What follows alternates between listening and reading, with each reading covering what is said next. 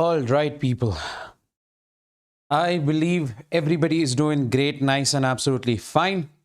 Let me know in the live chat if I am audible and visible properly. If you can see me and if you can hear me. Everybody in the live chat out there. Let me know in the live chat if I am audible and visible properly.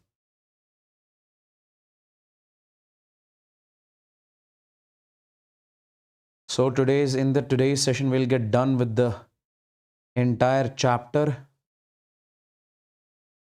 of alternating current.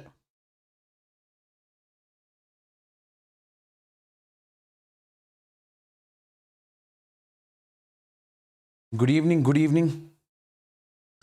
So next session will be basically we'll have on modern physics. We'll be completing the entire modern physics in just one go. We said dual nature, atoms as well as nuclei. We'll be completing all the 3 chapters in just one shot. Good evening, good evening, good evening. What's up? How is everything going? Yes.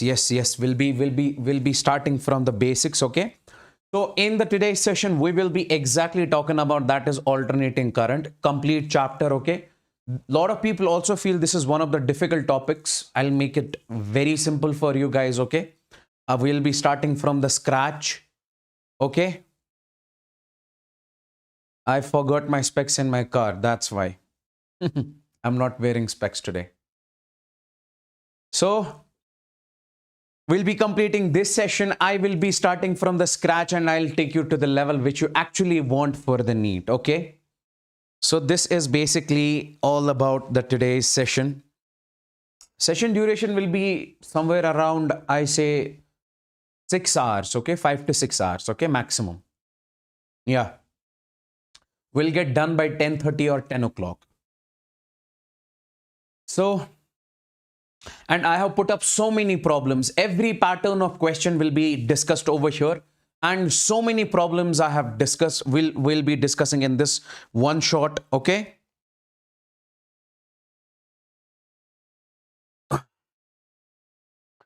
And before this, guys, let me just tell you something that is nothing but, as you guys must be knowing that we have recently launched this, that is the NEET Endgame 2.0. And this is the crash course in which we will be teaching you personally from the scratch, okay? If you have backlogs, if you have any sort of problem when it comes to the NEET preparation, we are teaching personally in this one and we are mentoring personally in this batch, okay? Because I have seen so many students who have cracked the NEET in 5 months. They have changed the game in the last few months only. So if you want that touch, this is definitely for you people, okay? And the link is in the description below. You can join this. You can basically enroll in this crash course. You can use my code. That is nothing but we say Yawar, Y-A-W-A-R, for the extra discount, okay? Don't ask me the controversial questions in the live chat, people. Ask them, go and text them. So,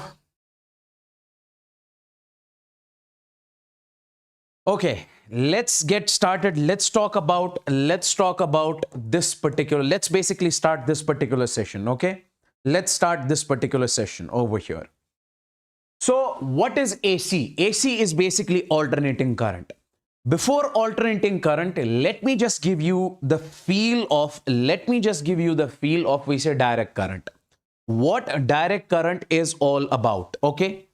Before starting this chapter, alternating current, before discussing about the alternating current, let me just tell you something about, we say this direct current, DC. Now see, let's suppose, I'll make you understand from very basics, okay, from the scratch. Let's suppose we have over here a resistor. This is a resistor, okay? And we are connecting a battery to this particular resistor, okay?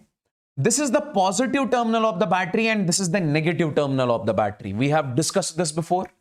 And as I am connecting this battery to this particular resistor, everybody of you know that, sir, this battery will send the current. This battery will send the current to this particular resistor over here. This is the resistor R, okay? So we say in this case, sir, this current will leave from the positive terminal. This longer one is what we call the positive terminal. This current will leave from the positive terminal and it moves something like this in this direction. The current will move from positive terminal to negative terminal over here. So this will be the direction of current. It enters the resistor something like this. So we say here current moves from, we say, positive to negative terminal. Okay. So current moves in this loop something like this. This is the direction of the current from positive to negative. So can I say, sir, in this case, current can only flow in one direction. In this case, current can flow only in one direction, from positive terminal to the negative terminal. We say, so current has only we say one direction. And when the current has only one direction, that current is what we call the DC. That is what we call DC or direct current. So that current is called we say DC. That is a direct current. Okay. When the current has only one direction over here, and that's why we call this as a DC source, which provides the direct current. Current cannot flow from negative terminal to the positive terminal, but current flows from positive terminal to the negative terminal. So we say over here, current has only one direction. So this current, which has only one direction, is called direct current or DC. So I can simply say over here, my dear people, this DC is nothing but it is a unidirectional current. It is a unidirectional current. This DC is nothing but it is a unidirectional current. As simple as that. Okay. So this DC is a unidirectional current. Now, if I have to make the graph over here, for this direct current, see, how do I make the graph? I'll make the graph something like this. I'll make the graph something like this.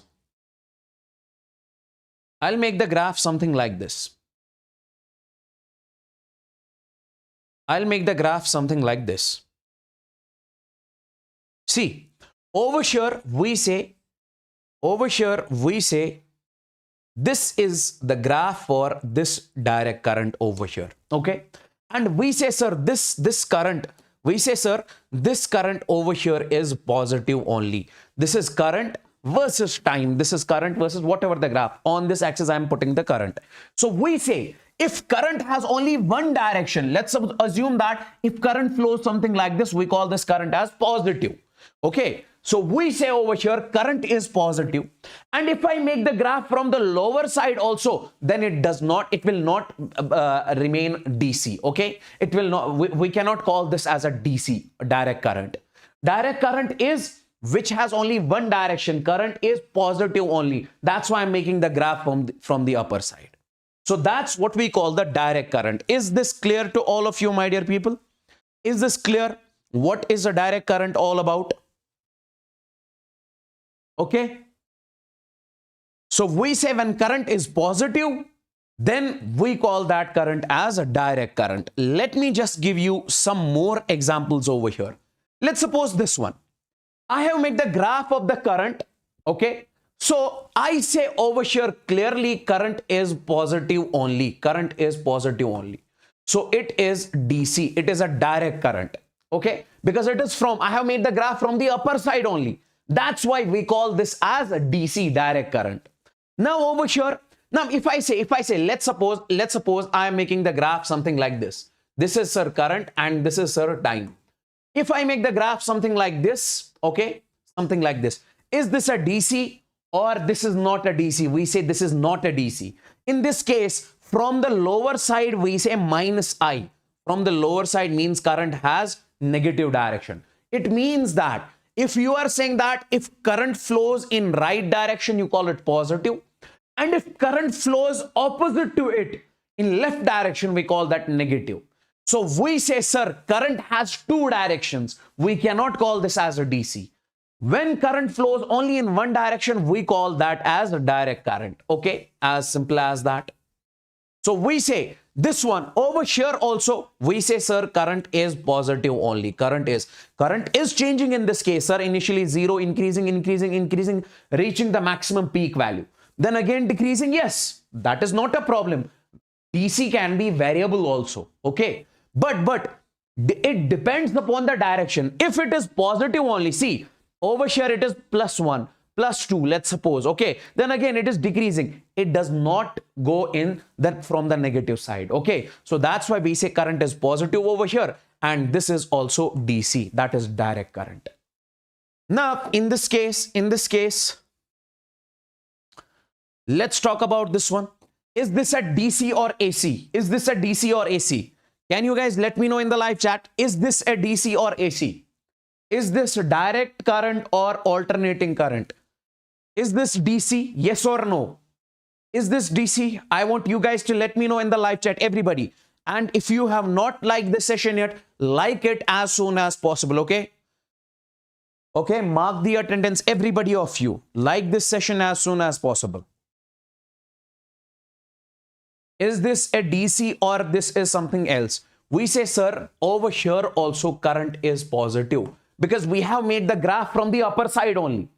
So if current has only one direction, current is positive only, we say in that case, sir, I over here is, we say, direct current. This is DC. Okay. So we say, sir, in this case, initially the current is increasing, and then it becomes constant for some time. Again, over here increasing and becomes constant. So we say in this case, sir, current is positive only. Current does not become negative. It is positive only. So we say this is nothing but direct current. It is a DC. It is a DC. Now, my dear people, I have a question for all of you. If I say, listen to me very carefully. If I say, let's suppose, we have got over here, let's suppose we have got over here plus 10 ampere current. We have got over here plus 10 ampere current. We have got over here plus 10 ampere current. And then it becomes after some time, we say, sir, plus 15 ampere current. And then it becomes after some time, we say it becomes, we say, sir, plus 5 ampere current. Okay. So again, sir, it becomes, we say, sir, plus 10 ampere current. Okay. And again, it becomes, sir, over here plus 15. Again, it becomes plus 10. And this keeps on happening. Okay. So we say current initially, let's suppose we have got a wire. Okay. In that wire, we say 10 ampere current is flowing. Then it becomes 15 ampere. Then it becomes, sir, we say 5 ampere. Again, it becomes 10 ampere. Again, it becomes, sir, 15 ampere. Okay. Now you guys tell me over here, is this current which I am showing you on the board, is this DC or AC? Is this direct current or alternating current? Is this DC? Yes or no? Is this DC? Is this DC? Is this DC? We say yes. This is a DC. Why, sir? Because current is positive only. Current does not become negative. Don't say, sir, it is moving in the forward direction. It's not like that. It is the magnitude of current. Magnitude of current is initially plus 10. Plus 10 means current is moving in the forward direction. Okay. Then it becomes plus 15. Then magnitude of current increases, but it remains in the same direction only because it is plus. If it was minus 15, then I would have said current has changed the direction. So we say it is positive only.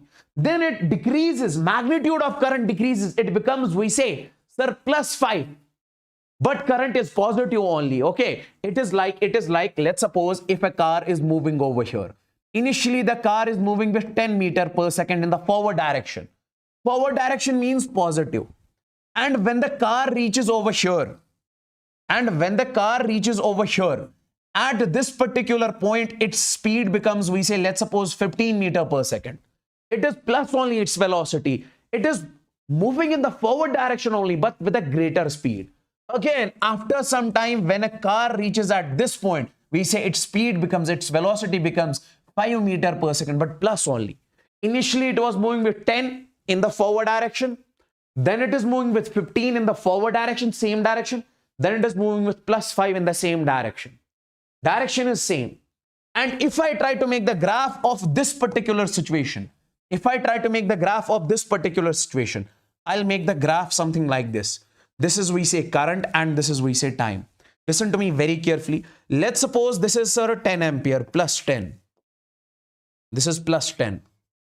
And let's suppose this is plus 15. Okay, and let's suppose this is plus 5. Initially, current was, we say, sir, 10 ampere. So current is 10. And then it becomes 15. Then it becomes 5. Again 10. This will be the graph of the current. So we say over here, I have made the graph from the upper side only. So we say in this case, current is positive only. So this is DC. Current is positive only. Current is not changing the direction, but it is changing the magnitude. Okay. That's why I said DC can be variable also. Okay. So this was the detail about the DC, direct current. Now let's talk about the alternating current. Let's talk about the alternating current. Now you will clearly understand that when it comes to the alternating current, it means the bidirectional current. It means bidirectional current. It is a bidirectional current. It is a bidirectional current. Bidirectional current means which has got two directions, okay? So direct current means which has got one direction only. It's a bidirectional current. So we say it can be positive as well as negative. It can be positive as well as negative, okay? It can have two directions. Sir, can you give the example over here? Can you give the example over here? Let me just give you the example with the help of the graphs over here. I hope this is visible to each and everyone. So the graph is something like this. The graph is something like this. This is the graph over here. This is current versus time over here. Sir, when we make the graph, it is something like this. See, from the upper side, we make the positive current. Current is positive. Okay. We say from the upper side, current is positive. Means the direction of the current, let's suppose it is right, towards right. Current is flowing in this direction. And over here, when we make the graph from the lower side also, means, sir, current is negative. Current is negative. So means current has changed the direction in this case. Initially, from this point to this point, current was positive, flowing in one direction. Then from this point to this point, current is negative. Current has changed the direction. So we say this is AC. This is not DC. This is an alternating current, which is a bidirectional current which has got two directions. And over here also, sir, what about this one? Is this an alternating current or this is a direct current? Is this an alternating current or this is a direct current? Sir, this one is also we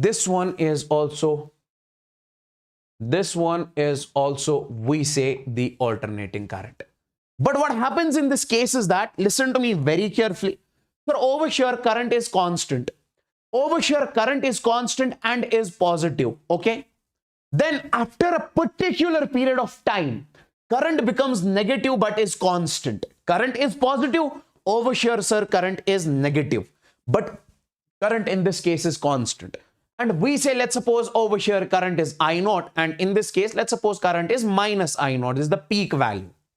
So we say in this case here, current changes the direction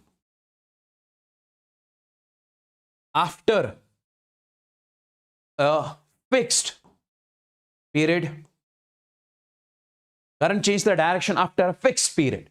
Okay. Then again, it becomes positive. You can see again, it becomes positive. See? Then again, after some time, it becomes negative. In this case, current is positive as well as negative, and current is constant. Current remains constant. It is just changing the direction. It is just changing the direction. So we say it is a DC. It is AC. It is AC because it's a bidirectional current. Let's talk about this one. This is also a current. This is also an alternating current. That's what we call AC. Sir, in this case, if we make the graph over here, sir, it is something like this. Listen to me very carefully. This is current and this is over here time. See, Over here, sir, the current is something like this. Means from the upper side, we say current is, sir, positive. From the lower side, we say, sir, current is negative. Maybe in some circuit, we have a circuit, okay? In some circuit, we have connected an AC source. In some circuit, we have connected an AC source. And in that circuit, current is flowing something like this. Sir, can you make us this understand bit more clearly? I'll make you understand this particular topic. Listen to me very carefully. See, sir, we say over here, current is positive from upper side, current is negative. And initially we can see, this is basically the peak value. This is basically the peak value. Means the highest value of the current over here. Initially current was 0. It is increasing, reaching the peak value. And over here, this is the peak value from the negative side. You can clearly see.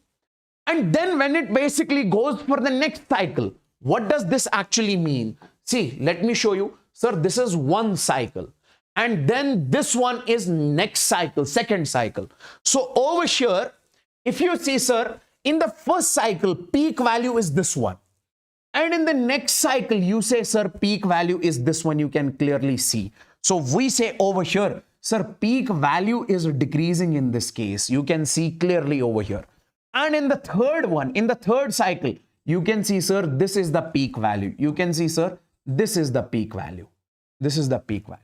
This is the peak value over here.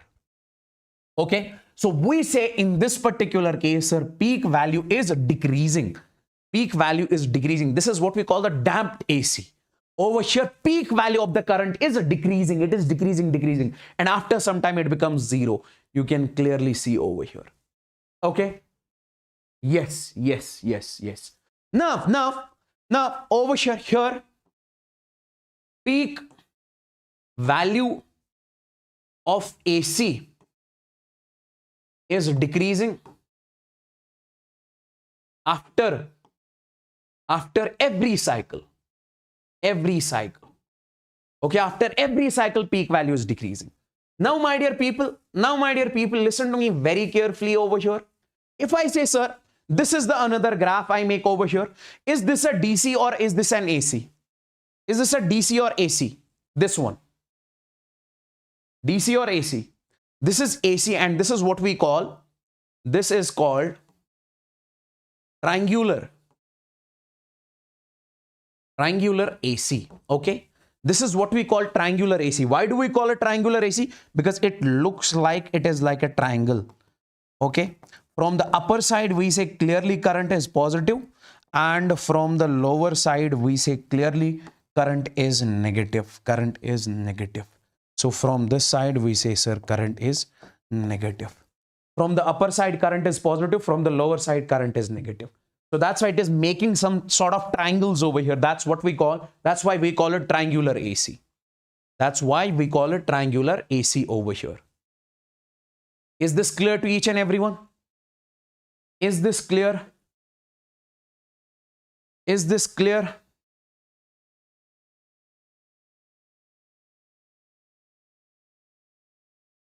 Is this clear?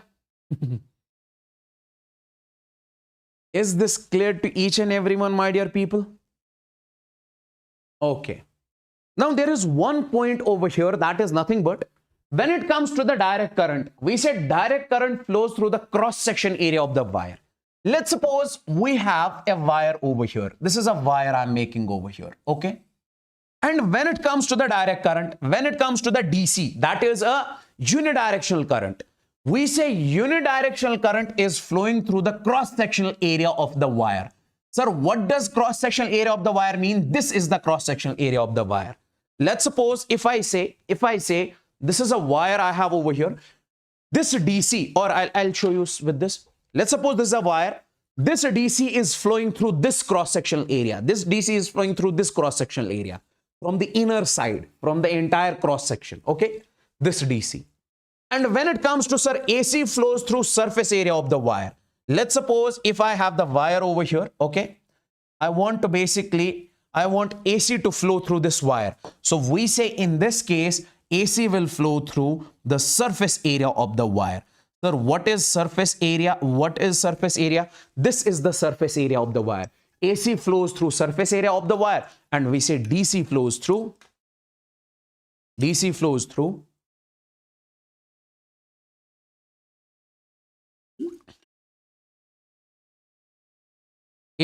through surface area of the wire, and DC flows through cross-sectional area of the wire. Okay? Okay. Now, listen to me very carefully, my dear people. Now comes basically an important topic over here. That is what we call the average value or the mean value. Average value or the mean value. Everybody over here, listen to me very, very, very carefully. Sir, what does this average value actually mean? What does this average value actually mean? Let's suppose we have for a discrete quantities. Let's suppose, listen to me very carefully, I'll make you understand. If we have a quantity, let's call that x1, we have, sir, x2, we have, sir, x3, and so on, we have, sir, xn, up to xn. So many quantities we have over here. And we have to find the average of all these quantities. How to find average? Sir, if we find the average over here, we say, sir, average of all these quantities. So we say average will be simply, we say, sir, x1 plus x2 plus x3 and so on up to xn divided by the number of terms these are actually have. Okay, divided by n. If I say these are the 5 terms, we say 1 plus 2 plus 3 plus 4 plus 5 divided by over here 5. So we say this is how we find actually the average value over here. This is how we find the average value over here. Now listen to me very carefully. Listen to me very carefully. Everybody, this is how do we find the average value in case of the discrete quantities. Okay. Now for the continuous quantities, sir, what is discrete? Discrete means fixed. You have 5. 5 is fixed. 5 is fixed. You have 10. 10 is fixed. 10 cannot be 11. 10 cannot be 17. 10 can be 10 only. You have 6. 6 is fixed. So we say 5 plus 6 plus 10 divided by number of quantities divided by 3. That is how do we, these are what we call the discrete quantities. Fixed quantities. Okay. Okay, sir. Okay. Now, if I talk about the average value for continuous quantities. Sir, what does continuous quantity actually mean? Listen to me very carefully. I'll make you understand. Let's suppose, my dear people, if I say over here, x is equal to, we say, sir, 2t. Okay. Or simply you say, sir, in this case, we say, sir, 2t. Okay. Or we say 4t. So this quantity is continuous. What does continuous mean? That means if you put the value of t as 1, so means it will come out to be, let's suppose x is equal to t. X will come out to be 2 into 1 is 2. If you put the value of t is equal to 2, x will come out to be 4. If you put the value of t is equal to 3, so x will come out to be, we say 6 in that case. Okay. So this is what we call the continuous quantity. Means its value is continuous. Its value is changing. But over here for discrete, it's fixed. It's fixed. Okay. 10 can be 10 only. But this 2t can be anything. If you put the value of t is 1, then this x can be 2. If you put the value of t is equal to 4, x can be something else. So this is what we call basically the continuous quantity. Now for these continuous quantities, how to find the average value? Sir, can we use this formula? No. We have the different formula. Listen to me very carefully. Let's suppose you have a quantity x. You have a quantity x. And you have to find the average value of this x. And this x is what? This x is, we say, continuous quantity. I told you. I gave you the example what is continuous quantity. So we say this x, its average. This means if you have to find the average, just put this. If you have to find the average of x, put it in these two brackets. Okay. Now see, we say, sir, you do integration of x dt. Listen to me very carefully. Integration of x dt.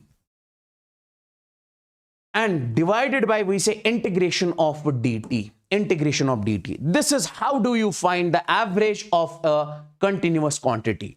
Let's suppose you have got a quantity, let's suppose A, and you have to find its average, and this is a continuous quantity. What will you do? You'll do, sir, one integration of, you say, sir, A dt upon, we say, integration of dt over here. As simple as that. As simple as that. This is how do you find the value of a continuous quantity. This is how do you find the value. This is how do you find the average of a continuous quantity. Now, my dear people, let's suppose I will give you a question over here. This question I have shown you in the current electricity also. We say the current I flowing through a wire is I is equal to 2T. We say here, in this case, listen to me very carefully. We say here, I is equal to 2T. Okay. We have a wire, and in this wire, the current which is flowing is I is equal to 2T. Is this current over here continuous or this is discrete? We can clearly say this is continuous. And it is asking that find the average between t is equal to 2 and t is equal to 5. Over here, we have to find the average. We have to find the average value of current. Okay. From we say 2 to 5 seconds. 5 seconds. From 2 to 5 seconds. Now, sir, we are given a continuous quantity and we have to find its average. How do we find the average of continuous quantity? Listen to me very carefully. We say, sir, if we have to find the average, all the people out there, we say, sir, let's suppose we have to find the average of I. We'll put up this in the brackets. This is what I told you in the previous slide. If you have to find the average of this one, X, you put this in the brackets. Then integration of X dt. Same I'll do over here. We say, sir, it is equal to integration of, we say, I dt upon integration of, sir, dt over here in the denominator. Now, my question to you is, we have to find the average from t is equal to 2 to 5 seconds. So I'll put the limits as 2 to 5 over here. So I can write, my dear people, in this case, what is the value of I? I is equal to t. So we say 2 to 5 and this will be 2t, and then you have dt over here. Then integration of, we say 2 to 5 and this will be exactly dt. Now do the integration. Sir, integration of 2t is how much? We say, sir, into 2 is constant, it will come out. Integration of t is t square divided by 2. And then you have limits basically from 2 to 5. It is from 2 to 5 divided by. And this will get cancelled. You have over here t and limits are from 2 to 5. Okay. Now, my dear people, can we just write, see, this 2 and 2 we can cancel out over here. Okay. So what remains? Put the upper limit first over here, then put the lower limit. I hope you know how to do the integration. So we say this will be 5 square minus 2 square divided by, over here it will be put the upper limit, that is 5 minus, we say 2 over here. 5 minus 2 over here. Okay. Now 5 square is 25. 25 minus 4, that is, we say, sir, 21 divided by 5 minus 2, that is 3. So 21 divided by 3 is the average value of this I is equal to 2t from 2 to 5 seconds. 21 by 3. Yes, 7. That is equal to 7 ampere. So 7 ampere is basically the average value in this case. Is this clear to each and everyone? How to find the average value of a continuous quantity and how to find the average value of a discrete quantity? Let me know in the live chat, everybody of you. Is that clear, my dear people? How to find the average value? How to find the average value?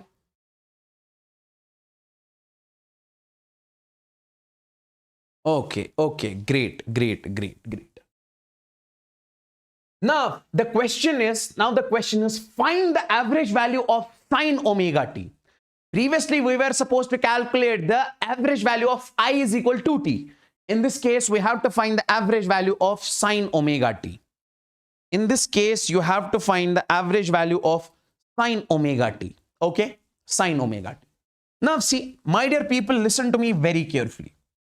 First of all, let's talk about the graph of sine and cos.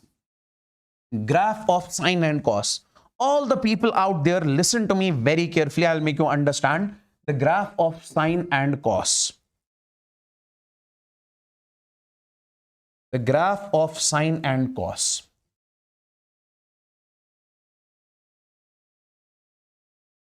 See, everyone.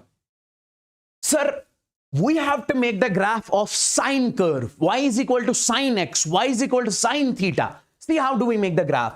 We say this is the graph of sine x. You say sine x, sine theta, sine omega t, whatever you call it. Sine theta, omega t, sine x, whatever you call it. And when you say the graph of cos, you can make the graph something like this. You can make the graph something like this. Okay, you can make the graph something like this.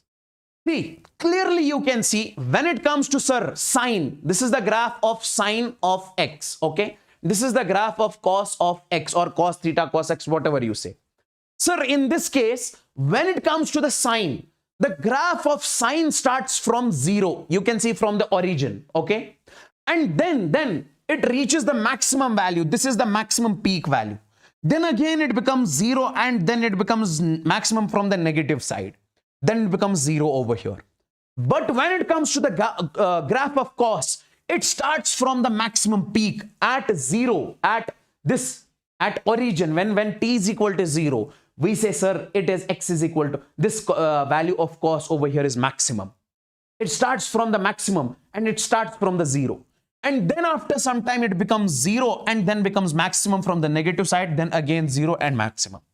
Okay. So from now onwards, you guys will remember that the graph of sine starts from 0, but the graph of cos starts from maximum. Now see, my dear people over here. Sir, in this case, let me just show you the time period or one cycle. See, sir, from this point to this point, this is what we call one cycle, one complete cycle. This is what we call one complete cycle. So in one complete cycle, how much time it will take, that is what we call the one time period. Like my dear people, I hope you guys remember I have told you. See, let's suppose I say, sir, if you have to move in a circle, you start from this point, and you reach over here. Okay, this is what we call 90 degree. And then you reach over here. This is what we call, we say over here 180 degree. Then over here 270 degree, and then we say over here 2 pi. Let me give you another example. Let's suppose we have a pendulum over here. Sir, pendulum starts from, the motion of pendulum starts from this point and it will reach the extreme point. So this is a pendulum, it will go extreme, then it comes back to the mean position, then goes to the right extreme, and then it comes to the back, then it comes back. So we say from this point to this point, the pendulum takes the time of t by 4 seconds, okay?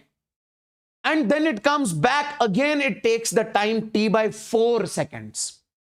And then again it reaches over here, and again it takes the time t by 4. Again, when it comes back, it takes the time, we say, sir, t by 4. I'll make you understand, don't worry. Sir, t by 4. See. Let's suppose this is a pendulum. I'll make you understand over here. Let's suppose this is a pendulum, okay? So this pendulum, it goes from mean position to the extreme position. Then it comes back. Then it goes left extreme. Then it comes back. This is what we call one cycle. This is what we call one cycle. I'll make you understand with this one. See, this is a pendulum, okay? And this pendulum actually, it is oscillating. So we say when it goes to the extreme, then comes back, then goes left extreme, then comes back. This is called one cycle. And in one cycle, how much time it will take, that's what we call one time period. Yes, I hope you got it. Is that clear? And if it leaves from this point, sir, If it leaves from this point to this point, again back, again this, again back. So total time it takes in this complete journey, that is what we call time period T. It is exactly like this one. So when we are starting from this point, let's suppose the graph of sine basically reaches the maximum value. Maximum means extreme. Maximum means extreme. So we say it takes the time till extreme, that is T by 4. When time it is T by 4, it has reached the maximum. It has reached the extreme. Again, when it comes back, my dear friends, it takes the same time T by 4. So again, this time is also T by 4, but the time at this point will be T by 2. Why? Because T by 4 plus T by 4 is T by 2. And then when it again reaches this left extreme, it reaches left extreme, it takes again T by 4 seconds. So this time is also T by 4, but at this point will be 3T by 4. Okay. And then again, when it comes back to the mean position, so we say the time is T, that is one time period. From mean position to extreme position, it is taking from 0 to maximum, time is T by 4. Then again, when it comes to 0, time is T by 2. Then when it completes the full cycle, time is T. I hope this is clear, my dear people. Over here, time is 0. And this will be T by 4, and this over here will be T by 2, and this in this case will be T. T by 4, T by 2, and T, this will be 3T by 4. Is this clear? Guys, let me know in the live chat. Is this clear? I gave it a more time because this will help us in the upcoming questions. That's why. This time period. Sir, in complete cycle, how much time does it take? T, capital T. That's what we call one time period. I want every one of you to write me in the live chat if this is clear or not. Okay? Because this is important. You have to solve all the previous year questions based on these things only. Now comes basically the question. Find the average value of sine omega t. We have to find the average value of, we say, sine of omega t. Now the question is, we have to find the average value of sine omega t from where to where? Like in this case, the question was you have to find the value of average value of I is equal to t from 2 seconds to 5 seconds. In this case, we have to find the average value of sine omega t from where to where? Listen to me very carefully. If we make the graph of sine, sir, it would be something like this. Okay, it would be something like this. And how much time does it take from in one cycle? We say, sir, this is capital T. And this is what we call full cycle. How much time does it take in full cycle? That is capital T. How much time does it take in half cycle? That is what we call T by 2. Now see, we have to find the average in full cycle. Now see, my dear people, I can write it something like this. So it will be integration of, we say, sine of omega t, okay, sine of omega t dt, okay, and time from where to where? From 0 to capital T, because in full cycle we are talking about 0 to t, upon, we say, integration of 0 to t, and this will be dt over here. Okay, so we know the formula as, if there is, you have to find the average of x, just we say x dt upon dt. If you have to find the average of sine omega t, so it will be sine omega t dt upon integration of dt. Okay, yes, it is 0. Now see, let me just solve it for you. So we say, when it comes to the integration of sine omega t, we know, sir, integration of sine omega t is what? That is minus cos omega t. Okay, and then differentiation of this omega t, that is omega, and then divide it over here. And this, we say, integration of dt, this and this will get cancelled. So we say what remains over here? That is, we say, sir, this t from 0 to this t. This will be the integration of this one. And integration of sine omega t is cos omega t. And differentiation of this omega t is omega, that you have to divide over here. If you are not able to understand this, then go and learn the integration first. So we say in this case, it is from 0 to t. It is from limits are from 0 to t. And then if I just write it over here, listen to me very carefully. So I say, sir, this is minus. So put up the, can we write the CCC? One thing I just want to tell, sir, omega is equal to 2 pi divided by t. This omega, relation between omega and t is 2 pi by t. Okay. So we say this is over here, sir, cos of, instead of omega, can I write 2 pi by t? Yes, sir, we can write 2 pi divided by t. And then you have this t. Then we say in this case from 0 to this t. And upon over here in the denominator, you say omega and put up the upper limit, that is omega into t over here. Now, my dear people, see, in one question, let me solve it more simply. Okay, I am simplifying this just for one single question. Rest will go with the flow. Because I know a lot of students are able to understand this very fastly, but there are so many students who cannot understand this. Let me make it clear for those students also. So we say in this case, it will be, sir, put up the first limit over here. Put up the first limit, this t, then put up the second limit. So we say this negative will be, and then we say, sir, cos of, we say 2 pi divided by t. And instead of this t, because this t is variable, we're differentiating with this, with respect to this t only. Put up the upper limit, that is capital T, this capital T, minus, then put up the lower limit, that is 0. So we say, sir, cos of 2 pi divided by t into this 0. First put the upper limit, then put the lower limit. Okay. Then over here in the denominator, you have got omega into t. Okay. Yes, sir. Now, can I just say, sir, this t and this t will get cancelled. 0 into 2 pi will be 0. So this will remain. What remains over here? So it is negative, and then it will be cos of 2 pi. Cos of 2 pi minus. Then we say over here cos of 0. And then whole divided by omega t. Sir, cos 2 pi is how much? 1. Cos 0 is how much? 1. So 1 minus 1 is 0. 0 by something is 0. So answer would be 0. So we can simply say, my dear people, from now onwards, sir, average of, we say sine of omega t in full cycle is 0. Is that clear, my dear people? Let me know in the live chat.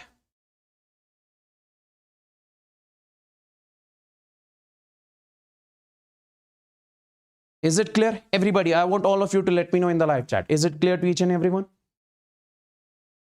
Is it clear to each and everyone, guys?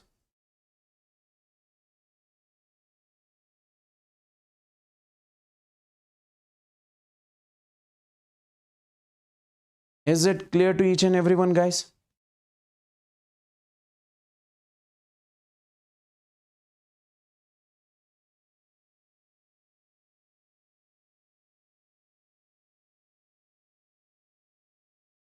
Okay, great. Now, if somebody asks you, sir, what is the average? What is the average of cos of omega t in full cycle? What is the average of cos of omega t in full cycle? You say, sir, this is also 0. Sir, we have to use the same approach, just this approach, okay? So we have to use the same approach. So you'll get the answer as 0. One more approach is there. If you take a look at the graph, we say, sir, upper area is positive, lower area is negative. So we say, sir, net will be 0. So means average in this case is 0. Don't go over here. Just simply, sir, average of sine omega t in full cycle is 0. Average of cos omega t in full cycle is also 0. Now, over here. Now you guys remember directly. I want you guys to remember all of these. Very, very important. We say very important. Now see, when it comes to the full cycle means from 0 to t. When it comes to the half cycle means from 0 to t by 2. This is what we call the half cycle. Sir, in full cycle, we say, my dear people, sine omega t, average, this is what we call the average. Average of sine omega t in full cycle is 0. Already proved. Average of cos omega t in full cycle is also 0. And if you have sine square of omega t, average of sine square of omega t in full cycle is 1 by 2. How do we have to do it? Just the same approach you have to do, which I told you in the first question. And then you have average of cos square of omega t, that is also 1 by 2. Okay, in full cycle. And come over here. Sir, when it comes to the half cycle, sine omega t, average of sine omega t in half cycle is 2 by pi. Average of cos omega t in half cycle is 2 by pi. Average of sine square of omega t in half cycle is 1 by 2. And average of cos square of omega t in half cycle is 1 by 2. Don't you think over here, sir, both of these are same? These four terms are exactly same. Yes, sir. Sir, sine square omega t in full cycle is 1 by 2. Average of sine square omega t in half cycle is 1 by 2. Cos square in half cycle is 1 by 2. Cos square in full cycle is also 1 by 2. You just have to remember these four. Just. Is that clear? Is that clear? Is this clear to each and everyone? Is this clear to each and everyone? Let me know in the live chat, guys. Where is your Josh, guys? That Josh which you were showing in the starting sessions, that Josh is gone. Okay. We have a big mountain coming up, that is NEET on 5th of May.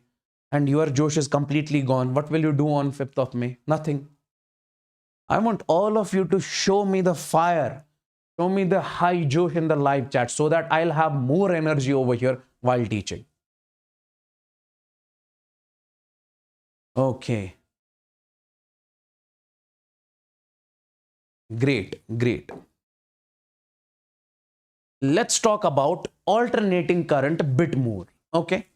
Let's move on to this alternating current a bit more. And make sure you like this session, everybody out there, all the people. Like this particular session. Okay. If you have not liked this session yet, like it as soon as possible. Okay.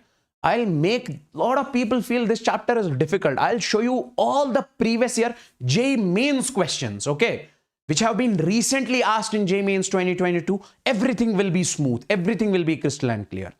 Okay, just stay focused and stay with me till the end. Okay, in this particular session. Okay. Now see. Alternating current. Let's talk about, more especially we'll talk about the sinusoidal alternating current. Sir, we have seen different types of alternating currents over here. Alternating current means bidirectional current. Sir, like over here. Sir, this is also alternating current. This is also alternating current. Sir, what is the difference? This is what we call the sinusoidal alternating current. This is what we call sinusoidal alternating current. And this is what we call square wave AC. This is what we call square wave alternating current. Okay, different names. In our syllabus, we have to study this in detail. We don't have to deal much with this. And this one is triangular AC. We don't have to deal much with this. These are just the examples. When current is positive as well as negative, it is AC. We don't have to deal much with this. We don't have to deal much with this damping AC. Okay. So we have to deal with the sinusoidal AC. That's what I'm talking about. Sinusoidal alternating current. Okay. So let's talk about sinusoidal alternating current. And if I just try to make the graph of sinusoidal alternating current, it would be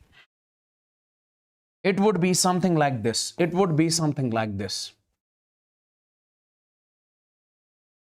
It would be something like this.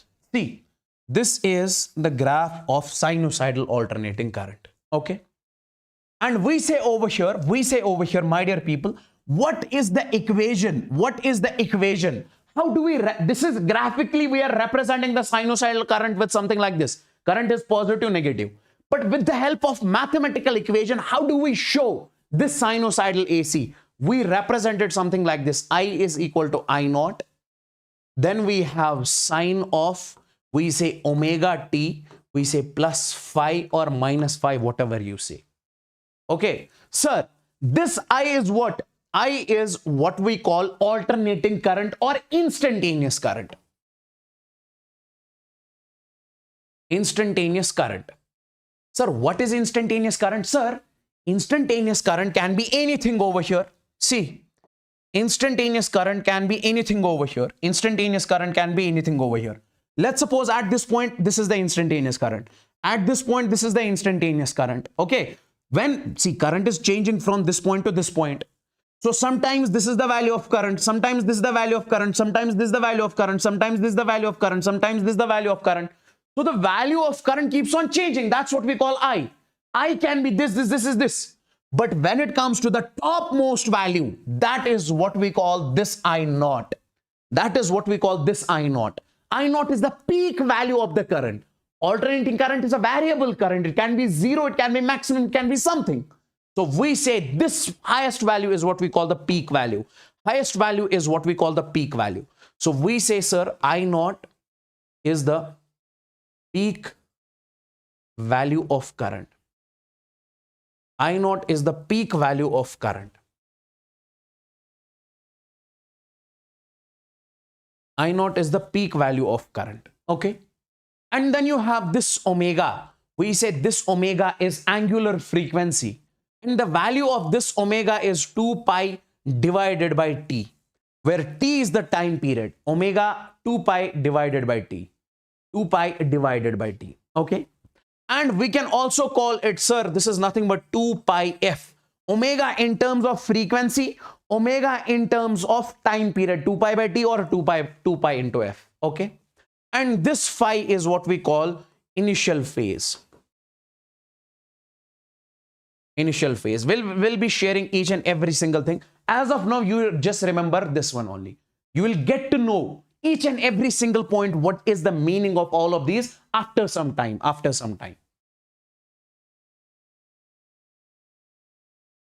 Is this clear? The dark mode is on. Is this visible?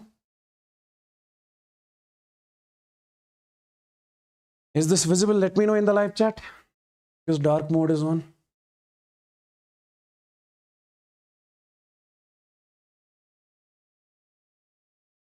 Okay, great.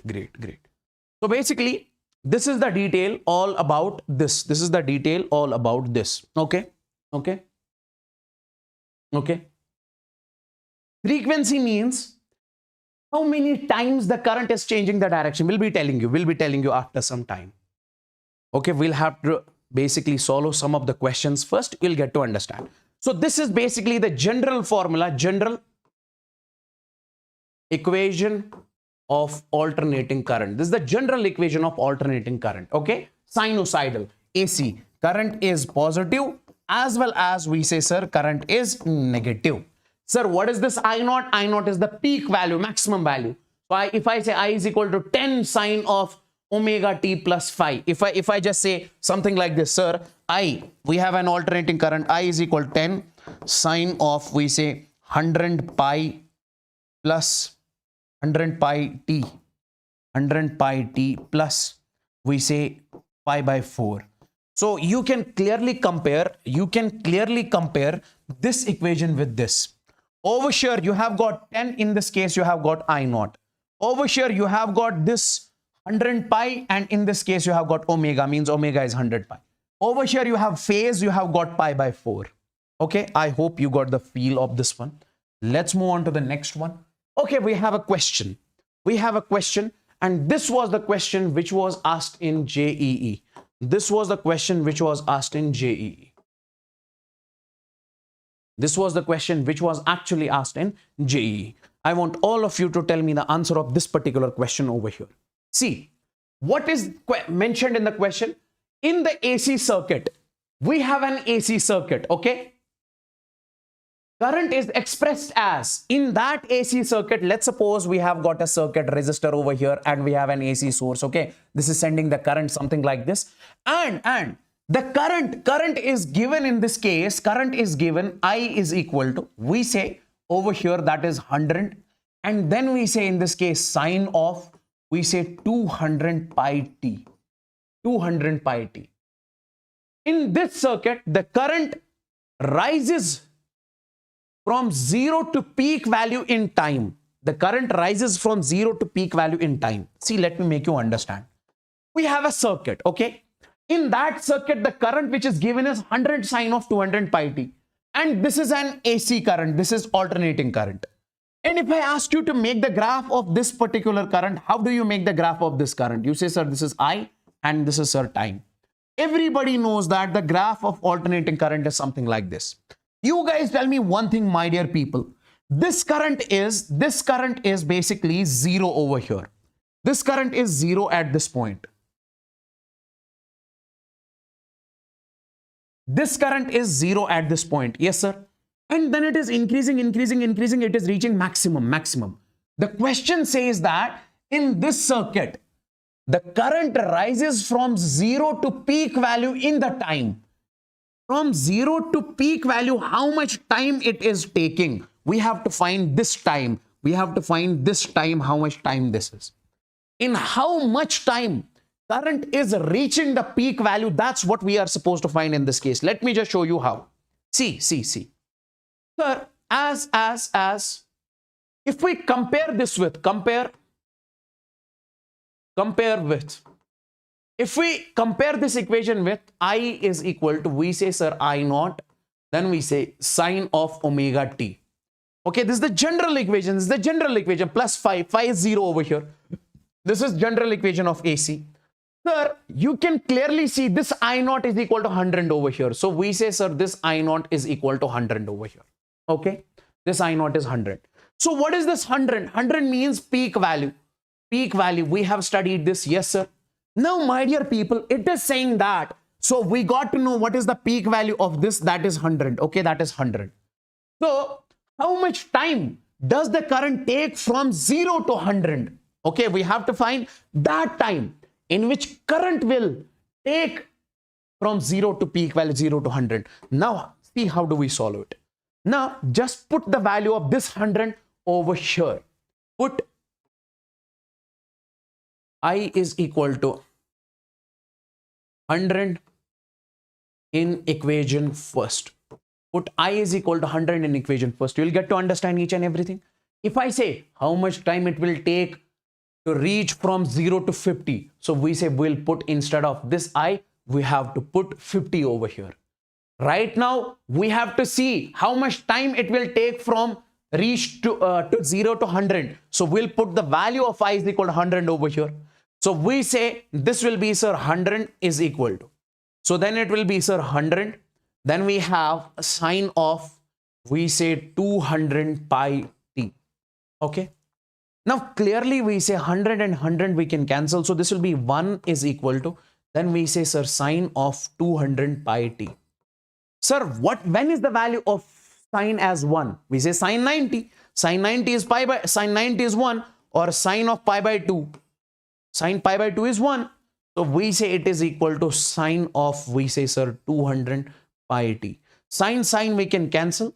And we can clearly write, my dear people, we can clearly write over here, that is nothing but this 200 pi t will be simply, that is pi by 2. Pi and pi will get cancelled. T will be 1 by 400 seconds. So it will take how much time? 1 by 400 seconds. Just what you are supposed to do is put the value of I is equal to 100 over here, then solve, and you will get the value of time. Is this clear to each and everyone? Is this clear to each and everyone? Let me know in the live chat, guys. Is this clear to each and everyone? The peak value of alternating EMF is given by E is equal to E naught sine of cos of omega t. Stand the frequency, the instantaneous value is. Okay. Is that clear? Yes, sir.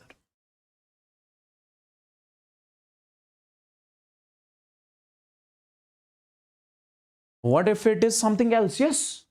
If it is something else, see, if I say how much time it will reach from 0 to 50 ampere, 0 to 50, then in that case, put the value of 50 over here and solve, you'll get the answer. See, now in the next question, what we are supposed to do is that over here, we are giving an alternating EMF. E is equal to, we say, sir, E naught cos of omega t. Okay. We have EMF, we have current, we have potential difference, we have current. Over here, it is given as EMF. Like, sir, we say I is equal to I naught cos of omega t. This is an alternating current. This is also the alternating current. What is the graph of this alternating current? That can be something like this. This is positive, this is negative. Yes, in terms of cos you can write it, in terms of sine you can also write it. Now see, we say in this particular case, sir, we are given the alternating EMF, not the alternating current. Alternating EMF means V is equal to V naught cos of omega t or sine of omega t. So potential difference is given over here. Okay. Potential difference is given over here. Alternating EMF. Now see, sir, we say over here in this question, the alternating EMF is given by E is equal to E naught cos omega t is, the peak value is 10. We say over here, peak value E naught is given as 10 volts. And the frequency F is equal to, we say, sir, 50 hertz. This frequency is given as 50 hertz. At time t is equal to 1 by 600 seconds, time is given as 1 by 600 seconds. Find the value of instantaneous EMF. We have to find the value of this E. We have to find the value of this E. We have to find the value of this E. Can you guys let me know in the live chat this one? See, I'll tell you. Sir, you have to find this. Every other variable is given over here. Let me just show you. Sir, if I just solve it, I can write, sir, E is equal to, we say E naught. What is the value of E naught? That is 10. Then we have, sir, cos of. Instead of omega, can I just write, sir, 2 pi f? Because omega is 2 pi f. So this will be 2 pi f into, we say, sir, time t. So we can say E is equal to, we say 10. We say cos of 2 pi. Instead of f, what is the value of f? That is 50 given. And time, what is the value of time? 1 upon 600. So this and this will cancel. 5 divided by 60. That is, we say 12. So 2 ones, 2, 6. So this will come out to be 10 cos of pi divided by 6. This is after the cancellation and all. Cos pi by 6 is root 3 by 2. So this will be simply 10 root 3 divided by 2. And that will be, sir, 5 root 3 volts. So answer is 5 root 3 volts in this case. Is this clear to each and everyone, guys? Yes. Is this clear?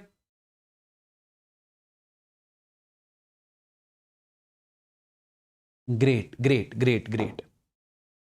Now comes the next one. That is what we call the RMS value. That's what we call the RMS value.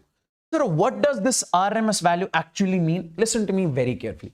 This is what we call a root mean square value. This is what we call root mean square value. So what is root mean square value? So if you have any quantity and if you have to find its RMS value, first what you will be doing is that you will take its root. Okay. Sorry, first you will do the square. Then you will find its mean. And then you will apply the root and that will be RMS value. Let me just show you, okay, how to calculate RMS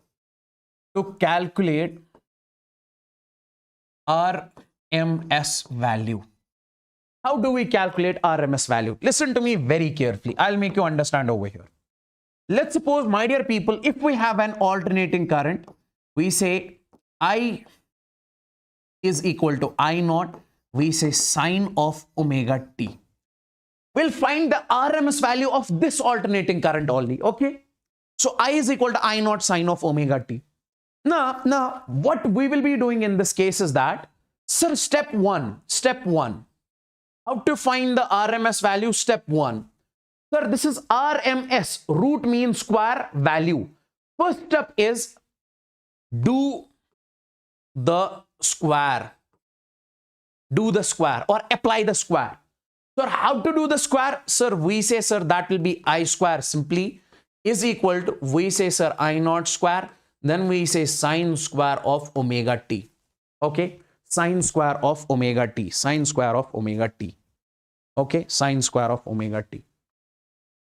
Okay. Yes, sir. And then what we will be doing is that then we have the step 2.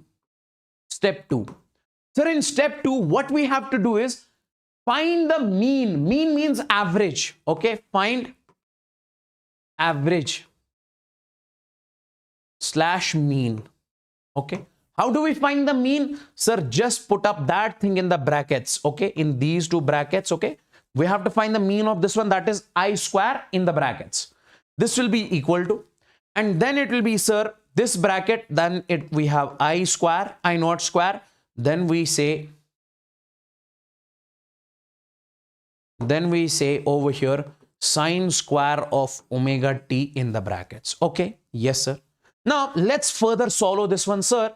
This I naught, this is a peak value. This is constant. Take this peak value out. So we say I naught square. And then you have bracket, we have sine square of omega t. Okay. Now, can you tell me what is the average of sine square of omega t? Sir, sine square of omega t average is 1/2 in full cycle as well as in half cycle.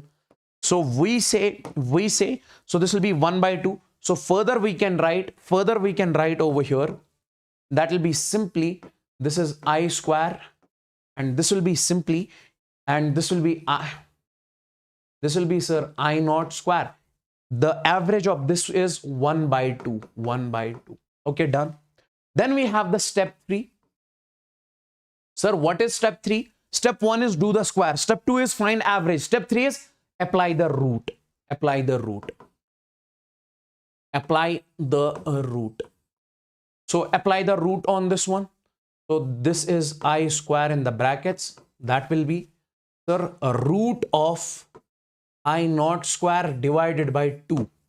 Sir, square and root will get cancelled from the upper side only, from the numerator only. So it will be simply, sir, I naught divided by a root 2. I naught by root 2. Now, my dear people, sir, this whole, when you apply the square, then find the mean, then again apply the root, this whole process afterwards, what will you get? That is IRMS, root mean square value. And that is how much we say, sir, I naught divided by root 2. Now, from now onwards, you will be remembering this directly. So we say IRMS is I naught divided by root 2. IRMS is I naught divided by root 2. Is that clear, guys? Is that clear, guys?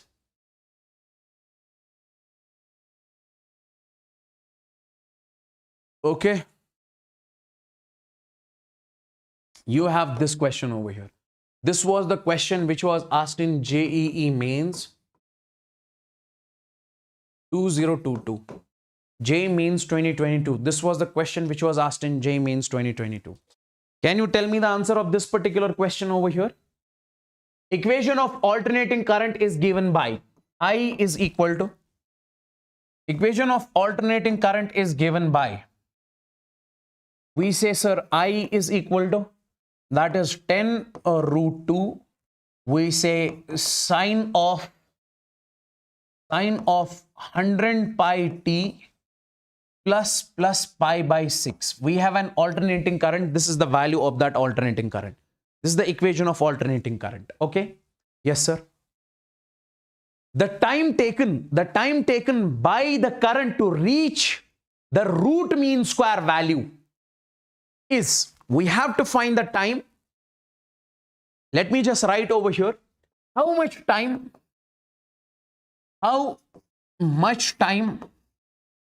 does it take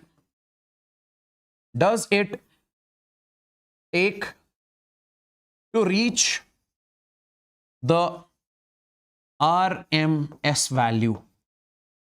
Let me just tell you guys, once again, I'm making you understand the same thing. Let's suppose if I make the graph of current versus time over here. Sir, the graph of current versus time will be something like this. This is a sinusoidal current. I'll make the graph something like this. Now, in this case, my dear people, I say over here, current is 0 and current reaches maximum. So we say, sir, from 0 to maximum, listen to me very carefully. From 0 to maximum, it will take some time. We already calculated that, how to find. Now, if I say, sir, from 0 to RMS value, let's suppose this is RMS value. Sir, from 0 to RMS value, how much time it will take? You have to find this time. How much time it will take to reach from 0 to RMS value?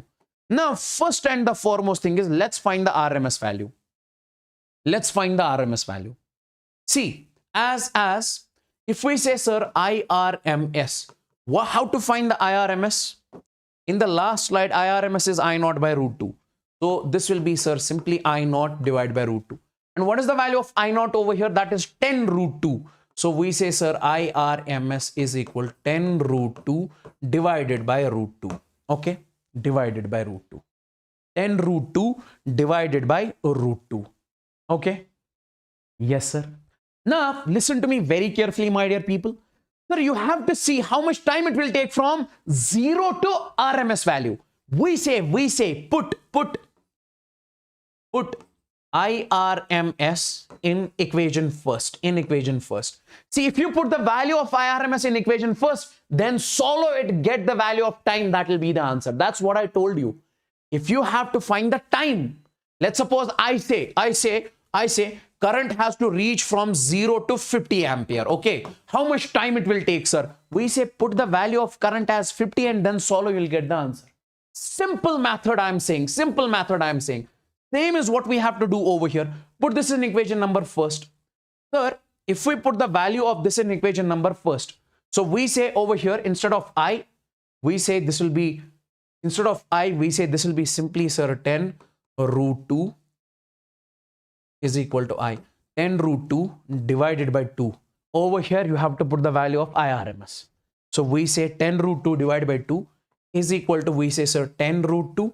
And then we say sine of, we say 100 pi t plus we say pi by 6. Okay. Now this we say 10 root 2 and 10 root 2 will get cancelled.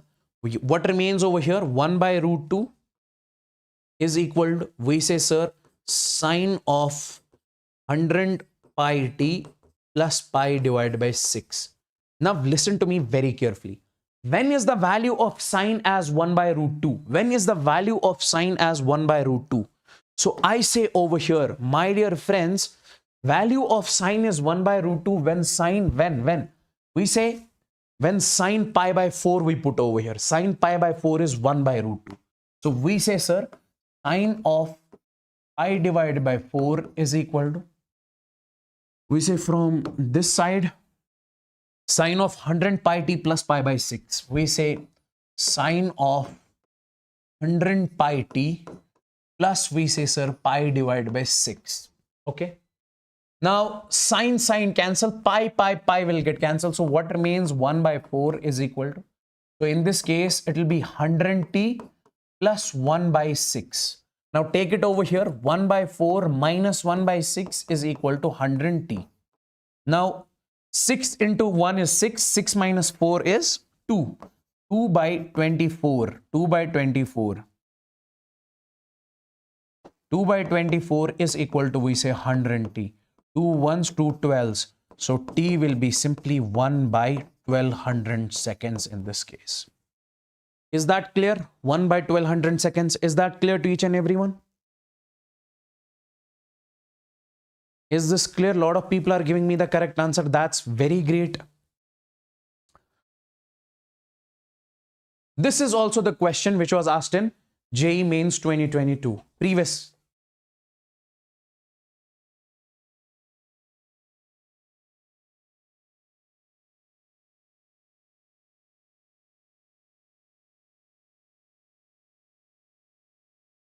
Let me know the answer of this. Is bit difficult. Not that difficult, but bit difficult. If you can solve this question over here.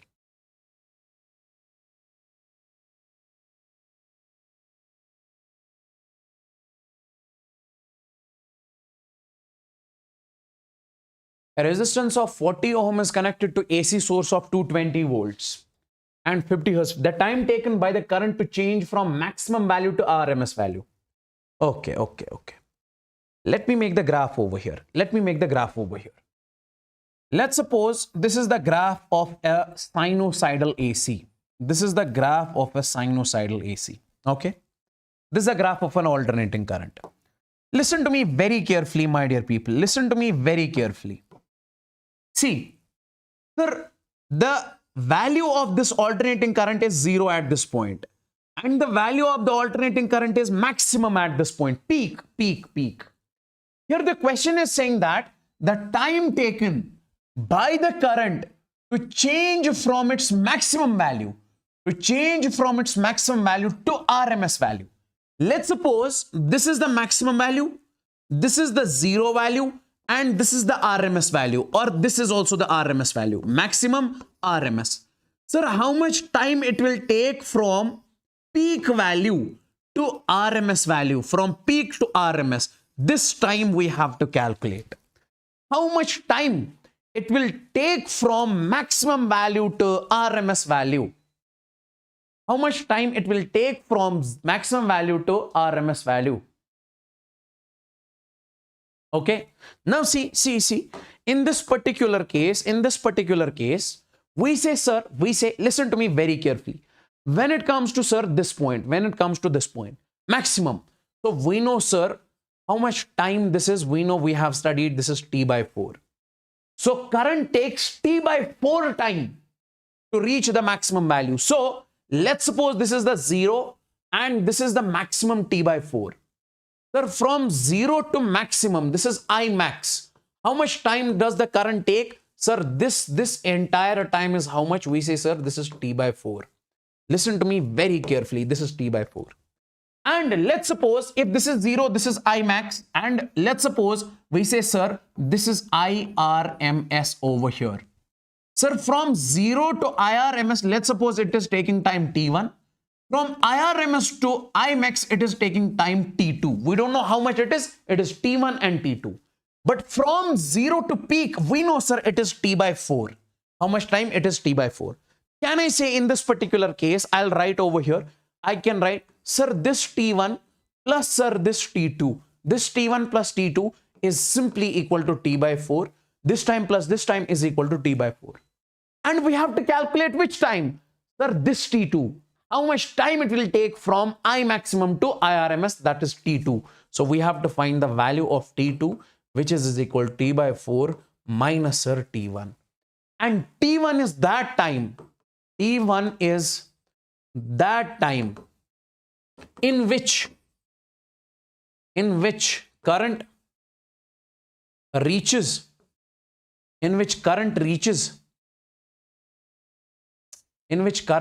we say maximum value, in which current reaches IRMS value.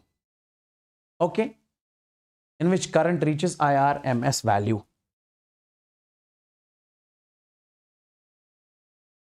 Is this clear? Is this clear till over here? We'll find the value. Now we have to find the value of T1. Let's find T1. Let's find T1. Sir, we say at T1, value of current is IRMS, because when after time T1, current will become IRMS. And how much? If I say, sir, I is equal to I naught sine of omega t. This is a sinusoidal current. This is an alternating current. Can you tell me the value of IRMS? We know, sir, value of IRMS is simply I naught divided by root 2. And you have to find the time T1. Let's call it T1. T1 is the time when current will become IRMS. So put the value of IRMS over here and get the value of T1. So we say put in equation first, put I naught by root 2 in equation first. And if we put it over here, we say this is I naught divided by root 2 is equal to. So we say this is I naught, then we have sine of omega T1. And this I naught will get cancelled. 1 by root 2. So it will be sine of pi divided by 4 is equal to, we say sine of omega. We say T1. Sine, and instead of omega, I can write 2 pi by t. 2 pi divided by t into T1. And pi will get cancelled, sine, and we say 1 upon 4 is equal to, this is 2T1 divided by this t. Now, my dear people, take this over here. So this will be 2 into 4 is 8, and take t over there. So T1 will come out to be t divided by 8. Okay. So this T1, how much time it will take from 0 to IRMS. This is how much T by 8. So we say T2 we can find. So T2 is simply T by 4 minus T1 and T1 is T by 8. T2 is equal T by 4 minus T divided by 8. That will be T by 8 only. T by 4 minus T by 8 is T by 8. So we say T2 is equal to T divided by 8. Now remember one more thing, this I have told you before also. See, this time period is inverse of frequency. Time period is inverse of frequency. Time period is equal to 1 by f, or we say f is equal to 1 by t, one and the same thing. Just put it over here. We say, sir, T2 is equal to 1 upon 8 into f, because instead of t, we are writing 1 by f. Now, my dear people, 1 upon 8 into, what is the value of f given in the question? That is 50, because 50 hertz it is mentioned over here. So we say it is 50. So it is 1 upon 400 seconds. It is 1 upon 400 seconds. Is this clear, guys? Is this clear, guys? Okay. Some questions are bit lengthy. Some questions are okay. Okay. I have promised you guys, I'll be showing you every pattern of question which has got the chance to ask in the NEET. That's why if somebody feels that this is a bit difficult, he can leave it. Okay. But my promise to each and everyone is,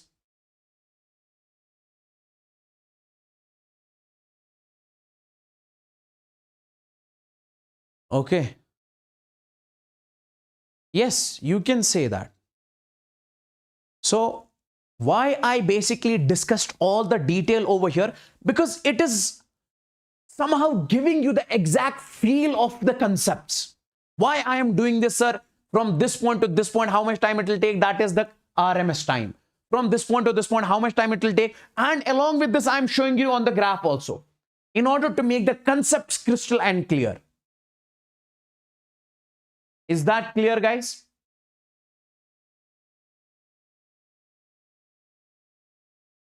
You have this question over here. The current flowing through a circuit, is I is equal, this is, I'll show you. This is I is equal to 5. We say sine of 120 pi t. This is the current. How long it will take to reach the peak value? How long it will take to reach the peak value? Tell me. Sir, what is the peak value over here? I naught in this case is given as 5. So how long it will take time? How long it will take to reach the peak value? Simply we put the peak value over here, that is 5 is equal to, we say 5.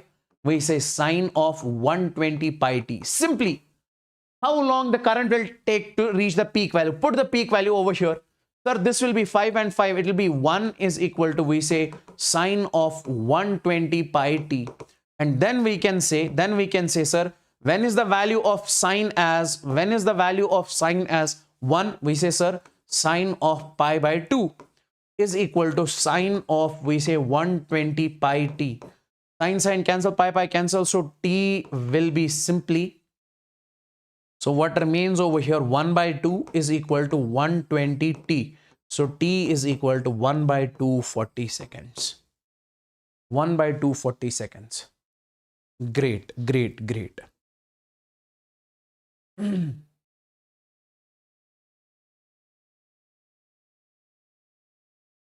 Now see, one more thing I just want to tell you. I just want to make some points clear to all the people out there. Listen to me very carefully. This slide is very important. Now see, my dear people, we say a representation of AC source. How do we represent AC source? How do we show AC source? Before representing the AC source, let me represent the DC source over here. Sir, when it comes to DC source, this is how do we actually represent the DC source. So we basically make a DC source means battery. DC source means battery, which provides the current. See, till now, you guys have studied in current electricity, sir. We have a battery over here. This battery has got 20 volts. This is the potential difference or EMF. What is this? This is what we call the DC source. Sir, DC source means which provides the current, which is called DC current, direct current. Till now, we were dealing with the DC current only. So the one which provides the DC current is what we call DC source. The one which gives the AC current is what we call the AC source. So how do we represent the DC source? How do we represent the DC source? We say, sir, we represent the DC source something like this. Okay. We have got its positive terminal. We have got its negative terminal. And current leaves from positive terminal and enters the negative terminal. Okay. Now, sir, this 220, which is mentioned over here, what is this? This is potential difference or this is EMF. What is the meaning of this actually? See. It means peak, instantaneous, RMS, average, whatever you call it, this is the constant DC. Guys, if I say I have got a DC, I have got an AC source over here. Listen to me very carefully. Very important point I'll clear over here. If I say I have got an AC source over here, sir, this is some sort of AC source. Sir, in this case, we say, sir, current is 0, current is maximum. This is peak, this is 0, and this is RMS. Okay. So different values of current. But sir, when it comes to a DC source, I say, sir, this is a DC source, constant DC source. So it is giving you the constant current. So we say over here, this is mentioned. You can call this as peak also, because when the value is same, either you call it peak, RMS, whatever you call it, it will be same only. Sir, when the graph you make, graph will be something like this straight. So there is no peak, nothing, no RMS, nothing over here. Simply whatever you call it over here. So we say in this case, either you call it peak, instantaneous, average, RMS. This is one and the same thing. Now let's move on to the next slide. Let's move on to the next slide.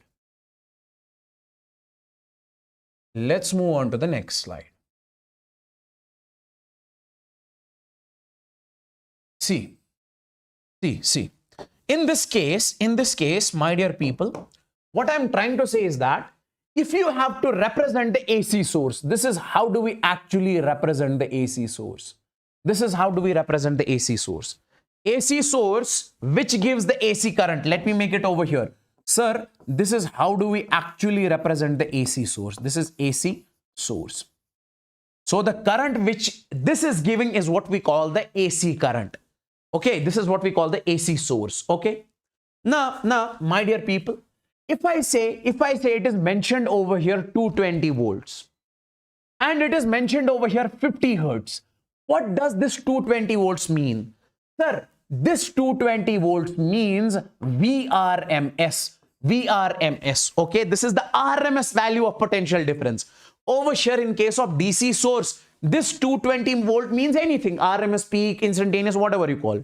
But in case of AC source, this 220 volt potential difference which is mentioned, this means RMS value. This means RMS value. Okay. And this 50 hertz, what does this 50 hertz mean? This means 50 hertz mean it changes its direction 100 times in 1 second.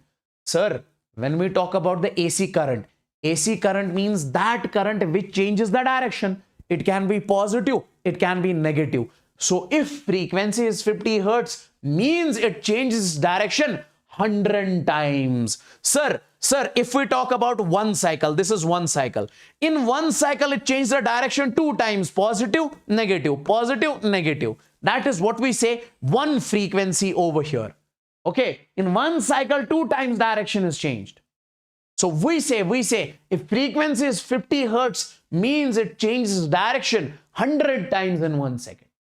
If frequency is 100 hertz, we say it changes direction. We say 200 times in 1 second. Okay. Frequency means oscillations, means how many times it will change the direction. Forget about this word, it will confuse you. How many times it will change the direction. Okay. Okay. So, and if frequency is 1, okay, direction is changed twice. Like it is mentioned over here. This is an AC. Over here, we say in complete cycle, this is complete cycle. In complete cycle, frequency is 1. How many times direction is changed? 2 times, sir. Positive, negative. Okay. Okay. And if we see, sir, AC, this is what we call the peak value. This is what we call which is already we have discussed. Okay. and peak comes only twice in one cycle. Yes, this point is also important. If we talk about the AC, how many times the peak value will come? Sir, 2 times. First this over here and then over here. Okay, in the negative cycle peak comes, in the positive cycle also peak comes. Guys, am I confusing you or you are getting everything? Is this crystal and clear? Peak comes 2 times in one cycle. In one cycle, peak comes twice. Okay, these are the important points and basic points. Okay, that's why I have mentioned these points over here.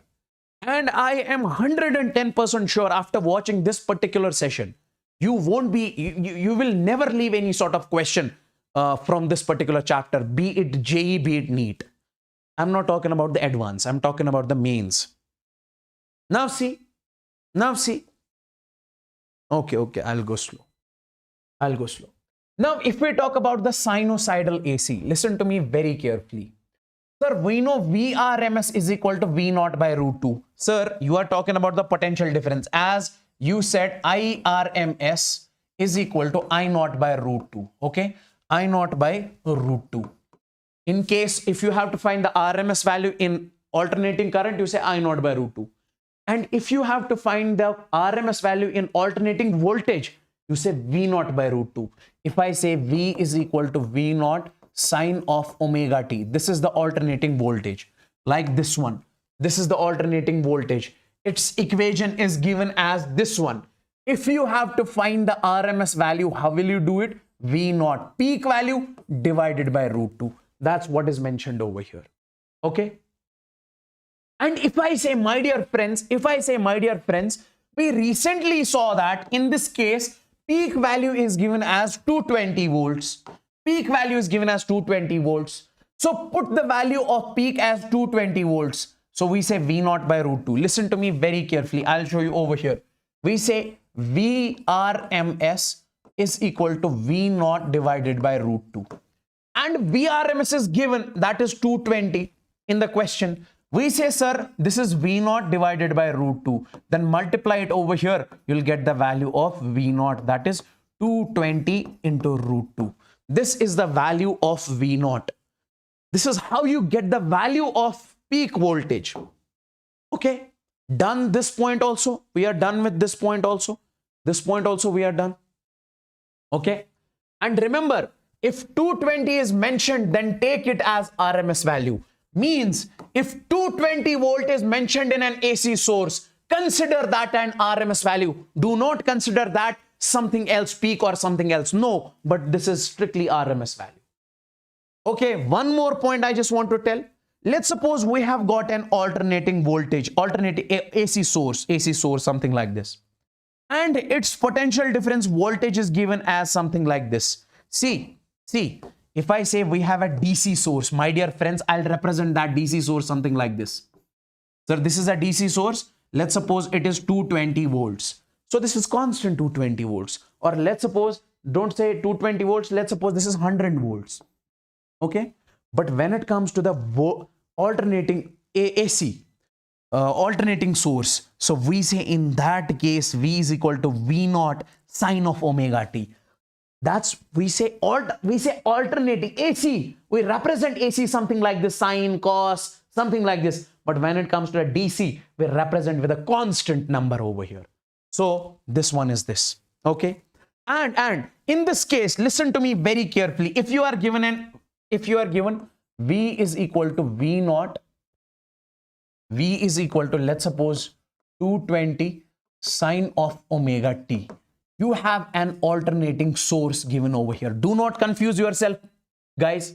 If you have AC source, its voltage potential difference EMF is given this one. Now, if you compare this, V is equal to V naught sine of omega t. Clearly, we say in this case, sir, V naught is equal to 220 volts. Okay. Now, if I ask you to tell me how to find RMS in this case, sir, simply VRMS is nothing but V naught divided by root 2. VRMS is peak value divided by root 2. And what is peak value in this case? That is, sir, 220. That is 220 divided by root 2 over here. 220 by root 2. And this is, see, what I was trying to say is that if V naught is given, you can find VRMS. And if VRMS is given, you can find V naught. It is one and the same thing. I hope all of these points are clear, because these are the basic points. All of these are important. Okay. This point, this slide, and this slide, all the three slides are clear. Let me know in the live chat, guys, everyone, give me the signal over here in the live chat if this is clear to each and everyone, and make sure you like this particular session.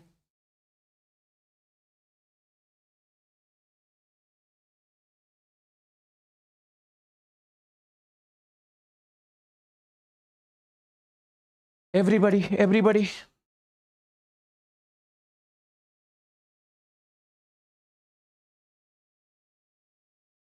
Ram Kishore is saying quick revise. Okay, let me revise it for you. Quick revision. See, when it comes to the DC source, sir, how do we represent DC source? This is the representation of DC source. We have a positive terminal, we have negative terminal. And this one, which is mentioned over here, this is what we call EMF, or this is what we call potential difference. And this potential difference, what is the meaning of this one? This is peak also. You can call this instantaneous, you can call this RMS, you can call this average, because this is constant. Whatever the name you want to give, you can give it. But when you have to represent the AC source, you can represent the AC source with this also only. Okay, this is the representation of AC source. And if this is mentioned in the AC source, 220, what does it mean? It means RMS value. And 50 hertz is given. 50 hertz means how many times it changes the direction. We say if 50 hertz is given, we say it changes the direction in 100 times in 1 second. Okay. So one more time, sir, one thing, when it comes to the peak value comes, we say twice in one cycle. If you say over here, I am making the alternating current, this is one cycle. In one cycle, peak value comes 2 times, from the upper side and from the lower side, from the upper side and from the lower side, from the upper side and from the lower side. Okay. Yes, sir. Okay. And one more point, sir, in an AC, if 220 volt is the RMS voltage, not the peak voltage. Yes, this is what I told you. Next point, I say over here, if VRMS is given, you can find the V naught. If V naught is given, you can find VRMS. Okay, done. Let's move on to this one. This is what we call the sinusoidal. Okay, average of sinusoidal AC. Sinusoidal current. Sir, what is sinusoidal current? We have studied recently. This is the sinusoidal current. I is equal to I naught sine of omega t plus phi. I is equal to I naught sine of omega t plus phi.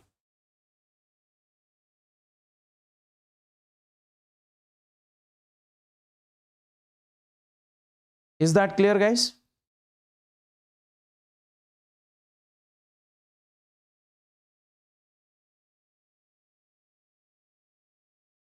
Okay, great.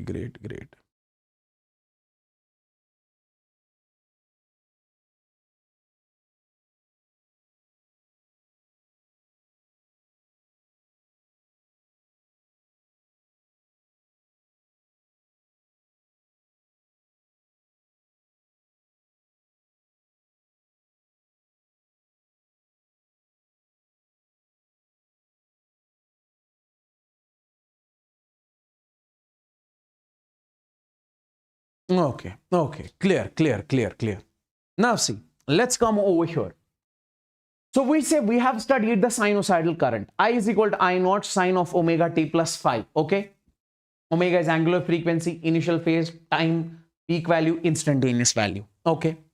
Now, one thing I just want to tell you over here, sir, when it comes to the sinusoidal current, see, previously in this case, I told you how to find the average value. Just a second. Yes, in this slide. This was generally. Sir, if you have sine omega t, I didn't say this is the current over here. No, general math. Sir, sine square omega t, its average value is 1/2 in full cycle. Sine omega t, its average value in full cycle is 0.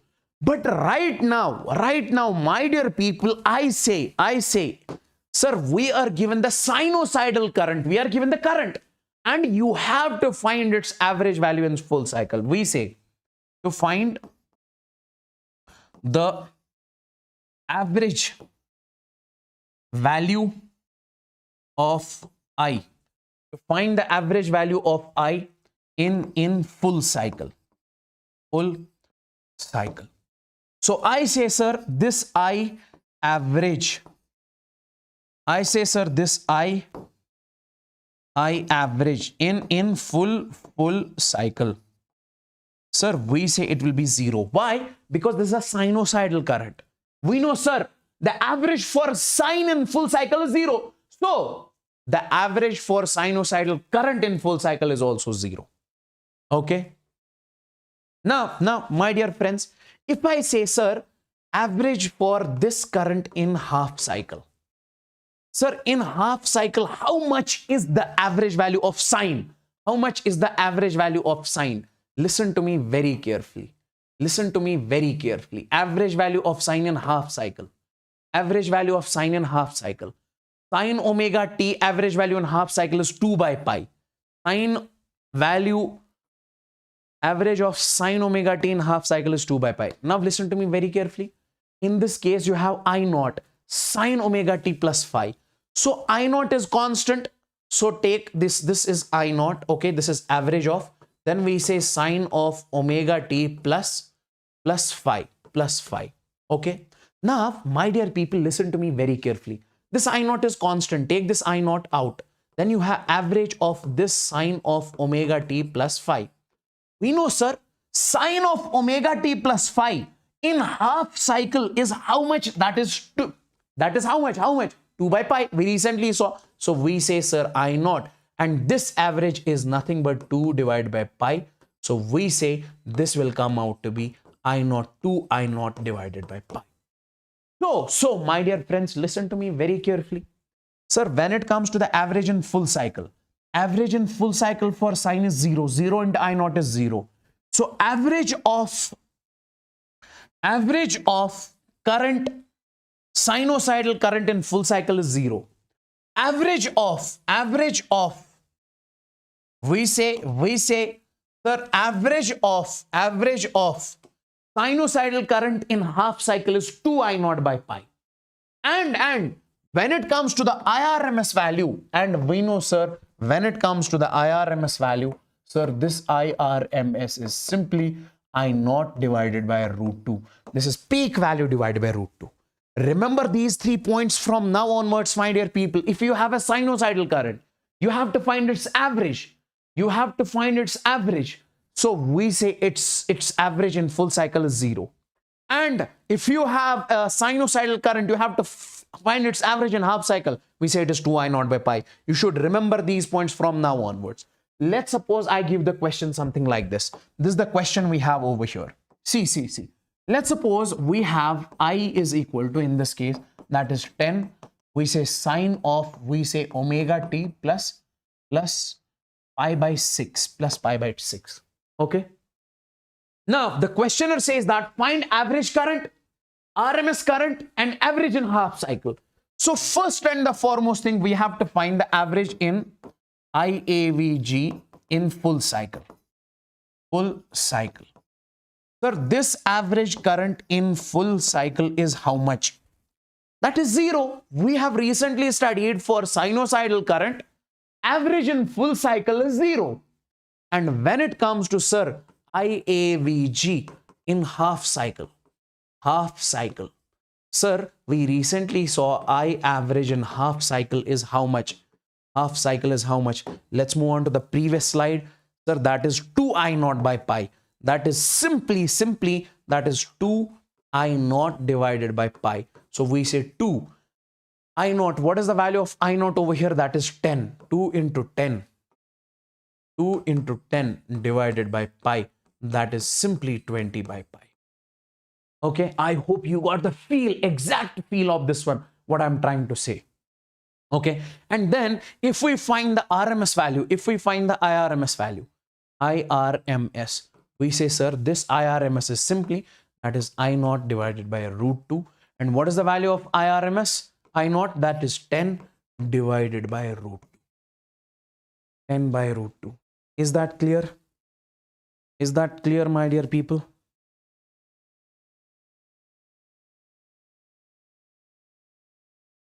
Next pattern of questions. I'll be showing you every pattern of questions, like in EMI, magnetism, current, electrostatics.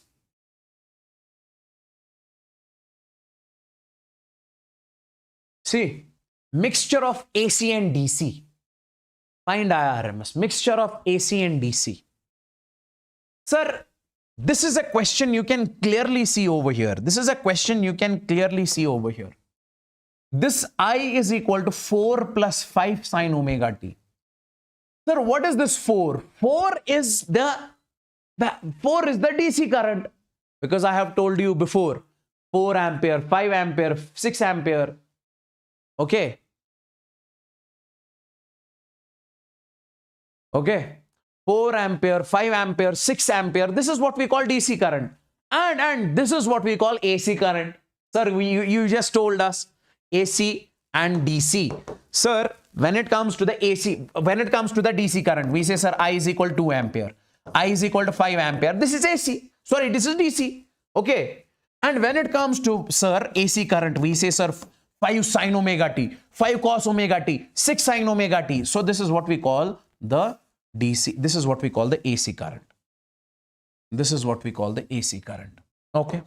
Now see, in this case, we say, sir, this is DC current. And we say, sir, this is AC current. So we call this current as a mixture of AC and DC. We call this current as a mixture of AC and DC. Now, if you have to find the RMS over here, to find the IRMS in the mixture,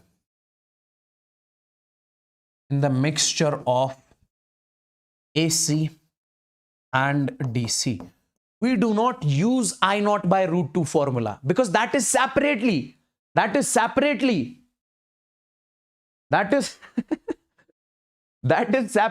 for this AC current only, I naught by root 2. But it is a mixture of AC plus DC. In this case, let me just show you how do we find IRMS. You directly remember this one. Sir, IRMS is equal to under root of, we say I1 square. I1 is this one. Then we say, sir, I2 square. I2 is this one, 5. Then divided by 2. Okay. I1 square plus I2 square divided by 2. I1 square plus I2 square divided by 2. This is how do you exactly find the value over here. Okay.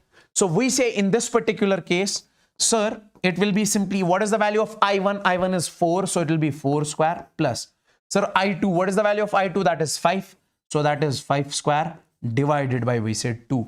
And solo it, you will get the answer. Solo it, you will get the answer. You say this is 16 plus 25 divided by 2. Solo it and you will get the answer. From now onwards, you will remember that if you have a mixture of AC and DC and somebody asks you to find the IRMS, its RMS value, in that case, what will you do? Sir, I1 square plus I2 square divided by 2. Sir, can we just do that thing? Square, then find mean, then find. Yes, you can do that also, but that will take 2 pages. The direct shortcut trick is which one? This one is the direct shortcut trick. Okay. Now, next over here is the next question. If the instantaneous current is given by, over here the current is given as I is equal to 2 plus, we say 3 sine of omega t. 2 plus 3 sine omega t. Then effective value of resulting current in the circuit is, means it is given as, this is also the mixture of AC and DC. This is given over here. This is DC and this is AC. Okay. And we are supposed to find in this case also IRMS. Okay. The effective value of resulting current. Effective value of resulting current is also called the IRMS. So we say it is simply under root of, we say, sir, this is I1 square plus, we say, sir, I2 square divided by, we say 2. I1 is 2 in this case, sir. This is under root of, that is 2 square plus What is I2? That is 3 square divided by 2. Solve it and you will get the answer. Is that clear?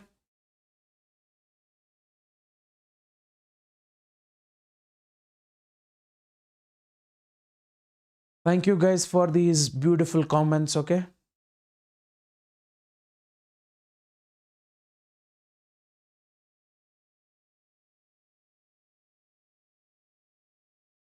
Okay. Is that clear, my dear people?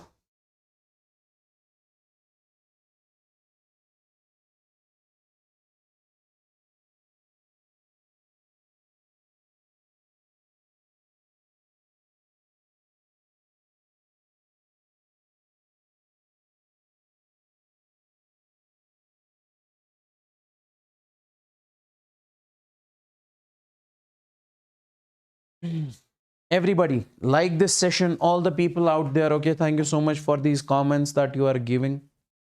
Now, in this particular question, you can clearly see, is this a mixture of AC and DC? I'll write the current over here. Current is given as I is equal to I1, we say cos of omega t, plus we say I2 sine of omega t. This is the current which is given. Is this current the mixture of AC and DC?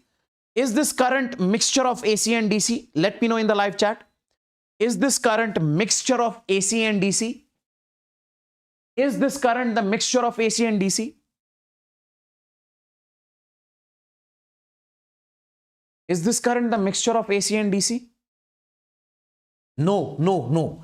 This is, sir, AC, and this is also, sir, AC. This is not mixture of AC and DC. So we say this is the mixture of two ACs. So this is the mixture of two alternating currents. And in this case, if you have to find the RMS value, remember this, to find IRMS, if you have to find the IRMS in this case, see which formula you will be using.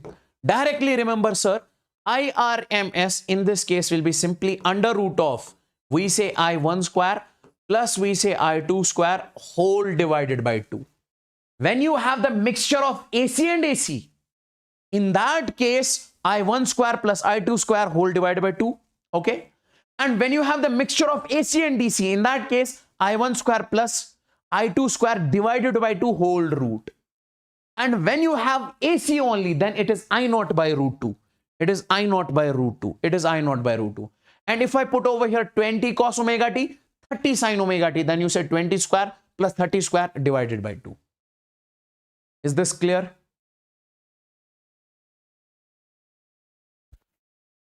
Is this clear, guys? Done with all the pattern of questions till here. Now we have the concept of phasor diagram. What does this phasor diagram actually mean?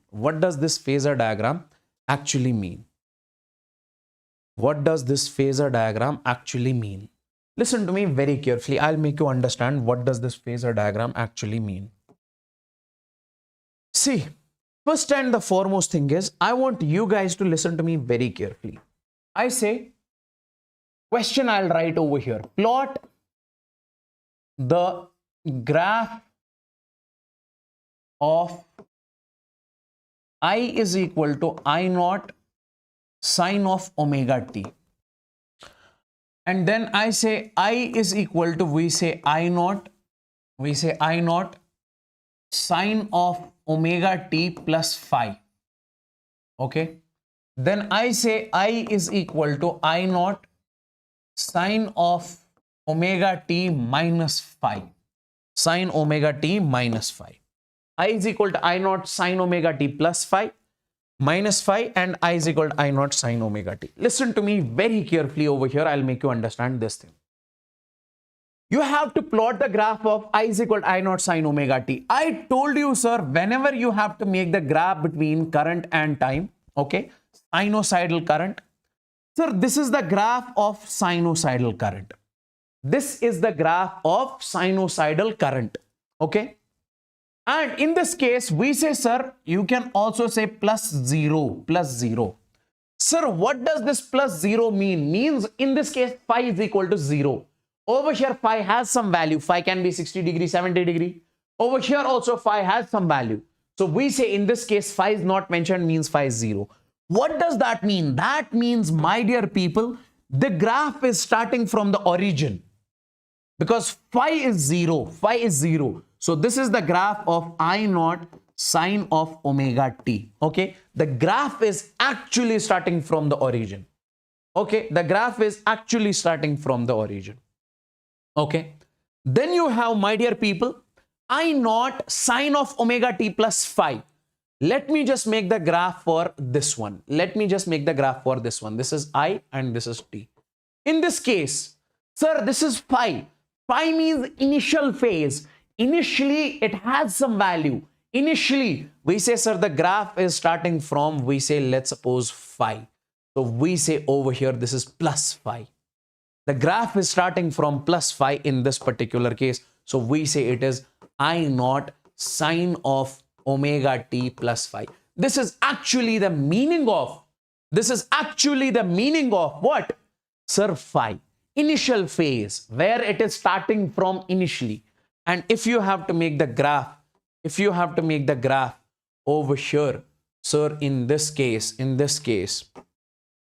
if you have to make the graph over here in this case, see, we say, sir, this is current, and we say, sir, this is time.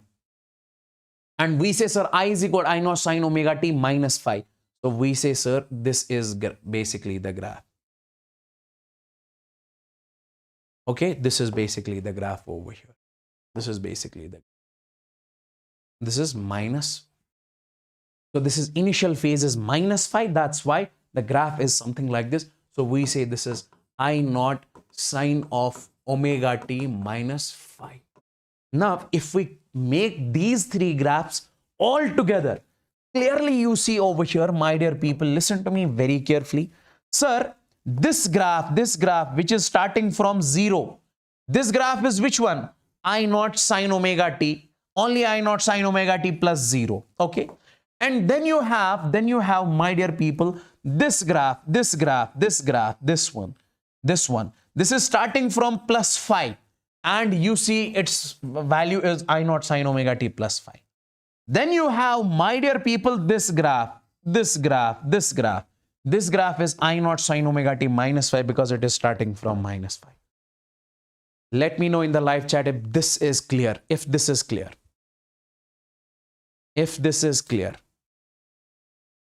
If all the three are clear.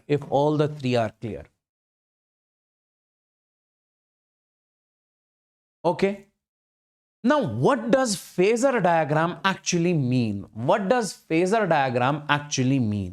Listen to me very carefully. What does phasor diagram actually mean? I'll make you understand that. What does phasor diagram actually mean?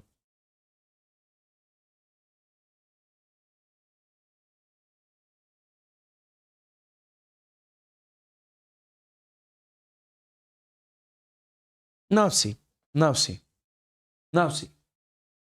We say on phasor diagram,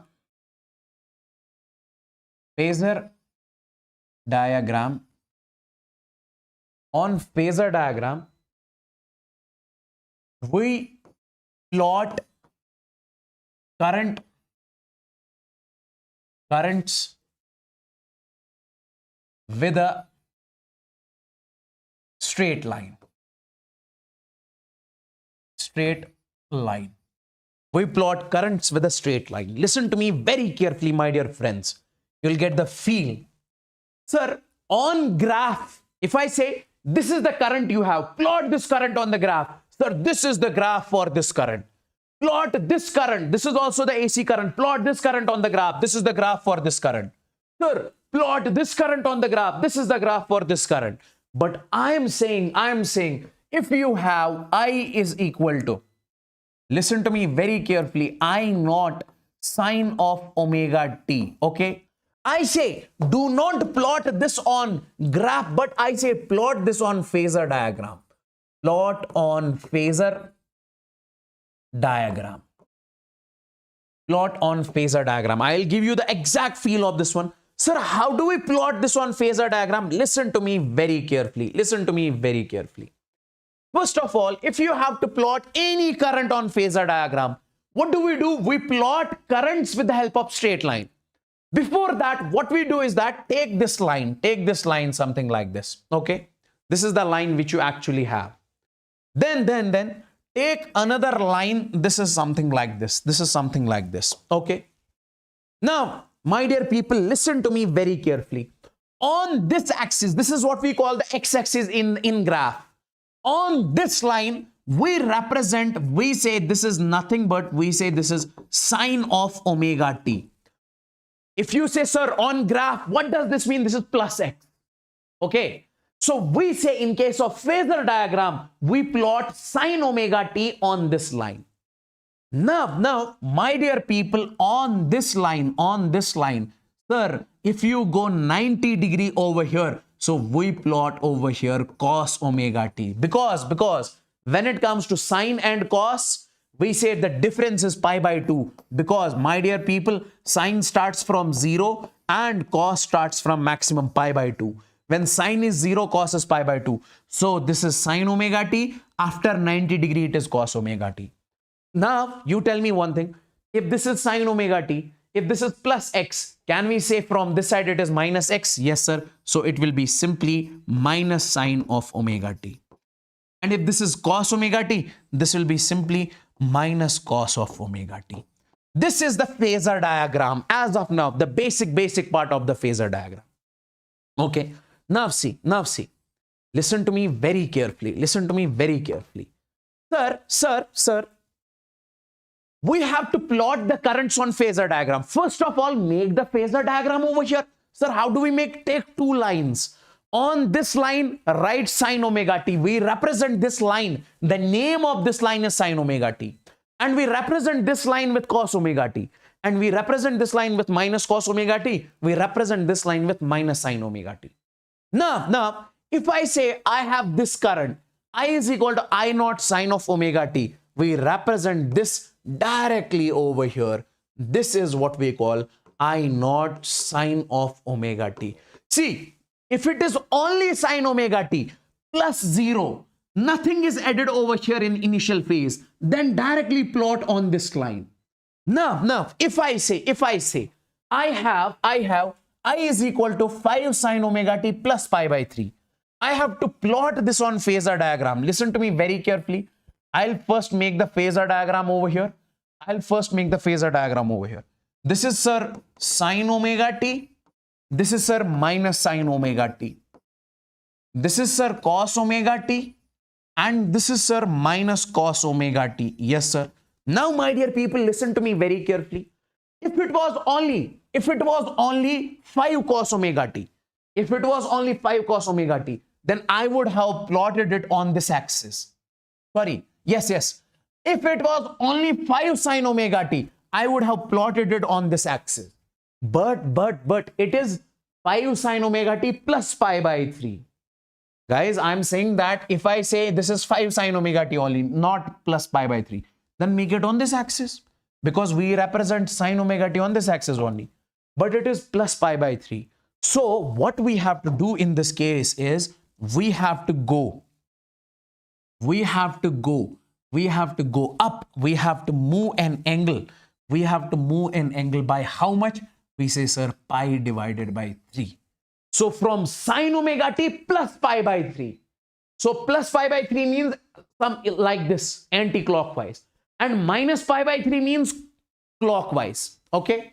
So we say this will be simply 5 sine of omega t plus, we say, sir, pi by 3.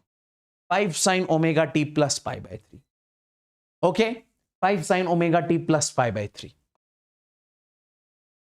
If I say you have a current something like this. If I say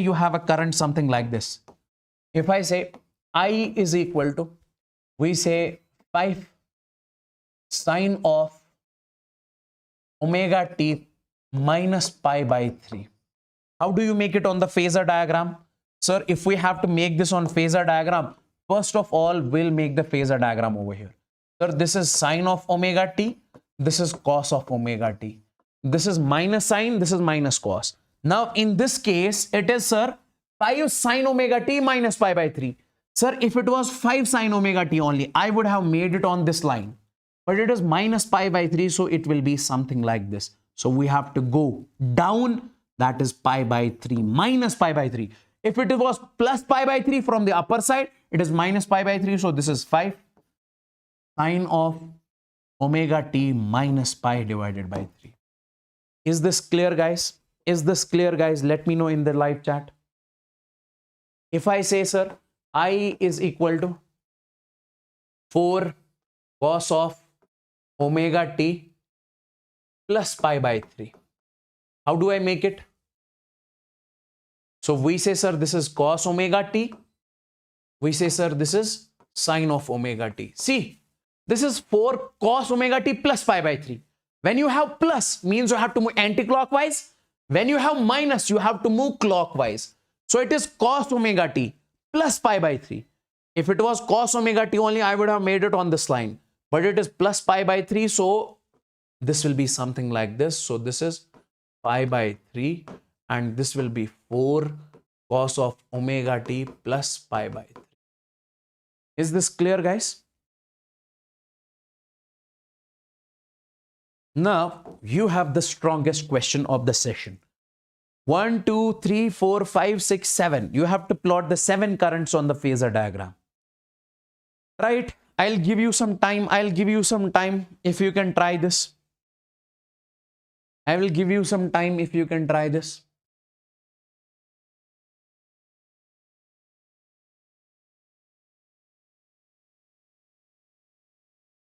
No timer. I have to find the timer. Yeah. So I'll give you the time of 1 minute. I'll give you the time of 1 minute over here. Plot all these currents on the phasor diagram. Plot all these currents on the phasor diagram. I'll give you the time, okay?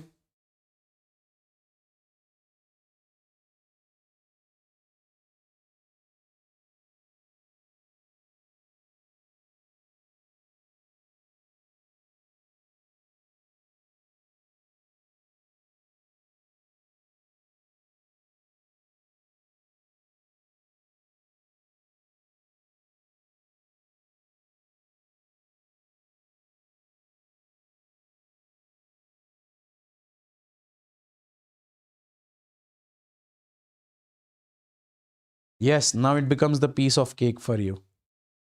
All the people.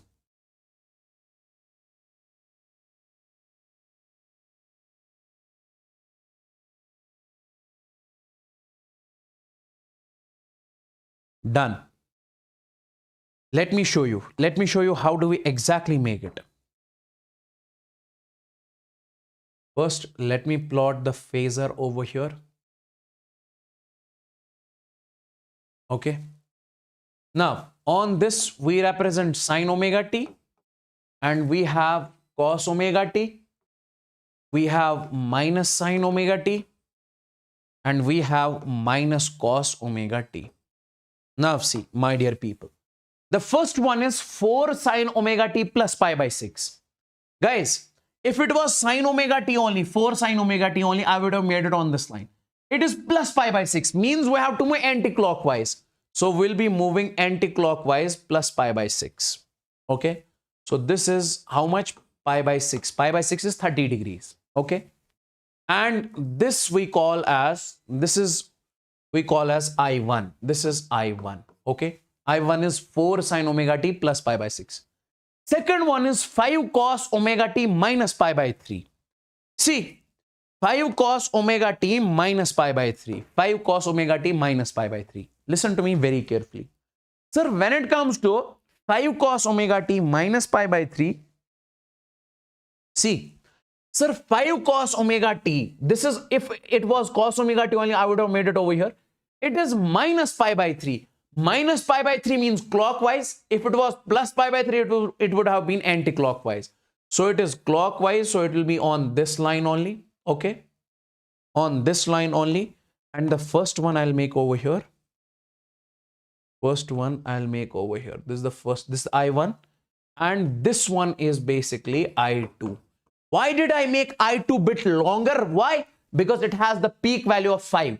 This has the peak value of 4. So I call this as I2 as longer one. And if this is pi by 6, this is how much? This is pi by 3. Guys, it is minus pi by 3. Cos omega t minus pi by 3. Pi by 3 means 60 degree. 60 plus 30 is 90. So that's why both will lie on the same line.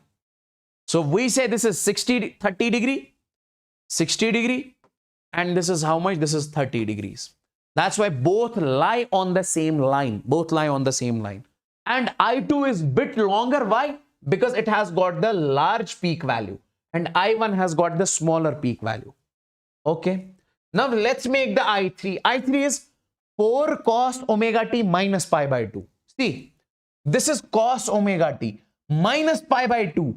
Pi by 2 means 90 degree. Sir, minus pi by 2 is something like this. Minus pi, sorry. Plus, this is plus pi by 2. Minus pi by 2 is something like this. So this will be the I3 in this case. Okay, this is I3. I3 is basically 4 cos omega t minus pi by 2. Cos omega t minus 90 degrees. That will be on sin omega t. Okay. Let's move on to the next one. Let's make the fourth one. 3 cos omega t. Now it is only cos omega t, nothing plus minus over here. So we make it on this line only. So we say in this case, this is, we say, sir, I3. This is, we say, sorry, this is, we say I4. This is, we say I4. This is 3 cos omega t will be exactly on this line. Guys, am I confusing you or everything is getting clear? Is it clear, guys? Okay. So this is basically I4. And if I talk about the I5, I5 is minus 4 sin omega t. I5 is minus 4 sin omega t. And minus 4 sin omega t will be on this line, Sir, this is minus 4 sin omega t. This is minus sign. Plus sign is on this line, minus sign is on this line. So minus 4 sin omega t. So this will be I5. Minus 4 sin omega t. Then you have I6. 4 cos omega t plus pi by 3. Cos omega t plus pi by 3. This is cos omega t. Plus pi by 3 is this. Minus pi by 3 is this. So this will be the next line. I can make this over here. And this will be I6. This will be I6.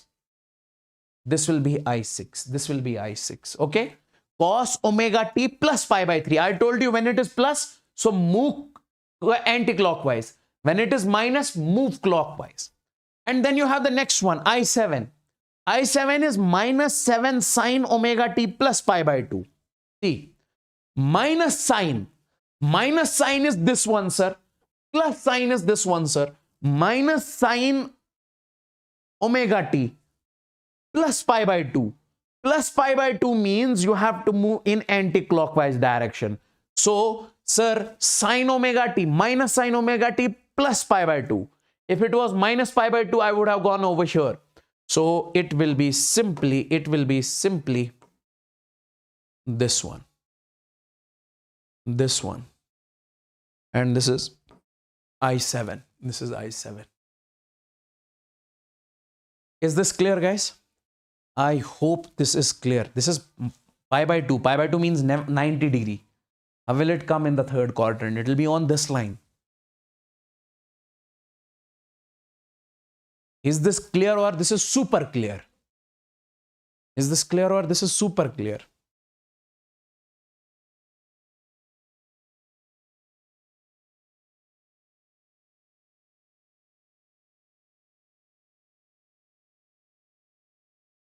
Okay, great.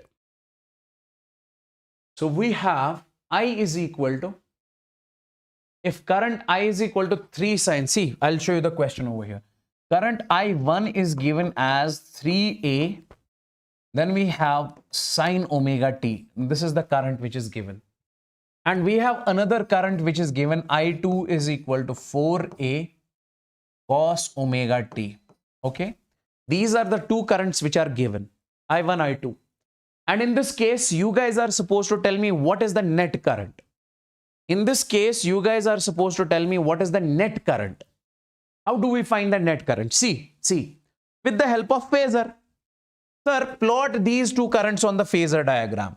Sir, if I plot these two currents on the phasor diagram, I can represent it something like this. See, sir, on this line we make sine omega t, on this line we make cos omega t. And we can clearly see that this is 3A, 3 ampere. We say sine omega t. Okay, on this line we say, sir, this is 4A cos omega t. Okay, clearly. Sir, on this line, it will be exactly on this line because this is nothing, plus 0, plus 0. That's why directly on this line, on this line. So further we can make it over here. So we can represent it something like this. So you show it something like this over here. See, I know this is sine omega t. Sine omega t is on this line only. But what is the magnitude of this one? That is 3. So you represent this with 3. And what is the magnitude of this vector or this current over here? We say, sir, this one is basically 4.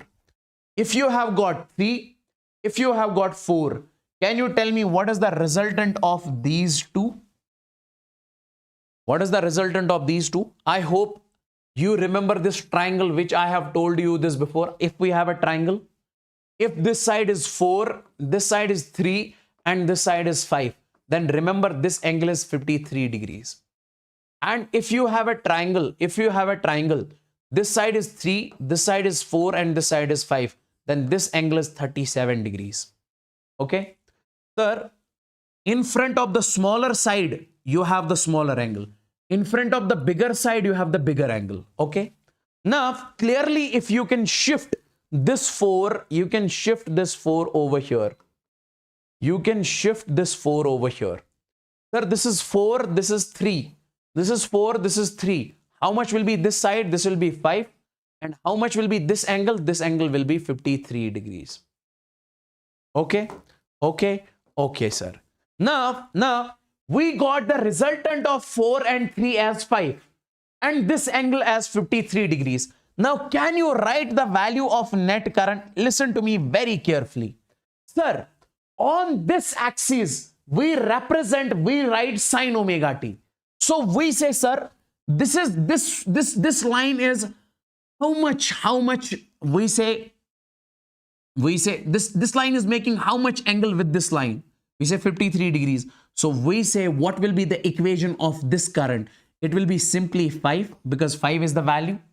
Then you have sine of omega t, okay? And it will be plus how many degrees, sir? 53 degrees. Because it is 53 degrees, it is leading with 53 degrees. Okay, that's why 53. So we say 5 sine omega t plus 53 degrees. And if the resultant would have been 10, then I would have said 10 sine omega t plus 53 degrees. So like over here, I1 is 3a sine omega t. I2 is 4a cos omega t. I net is 5 sine omega t plus 53 degrees. Is this clear, guys? Is this clear? I need to know in the live chat if this is crystal and clear to each and everyone. I need to know in the live chat.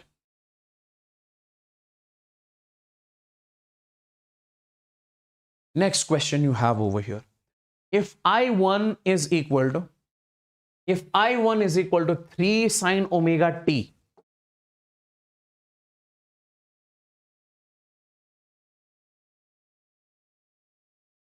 if I1 is equal to 3 sine omega t, I2 is equal to 3 cos omega t plus pi by 6, then find I1 plus I2. What is the net current in this particular case?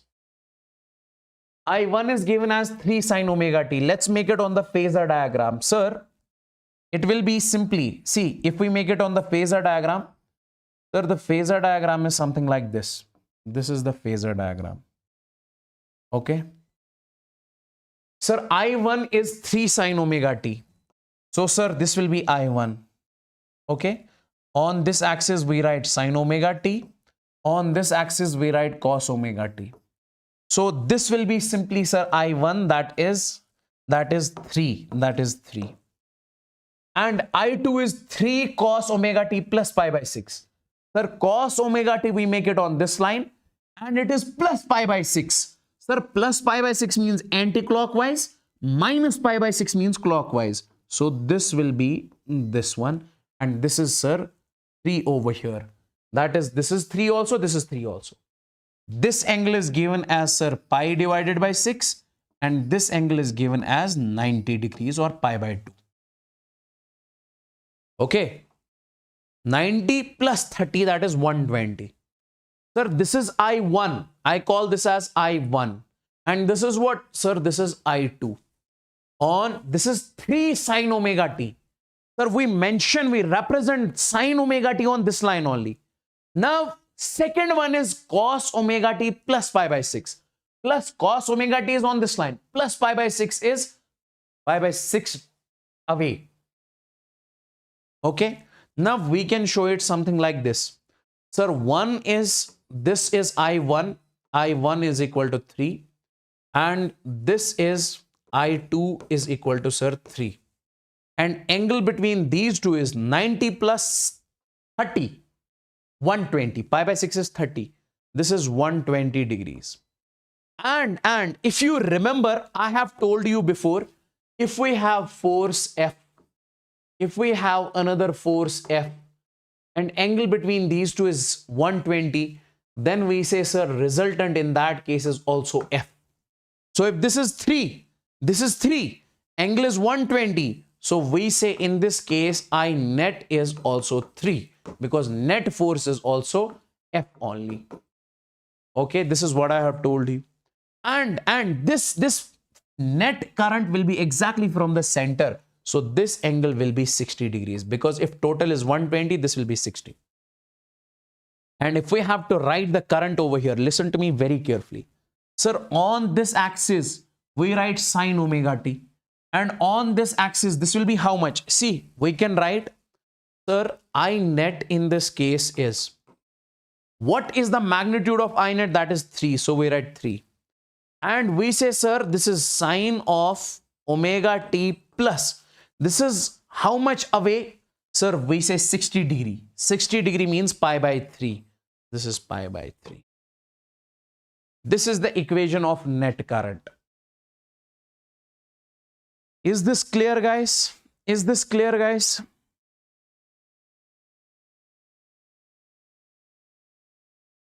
Let me know in the live chat.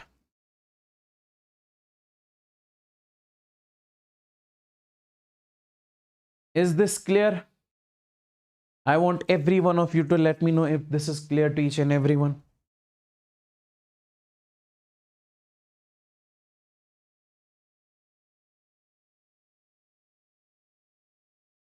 Mir tajamulcos ka Skype para? Is this clear to each and everyone?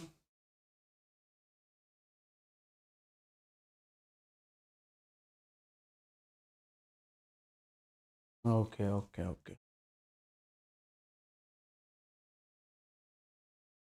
Great.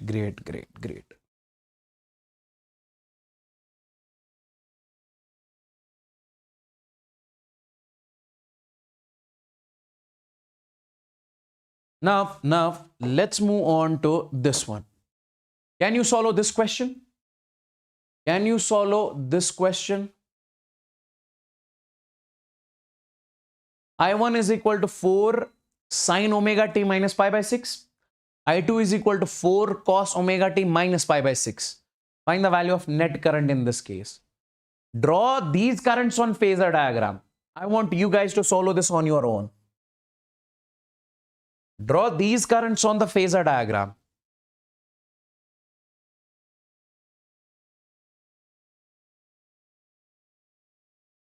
Yes, you can write this in terms of cos also. That is not a problem. Okay. See, this is cos omega t. This is, then you have to check this angle. You can say cos omega t minus, this is 60, cos omega t minus that angle over here. Okay. Cos omega t minus that angle over here. You can use that. You can use that. That's not a problem. Cos omega t minus pi by 6. You can write this in terms of cos also. That's not a problem. I wrote this in terms of sine. Okay. Like this over here. This also you can write in terms of cos. Then in that case, you have to mention this angle. Then you can write, sir, 5 cos omega t, then minus this angle. 90 minus 53, how much is that? That will be this angle.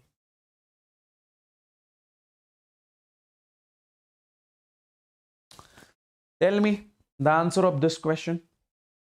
You have got I1 is equal to 4 sine omega t. Let's follow this with the help of phasor diagram. Let's make this on the phasor diagram. So we say over here, this is, we say sine of omega t, okay? And this is cos omega t. I1 is 4 sine omega t minus pi by 6. 4 sine omega t minus pi by 6. We can show, sir, sine omega t is on this line. So we say this will be, sir, 4 sine omega t minus pi by 6. So this is minus pi divided by 6. And I2 is equal to, I1 is sine omega t minus pi by 6. And I2 is 4 cos omega t minus pi by 6. So this is cos omega t. So we say, sir, on this line, we say cos omega t. Minus pi by 6 will be from this side, plus pi by 6 will be from this side. So this will be exactly pi by 6. Okay. Okay. So we say in this particular case, what is the angle? This is 4. This is 4. This is 4 and this is 4.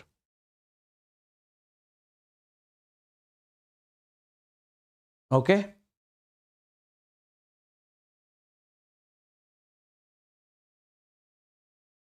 Cool.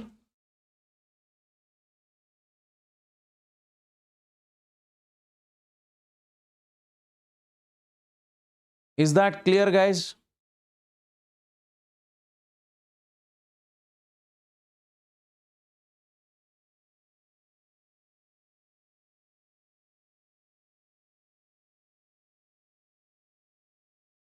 Okay.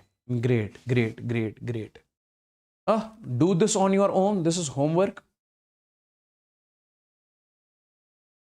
Next you have, okay. Now comes basically the next part. What is that? AC source across the pure resistance or pure resistive circuit. AC source across the pure resistive circuit. Listen to me very carefully. Let's suppose I say I have over here a resistance, okay? And I am connecting a battery over here to this particular resistance. This battery is what we call the DC source. This is what we call DC source. So this means DC source is connected across pure resistance. Pure resistance means you have got resistance only over here. No inductor is added, no capacitor is added, nothing. Just resistor. DC source across pure resistance. But my dear friends, in this one, what is mentioned? AC source across pure resistance. You have to connect the AC battery, AC source across the pure resistance. Let me show you how do we make it. Sir, if this is a resistance over here, let's suppose this is R, and you have to connect the AC source in this case. This is the AC source which is connected over here. This is the AC source which is connected over here. AC source across pure resistance. Okay. This is how do we represent the AC source? This is how we represent the AC source. AC source connected across the pure resistance. And this is what we call pure resistive circuit, in which only resistance is present. That's what we call the pure resistive circuit. Okay. And my dear people, let's suppose this has got the potential difference V is equal to, we say V naught sine of omega t. We know, sir, this has got the EMF How much is the alternating EMF? V naught sine omega t. And this also has got the EMF. How much is that? That is 20 volt, 30 volt, 40 volt. And this will be the EMF in DC source. This will be the EMF in AC source. Okay. Yes, sir. Now listen to me very carefully. EMF is given. Can you tell me? Let's find the current in the resistor. And let's suppose potential difference across this resistor is VR. Okay. This battery will give potential difference to this, that is VR. To find current in the resistor. To find current in the resistor. Now you tell me one thing. As V is equal to I into R, we know, sir, V is equal to I into R. And if we find the current over here, we say, sir, I is equal to V divided by R, where R is the resistance of the resistor. What is the value of V? Value of V is simply V naught. We say, sir, I is equal to, this is V naught. And then you have sine of omega t divided by, we say, R. Okay. So we say V naught sine omega t divided by R. Now you guys tell me one thing over here, my dear people. Sir, what is V naught divided by R? V naught is the peak voltage, R is the resistance. Sir, peak voltage divided by resistance is equal to, sir, peak current. If V divided by R is I, V naught by R should be I naught. Yes, peak current. So we say I is equal to I naught sine of omega t. Sir, this is an AC current. This looks like an AC current, and this is the current which is provided by this AC source and which enters the resistor. So I say this is the current in the circuit. This is the current in the circuit. And how much is the voltage in the circuit? That is V naught sine omega t. How much is the current in the circuit? We say, sir, I naught sine omega t. Now I say over here, plot voltage across resistance VR and I on phasor diagram in case of pure resistive circuit. In case of pure resistive circuit. See, sir, this V is directly given to this resistor. Okay. So either you say V or you say VR, it is one and the same thing. Okay. This is also VR, you can say. Why? Because this is only given to the resistance. Complete voltage of the battery is given to the resistance.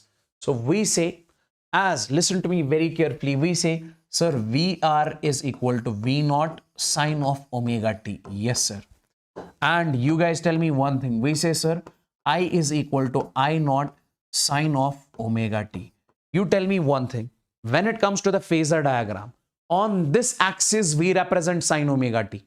On this axis we represent cos omega t. Okay. So if you have to represent VR on phasor diagram, can I say, sir, this will be VR. Okay. VR is along sine omega t. This is only sine omega t. And when it comes to I is also along sine omega t. Why? Because this is sine omega t. If it was plus pi by 2, then along this, but it is plus 0. So can I say in case of pure resistive circuit,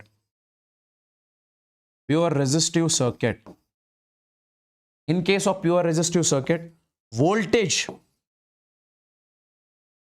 means this potential difference and current are in same phase. Voltage and current are in same phase. Okay. Same phase means both are along the same direction. Means they are in same phase. Their phase difference is 0. Phase difference between V and I, phi is equal to 0 over here. Phi in this case is 0. Is this clear till over here? Is this clear till over here? Let me know in the live chat, guys.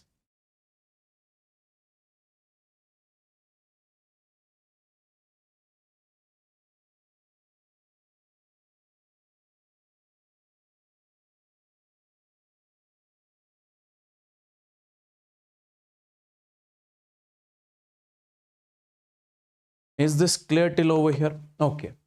Now we have over here, that is AC source across pure inductor. That is pure inductive circuit. AC source across pure inductor, that is pure inductive circuit. Sir, what does that mean? Listen to me very carefully. Let's suppose you have got an inductor over here. This is the inductor. And in this case, you have got an AC source which is connected to an inductor. This is inductor. Inductor has got inductance L. And this is the AC source which has got voltage V is equal to V naught sine of omega t. Okay? Yes, sir. Yes. Now, sir, potential difference across this inductor is, let's suppose, VL. Okay? This battery is directly connected to the inductor. So this battery will give all of its potential difference to the inductor. And how much it is potential difference? V naught sine omega t. And that will be the potential difference of inductor. So VL is equal to V naught sine omega t. You can directly write over here. Okay. Now see. We say, in this case, here, listen to me very carefully. Previously, in case of pure resistive circuit, you applied Ohm's law, V is equal to IR. But when you have inductor connected, we know one formula here, that is V is equal to L di divided by dt. Sir, if we have to current, we said to find current in the circuit. Previously also, we calculated the current in the previous circuit. Here also, we have to calculate the current in this circuit. Now, we know the formula V is equal to L di by dt. This we have studied in the previous one shot. In case of electromagnetic induction, over there I told you how to find the potential difference across an inductor, where L is the self-inductance, di by dt is the change in current. Okay, simply remember, if we have to find the potential difference in resistor, we say V is equal to IR. And if we have to find the same potential difference in inductor, we say L di by dt. As it is. As simple as that. Now see, we say V, instead of V, can I say V naught? Then we say sine of omega t is equal, then we say L di divided by dt. I want you guys to take this dt over there. You can write, sir, V naught, then we say sine of omega t into we say dt is equal to L, then we have this di. Okay. Now integrate from both the sides. Integrate. If you integrate it, take this V naught out, and then you have integration of sine omega t. Sine of omega t, and you have dt is equal to. Then take this L out, you have integration of di, because L is self-inductance and that is constant.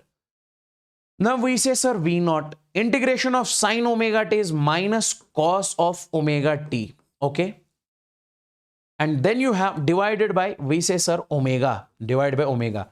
Integration of sine omega t is minus cos omega t divided by omega is equal to this, and this will cancel. So this will be L into I. So what I can do over here is take this over there, and I can further write it. Sir, this will be on the next page. I can write it minus V naught divided by omega L. Then you have cos of omega t. If we take this L over there, minus V naught by omega L cos omega t is equal to I. Okay. Now listen to me very carefully. I can write it I is equal to minus V naught by omega L into cos of omega t. Listen to me very carefully, my dear people. Sir, V naught divided by XL. Oh, sorry, omega L. Now over here,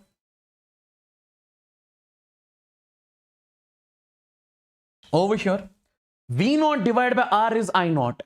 Now this is the peak value in case of resistor, peak value of current in case of resistor.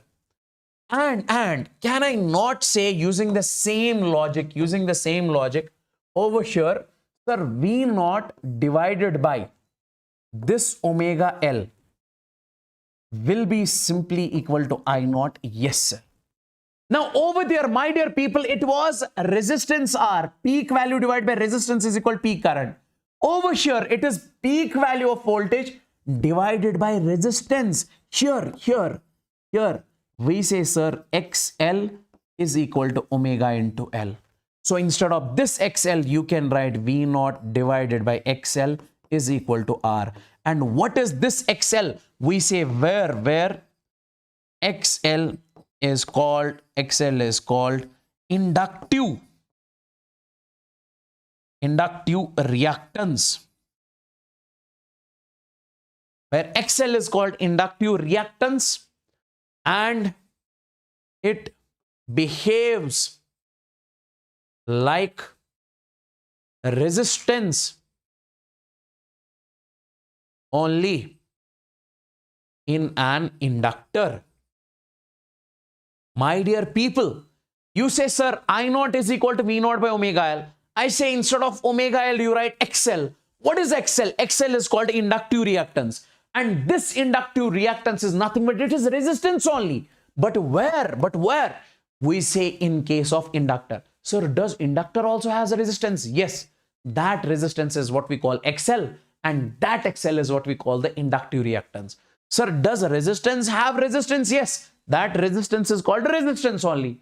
But the resistance of inductor is called inductive reactance. That is what we call XL. That is what we call XL.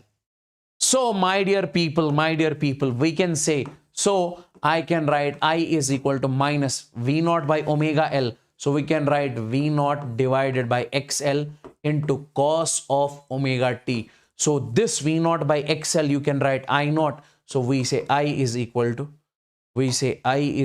to simply minus I naught cos of omega t. This is the current in pure inductive circuit. This is the current.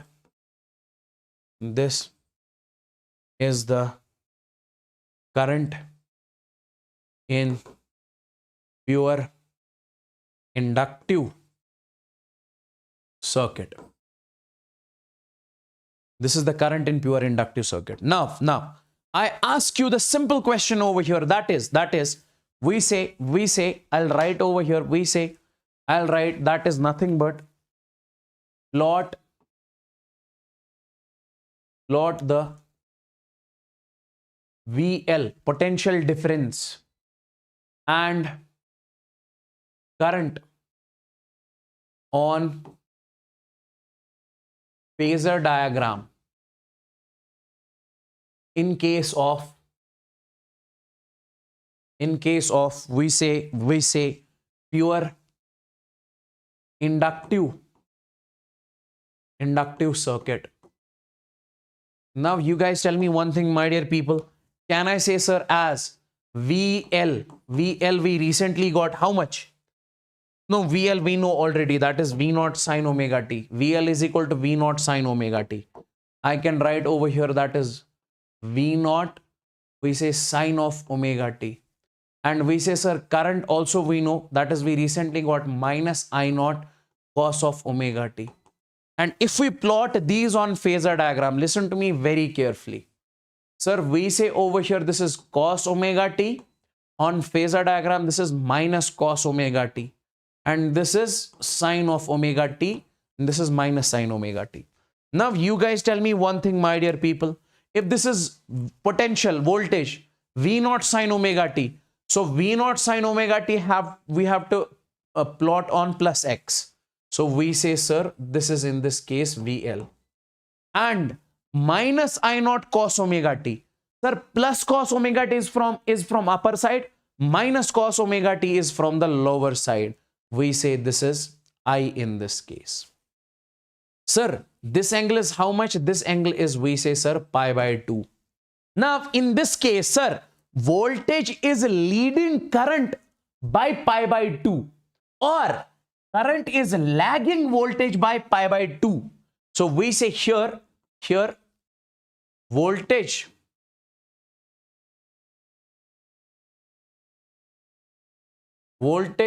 leads current by pi divided by 2.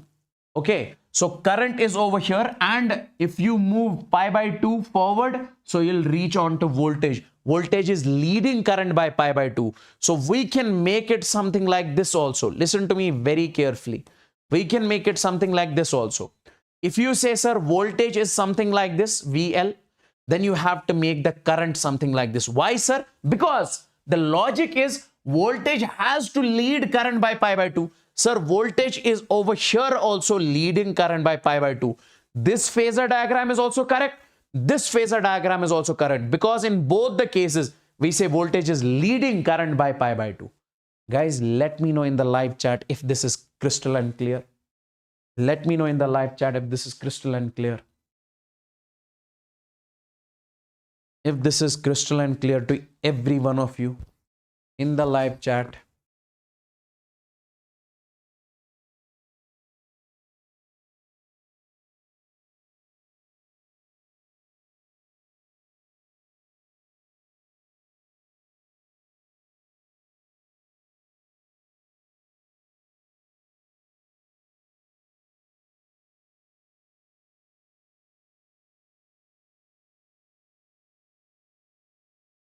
Is this clear? First, you guys tell me, is this clear to each and every one? So guys, Wallah buna, I'm bakardim break. No, im saat sat te me sabu tikais bish pakam philal del. Chalo, okay. No. Man ho Wasimawa. Garao. Okay.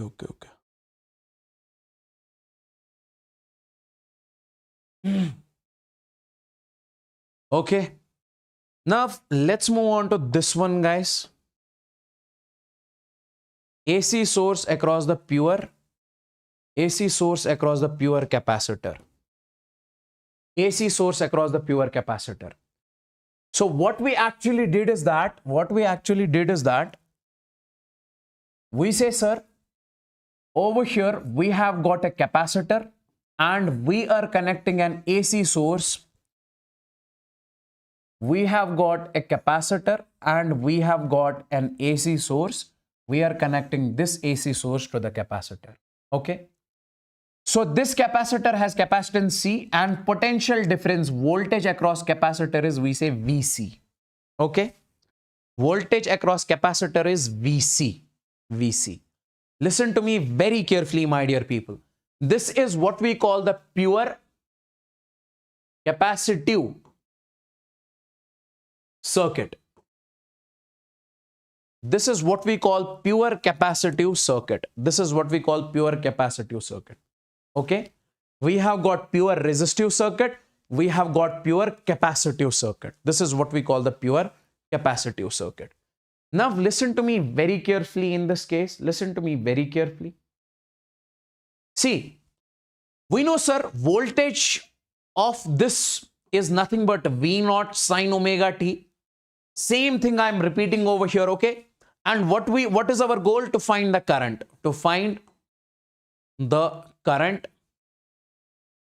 So we have to find the current in pure capacitive circuit. Previously, we got the current in pure resistive and inductive circuit. Now we have to find the current in pure capacitive circuit, okay? See, my dear people, voltage across capacitor is equal to V0 sine omega t, as VC is equal to V0 sine omega t. Why I am saying, sir, V is equal to VC? Because this battery is directly connected to the capacitor. So the potential difference of the battery is directly given to the capacitor. It is not shared among any other load in the circuit, because there is no load over here other than capacitor. So we say, sir, Q is equal to C into V. This is the formula for capacitor. So we can write over here V is equal to Q divided by C. My dear people, this is the formula by which you can find the voltage in case of capacitor. And this is the formula by which This is the formula by which you can find the voltage in case of resistor, and V is equal to IR is the formula by which you can find the voltage in case of capacitor. Okay, in case of resistor, sorry. Now see, V is equal to Q by C. So what is the value of V in this case? We say, sir, this is V naught. Then we have sine of omega t is equal to Q divided by C. Q by C. Okay. Now, what we can do in this case is, you take this C over there. So we can write C into V naught. Then we say sine of omega t is equal to, we say Q. Yes. Now, my dear people, what I can do is that this is the charge. We know charge. And to find the current, as if you know the charge, current is simply, sir, dq divided by dt. If you have charge, you can differentiate it and you will get the value of current. So we say, sir, current in that case will be simply, that is d by dt of, what is the value of q? That is cv naught. Okay. Then we say sine of omega t. Okay. Now, if we differentiate it, we'll get the value of current as, sir, cv naught is constant, cv naught. We say differentiation of sine omega t is cos of omega t. Okay. And internal differentiation of this is omega. Now take this out. You can say, sir, I is equal to c omega v naught. Then you say, sir, cos of omega t over here. So what I want you guys to do is that you can write it something like this. I is equal to V naught and divided by 1 upon omega C and then cos of omega t. If you take again in the numerator, it will become this. So further I can write this over here. I is equal to V naught upon 1 by omega C into cos of omega t. Now listen to me very carefully. What I want you guys to do in this case is put 1 upon omega c is equal to xc. What is this 1 by omega c into xc? This xc is called, we say, capacitive reactance. Capacitive reactance. This xc is what we call the capacitive reactance, and it behaves like a resistance only. It behaves like a resistance only in case of capacitor. So we say, sir, does capacitor also has the resistance? Yes, capacitor also has resistance, and that resistance is what we call xc. And that is what we call the capacitive reactance. So my dear people, if you have resistor over here, it has got resistance R. If you have inductor over here, it has got resistance XL. That is inductive reactance. This is what I told you before. And sir, if you have got capacitor over here, it has got resistance. That is what we call XC. That is capacitive reactance. I hope this is clear. Now, my dear people, can I just say, listen to me very carefully. Can I just say, so I can write over here, sir, I is equal to, we can write V naught divided by 1 by omega c. What is the value of omega c? 1 upon omega c, that is xc into cos omega t. Now, what is this V naught by xc? That is peak voltage divided by resistance of capacitor. So we say, sir, this is I is equal to peak voltage divided by resistance, that is peak current, and then we have cos of omega t. Then we have I is equal to I naught cos of omega t. I is equal to I naught cos of omega t. Okay. So this is basically the current in case of capacitor. This is the current in pure capacitive circuit. This is the current in pure capacitive circuit. Now, on the next slide, I'll be asking you, plot VC and I. VC and I on phasor diagram. On phasor diagram in case of pure capacitive circuit.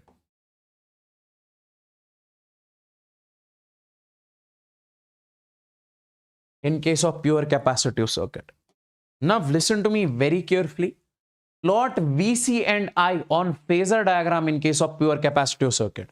As we know, when it comes to VC, that is V naught sine of omega t. Okay. This is what I told you over here. This is V naught sine of omega t. And then you have current, which you recently got. That is I naught cos omega t.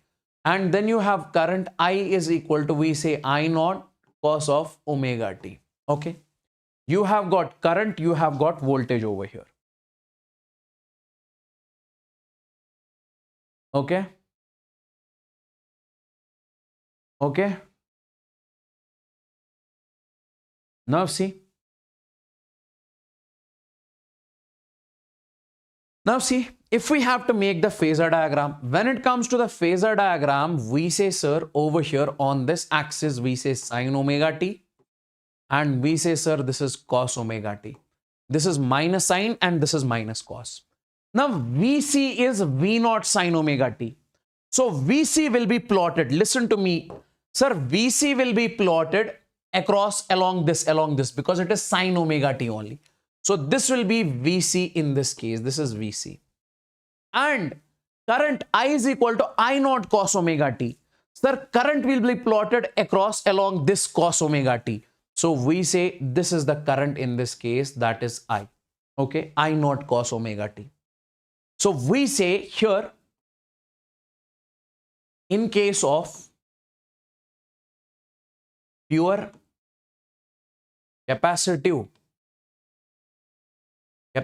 circuit, in case of pure capacitive circuit or in case of capacitor, we say current leads voltage by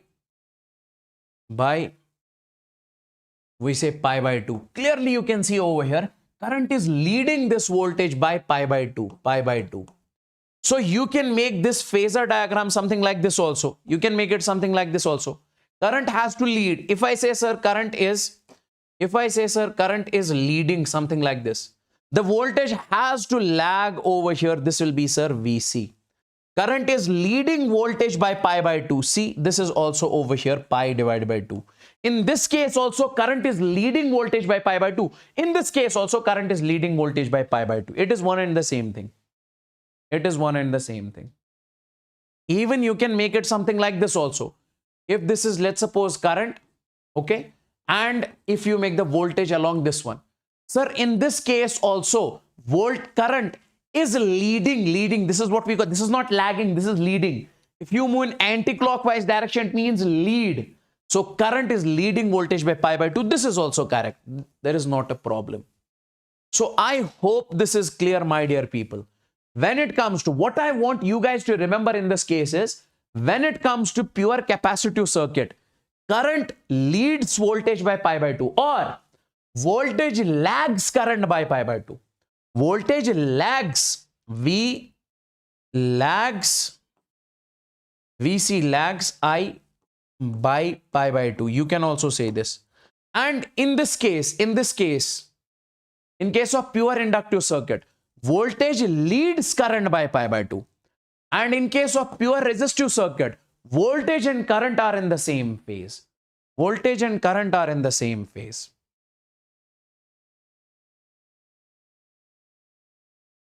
Is that clear? Everybody, let me know.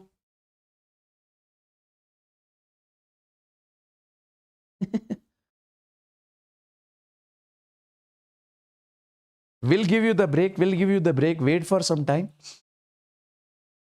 We have series. Okay, we'll finish this series LCR circuit and we'll take the break. We'll finish the series LCR circuit and we'll take the break. Okay? Listen to me very carefully. Listen to me very carefully.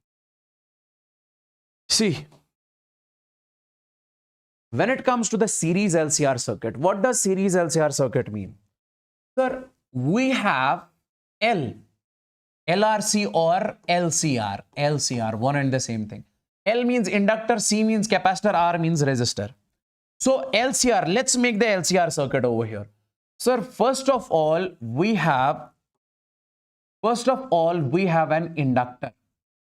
C means capacitor. R means a resistor. LCR. This, and we connect an AC source to this. This is what we call LCR circuit. This is L, this is C, and this is R. This is what we call LCR circuit. This is what we call LCR circuit.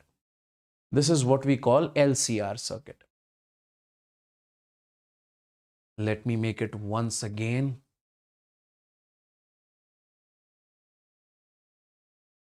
L, C, and this is R. And this is an AC source, okay?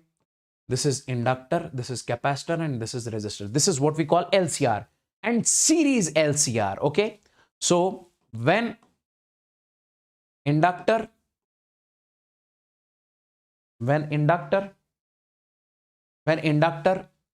capacitor, and resistor are connected in series, the circuit is called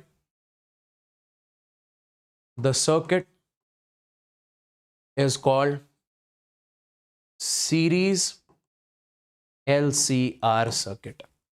The circuit is called series LCR. Okay. Now listen to me very carefully, my dear people over here. Let's suppose this voltage is given as V0 sine of omega t, because this is an AC source. That's why its voltage is V0 sine omega t.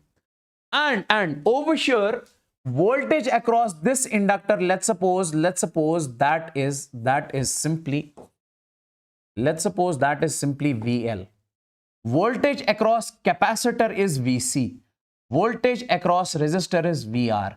And in this case, you cannot say, sir, the voltage of this is directly given to L or C or R. No. Over here, it gets divided in this one, and this one, because you have got all the three present in the circuit. Okay? Yes, sir. Now, in this case, what we have to learn in this case is that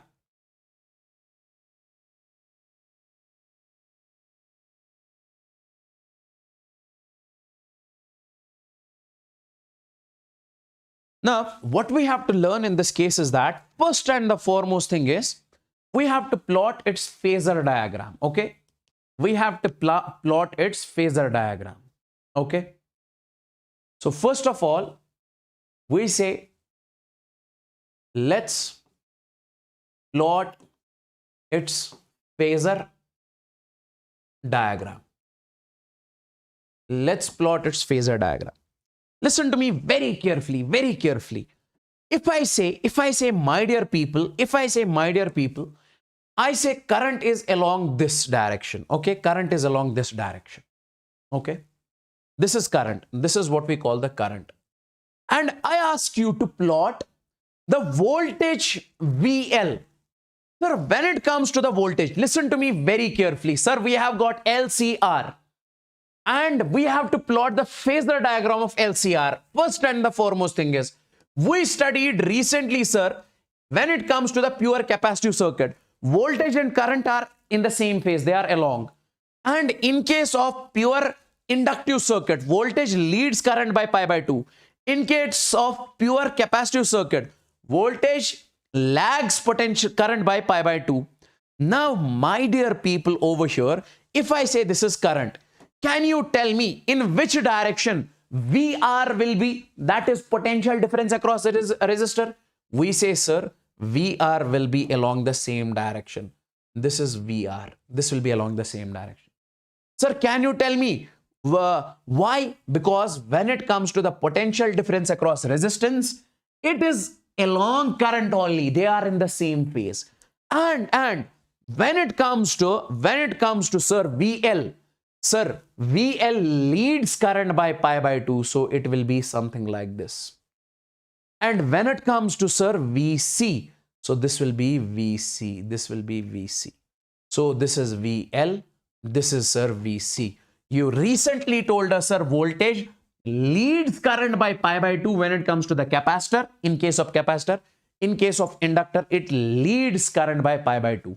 Guys, is this clear till over here?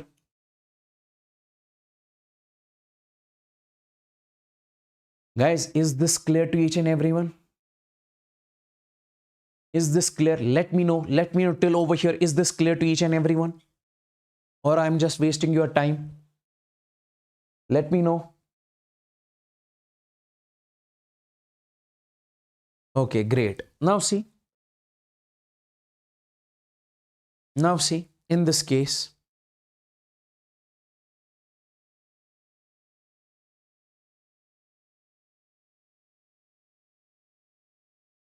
see, this is basically the phasor diagram, or you can say this is nothing but the voltage diagram also. This is nothing but the voltage diagram also. Now, if I say, let's suppose if sir voltage across inductor is greater than voltage across capacitor. If I say if voltage across inductor is greater than voltage across capacitor, this VL is greater than VC, or VC is greater than VL. Let's discuss this case first. Sir, this is the battery. This battery is giving a potential difference to this and this.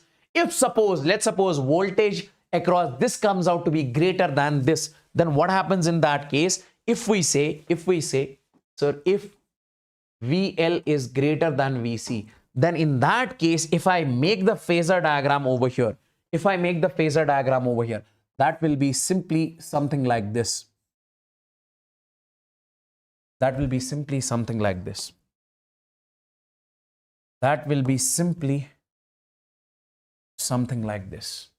So this is basically VR, and this will be exactly in that case VL minus VC. Why, sir? Because this vector has got more value than this. So you say this minus this.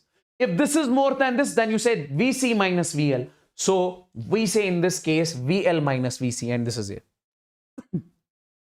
And this is current. Current is along VR only. Now, my dear people, can I say in this particular case, sir, this is VR and this is one vector, this is another vector. This will be in this case V net. This will be in this case V net. And what is the value of V net in this case? We know, sir. Value of V net, net voltage, will be simply under root of, we say, sir, this will be VL minus VC, its whole square, plus VR whole square. VL minus VC, its whole square plus its whole square. Is this clear how to find the net? Is this clear how to find the net voltage? Is this clear how to find the net voltage over here? Okay. And if we say VC is greater than VL, in that case, this will be, we say this will be the net diagram. This is VC minus VL, and this is VR. And over here, this will be the net voltage over here. Okay. And the value of this net voltage in this case is simply, sir, V net is under root of, we say VC minus VL, this vector, its whole square, plus we say VR, its whole square. Okay. This is the net voltage in both the cases, I say. Yes, sir. Now, next point I just want to tell you over here is, guys, is this clear till over here? You guys tell me in the live chat if this is clear. Now, what I want you guys to do is that I want you to let's make the impedance diagram. Let's make the impedance diagram. Sir, what does impedance diagram mean actually? See, you guys know what is phasor diagram. I have told you the phasor diagram. Sir, when it comes to the phasor diagram, this is, we say VR, this is sir VL, and this is sir VC, and this is current. This is the phasor diagram. In case of phasor diagram, we represent it with the voltages. Simply, we represent over here it with the voltages. This is voltage VR, this is VL, and this is VC. Okay, simply. But when it comes to the impedance diagram, let's make the impedance diagram over here. Listen to me very carefully. Sir, this is VL, inductor. What is the resistance in case of inductor? We say, sir, resistance in case of inductor is XL. That is inductive reactance, resistance of inductor. And sir, when it comes to the resistance, resistor, what is the resistance over there? That is R, resistance itself. And when it comes to this one, we say, sir, capacitor. In case of capacitor, we say it is nothing but XC. That is capacitive reactance, and this current is along a resistor only. So we say in case of impedance diagram,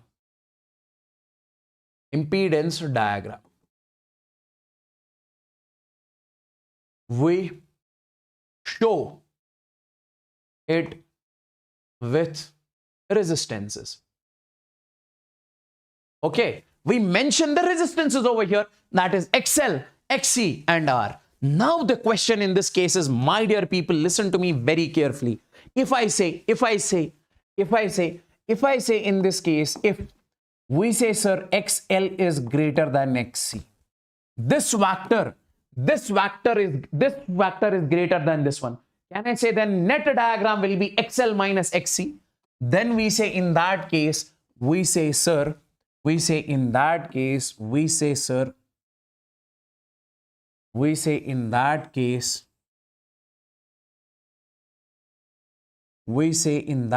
this will be the net diagram.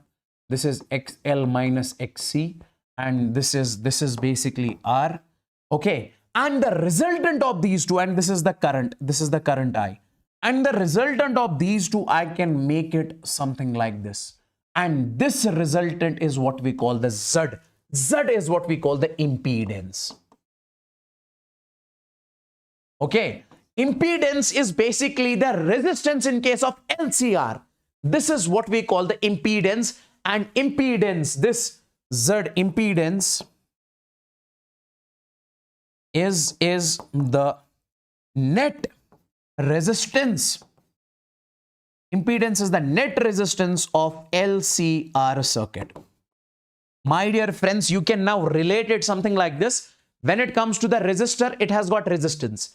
When it comes to the capacitor, it has got capacitive reactance. When it comes to the inductor, it has got inductive reactance, and when it comes to the LCR circuit, it has got impedance, that is Z. Okay, and my dear friends, this angle is what we call phi. And if you have to find this impedance, you say, sir, this impedance will be simply under root of this square plus this square, that is XL minus XC, its whole square, plus we say R square. So if you find an LCR circuit, in that LCR circuit, if XL is greater than XC, then this is how we find the value of impedance. And if XL is greater than XC, then LCR is, we say, inductive in nature.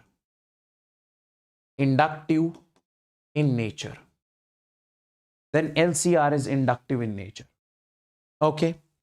Now, listen to me very carefully over here. If I say XC is greater than XL, if I say this capacitive reactance is greater than inductive reactance, in that case, this will be the net diagram. This is XC minus XL. This will be R, and this is the current I. Okay. And over here, my dear people, this will be the impedance in that case. And what is the value of impedance over here? So the value of impedance over here is simply under root of this vector square, that is xc minus xl whole square, plus this is r square. Okay, and then we say over here, then LCR is capacitive in nature.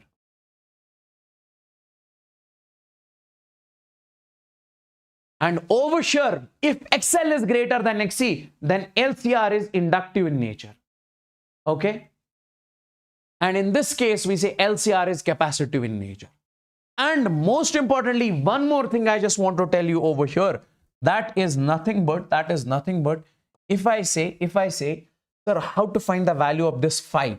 We say the value of this phi, tan phi, is simply, sir, perpendicular divided by base. Perpendicular is this one. You can shift it over here. That is XL minus XC divided by base is how much? That is R. This is how do you actually find the value of tan phi. Just keep this in a box. Okay. And just keep this also in a box. And just keep this in a box.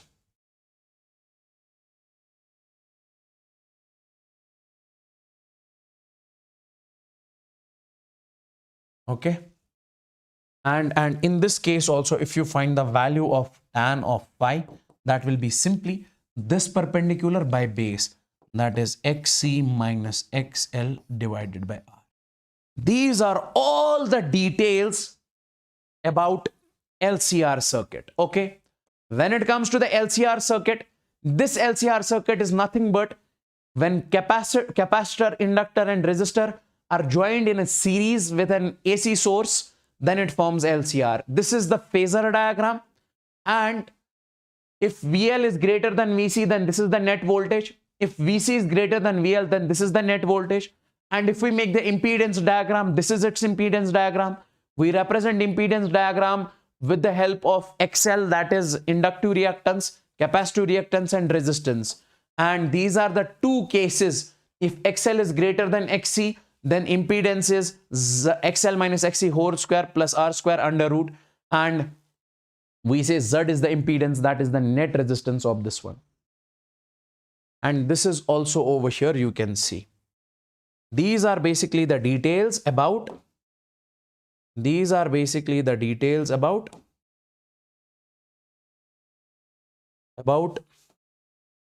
series LCR. Okay. So let's take a break. Break till 9:10. Okay, dinner break. Huh?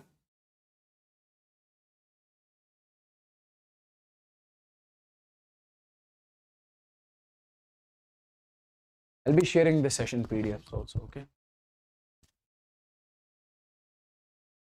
Break till 9:10 p.m. Okay, guys.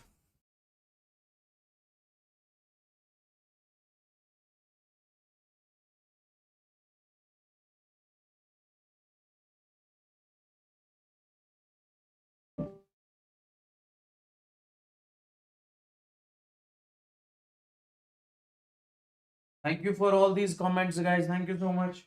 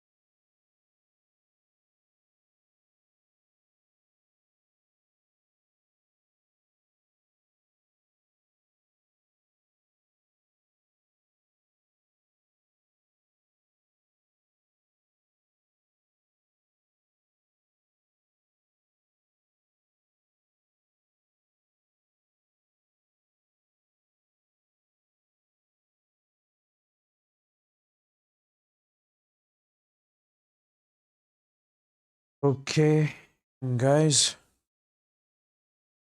let me know in the live chat if I am audible and visible properly.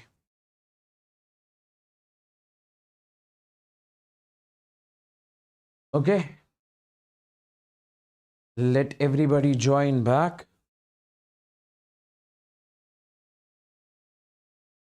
And we are starting this particular session. Is everyone back? Let me know in the live chat and make sure you like this particular session. All the people out there.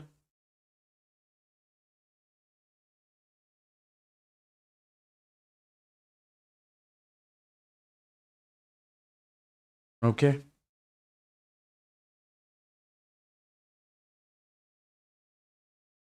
It will take more 1 hour. Okay.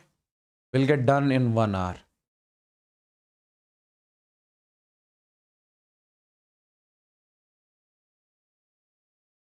Okay. Now let's have a look over here.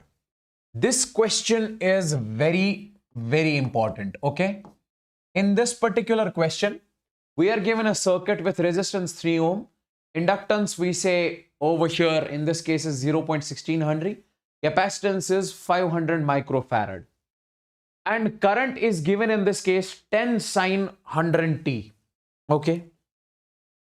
And this question is a mixture of, we say 1, 2, 3, 4, 5, 6, 7, 8, 9, 10, 11 questions. So this is the mixture of 11 questions over here. Okay.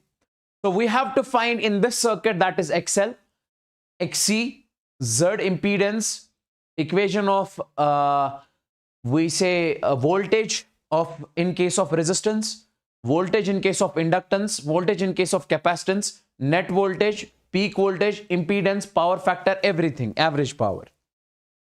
Now listen to me very carefully over here, my dear people.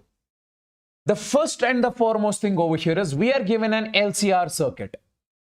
In this LCR circuit, resistance is given as 3 ohm and we have the inductance and capacitance. Current is given. First, we have to find the XL. Okay, we have to find XL over here. See, when it comes to sir XL, sir, over here, the current in this case is given as 10 sine of 100t. Okay. Now, if we compare this with I is equal to I naught sine of omega t. And in this case, we say, sir, I naught is equal to 10. And we say, sir, over here in this case, omega is equal to, we say, sir, 100.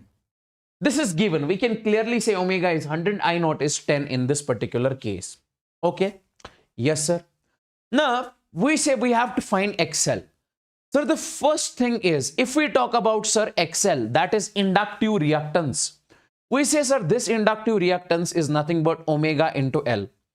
And that is equal to what is the value of omega? That is 100 into what is the value of L? L is over here. We can clearly see that is 0.16. Okay. And this is simply, we say, sir, 16 ohms. We say, sir, 16 ohms. And second, if we talk about, sir, in this case, we have to find XC.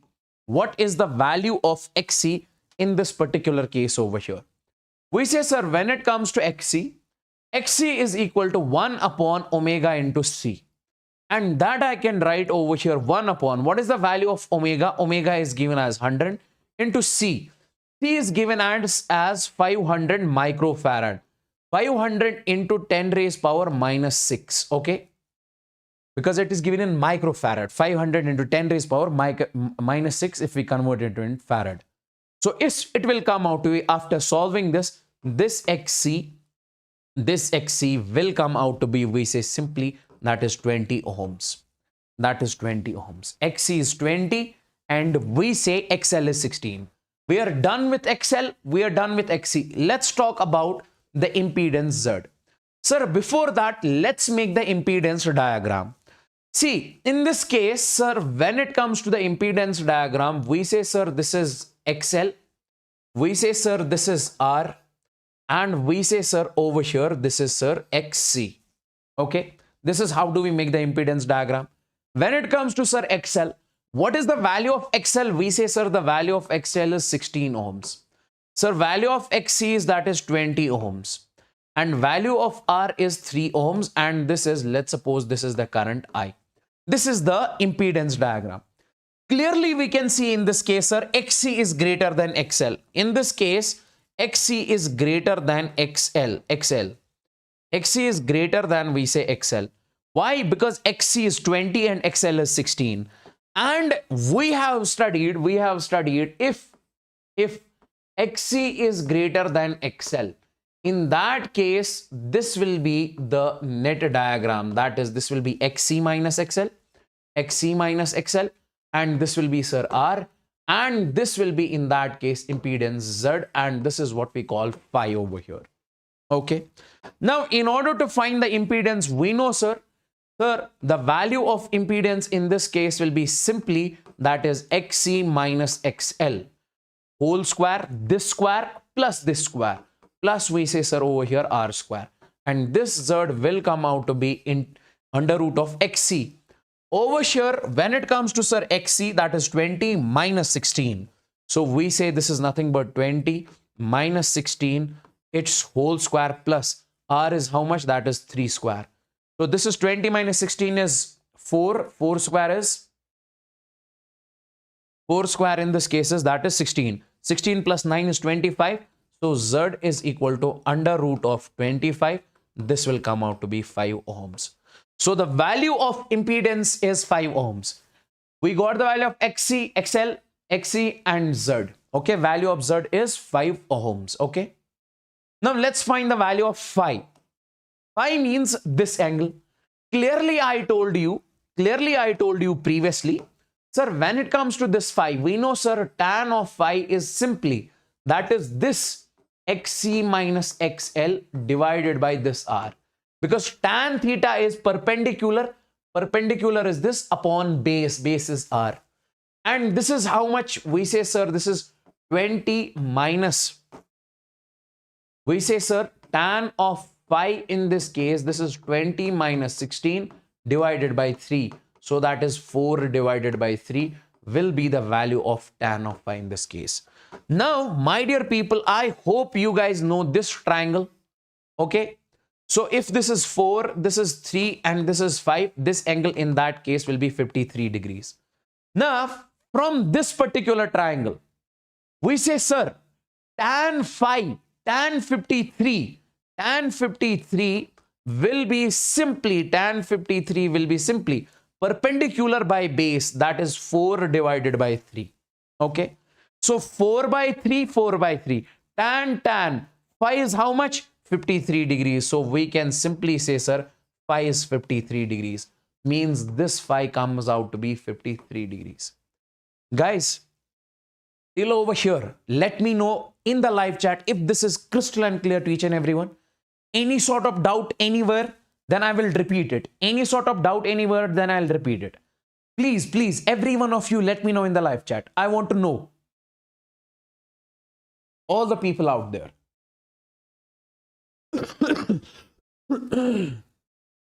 All the people out there, I want all of you to basically comment and let me know, is this clear to each and everyone?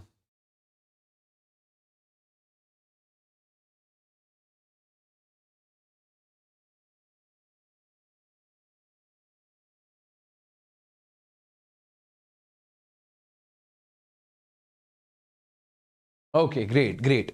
Now see, so we say phi is equal to 53 degrees in this case. Now see, so we got the value of phi also, that is 53 degrees. Now if we talk about V naught, sir, V naught over here, this is 1, 2 and this is 3 over here. This is 3 and this is 4. This is 3, 4 and this is 5.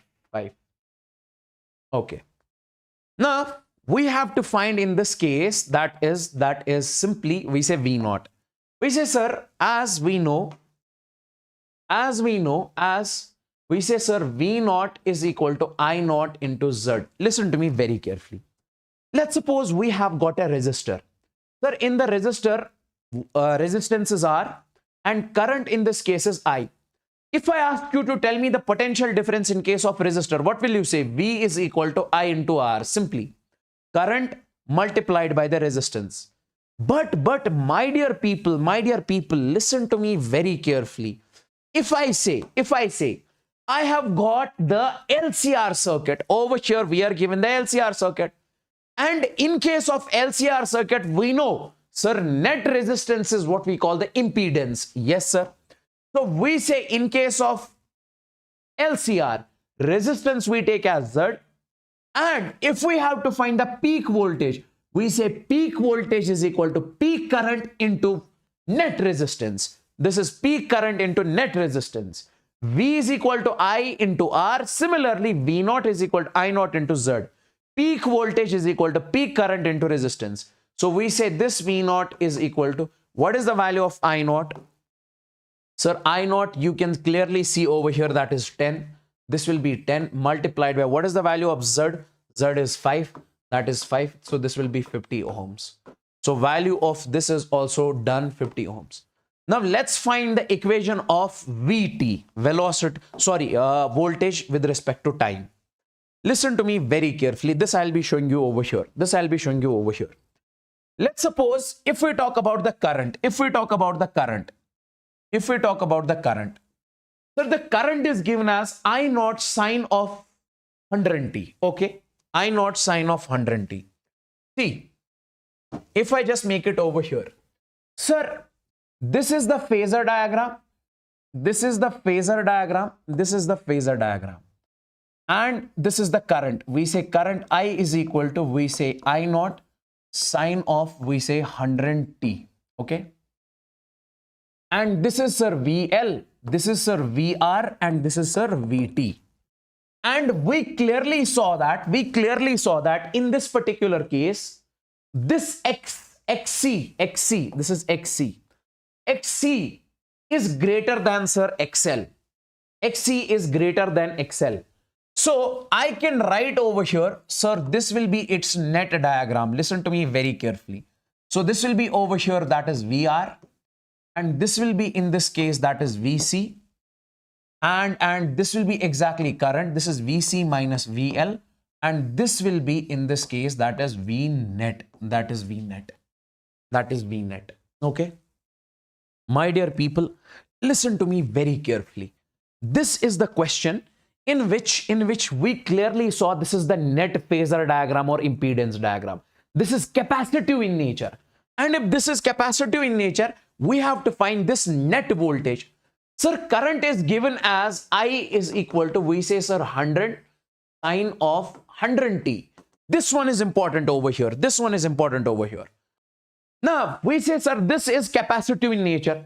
So we say in the downward direction, we have VC minus VL and you have VR. And this is what we call current. Sir, net voltage will be something like this, and this angle is given as phi, which we already calculated, that is 53. Listen to me very carefully. Sir, if the equation of current is 100 sine of 100t, 10 sine of 100t. If the equation of current is given as 10 sine of 100t, what will be the equation of this one? We can say equation of this one will be simply, if this is I is equal to I naught sine omega t, equation of this will be V is equal to V naught. Then we have sine of omega t. Omega is how much? That is 100 t. And this is, see, this is sine omega t. Sine omega t is along this. Now this lags by 53 degrees. So we say minus 53 degrees over here. If this voltage was along this, then we would have said it is V naught sine 100t only. But it is lagging by 53 degrees. So we are saying minus 53 degrees. And we calculated over here V naught is 50. So we say this V of t will be simply, that is instead of V naught, we say, sir, this will be 50.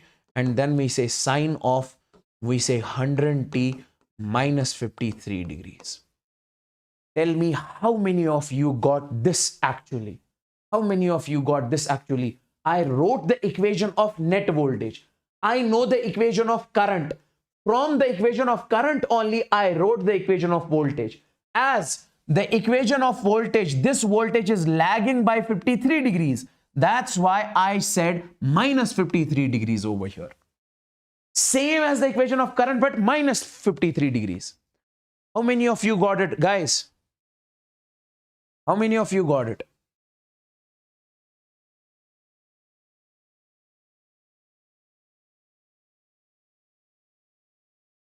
Now, I'll write over here. To write equation of voltage in resistor. You tell me one thing. You tell me one thing. Sir, when it comes to the current in this case, current is given as I is equal to 10 sine of 100t. This is current. And we know, sir, when it comes to the VR, voltage and current are in the same phase in case of a resistor. Sir, voltage VR and current are in the same phase in case of resistor. So whatever is the equation for current, same will be for voltage. So we say V of R into T.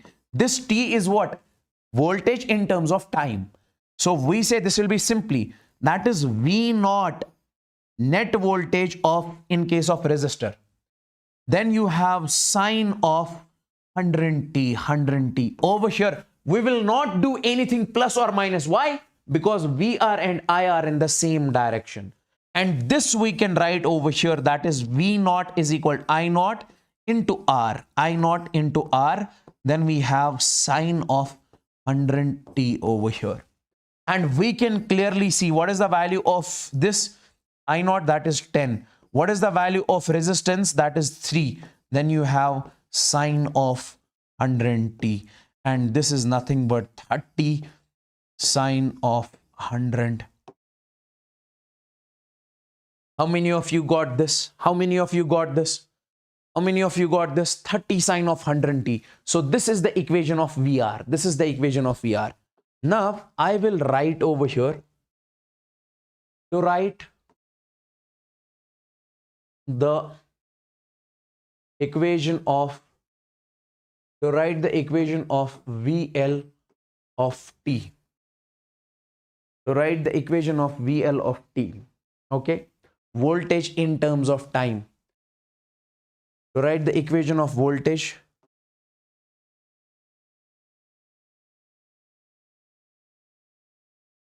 in inductor. Okay. To write the equation of voltage in inductor. Now see, sir, when it comes to the inductor, we know, sir, this is what we call the inductor over here. Okay. So that is VL. And this is what we call the current. Okay. Sir, current in case of inductor, you can clearly see. Sir, this is inductor and this is current. So what is the value of current over here in this question? We know, sir, value of current is, sir, 10 sine of 100t. We have to write the equation of voltage. And this angle is how much? We say, sir, this is pi by 2. Let me show you how to write the equation of voltage. We say, sir, voltage in inductor with respect to time, it is equal to, it is simply V naught of T. That is peak, sorry, V naught of L. Peak voltage in inductor. Like over here in case of resistor, peak voltage in resistor. Similarly over here, peak voltage in inductor. Then we have sine of 100t. Then we have sine of 100t. And this sine of 100t means along this line only. But it is pi by 2 leading. It is pi by 2 leading. So we say plus pi by 2 over here. So we say, sir, this will be simply V naught. So this will be I naught into XL.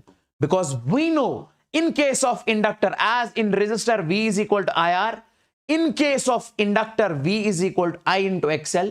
In case of capacitor, we say V is equal to I into XC. This is also resistance. This is also resistance. So this is basically the resistance of capacitor. So this will be sine of 100t plus pi divided by 2. and we say over here, sir, I naught, that is 10.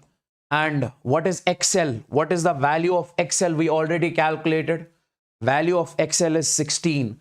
So put the value of XL as 16 in this case. So this will be 16. Then we say sine of over here 100t plus we say, sir, pi by 2. And we say 160. Then we say sine of 100t plus we say pi by 2. So this is the equation of voltage in case of inductor. This is the equation of voltage in case of inductor. Is this clear, guys? Is this clear, guys? Now let me write the voltage to write the voltage of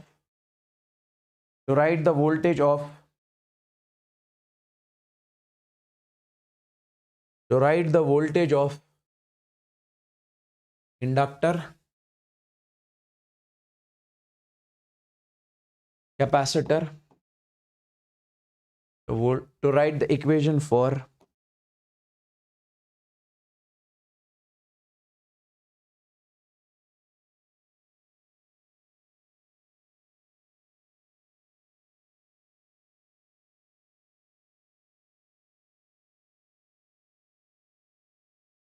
okay. Now you guys know that when it comes to the current, sir, current is in the forward direction, something like this, and this current is, sir, 10 sine of 100t. Okay. And in case of inductor, we know capacitor, we know, sir, voltage lags behind by pi by 2. Voltage lags behind by pi by 2. And if we have to write this voltage in capacitor with respect to time, its equation, it will be simply V naught peak voltage in case of inductor, peak voltage in case of capacitor. Then we have sine of 100t. Then we have sine of 100t. See, like over here, V naught peak voltage in case of inductor. Similarly, over here, peak voltage in case of capacitor, sine of 100t. Then we have minus pi by 2. Why? Because sine omega t is along this line only. If you do minus pi by 2, you will reach on to this line. So it will be minus pi divided by 2. So you can say, sir, this will be I naught into XC. So this will be sine of, we say, 100t minus pi by 2. And this will be, sir, 10 into, what is the value of XC? Sir, value of XC we calculated over here, that is 20. So you can write over here, that will be simply 20. Then we say sine of, we say 100t minus pi by 2. So you say, sir, that is 200. Then we say sine of 100t minus pi by 2. Okay. So this is the equation for voltage in case of inductor. This was one of the best questions in the today's session. So done with this one, done with this one, this one, this one, this one. All the 4 equations done. Now power factor. Let's find the power factor. Let me show you how to find the power factor. Over here, I'll show you. Yes.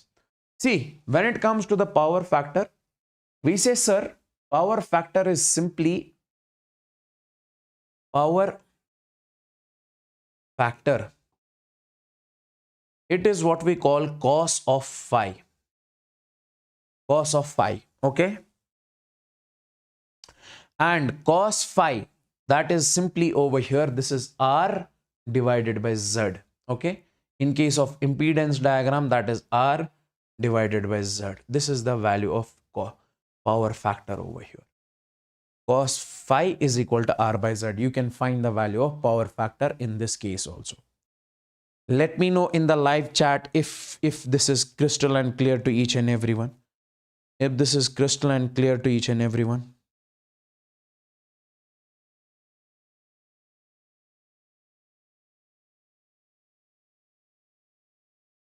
Okay, guys. Done. Done. we have this question. This is of similar type. This is also very important. Now, you guys are supposed to tell me in this particular case, we have an LCR circuit. Over here, resistance is 300 ohms. This inductance is 100 and capacitance is 20 microfarad.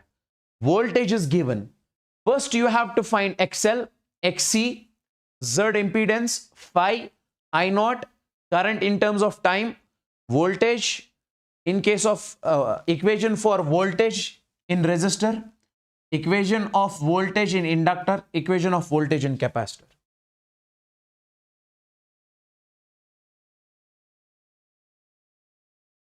This is not lengthy. These are the 9 questions. 1, 2, 3, 4, 5, 6, 7, 8, 9.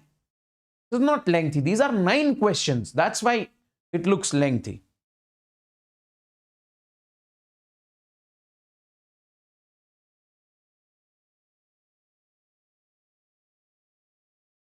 Okay. Will you be able to do all of these questions? Let me show you over here. You won't be able to make the equations. Okay. It is difficult. Making the equations is difficult over here. Value of capacitance is 20 microfarad. See, first is over here XL. When it comes to XL, we say omega into L. And that will be simply, what is the value of omega? See, this is omega. This is omega. Okay. And this is V naught. V naught sine of omega t plus. And this is over here phi. Okay. So V naught, omega is how much? That is, sir, 100. Into L. What is the value of L? That is 1. So this will come out to be 100 ohms. So XL in this case is 100 ohms. And if we have to find XC, we say, sir, XC will be simply 1 upon omega C. Sir, that is 1 upon. That is simply 1 upon. What is the value of omega? That is 100. And what is the value of capacitance over here? Sir, when it comes to the capacitance, we say, sir, this is 20 into 10 raised power minus 6. Okay. So this will come out to be how much? This will be, that is 2000. Okay. And then T0 with this one, this will be 500. Okay. XC in this case is 500. XC in this case is 500.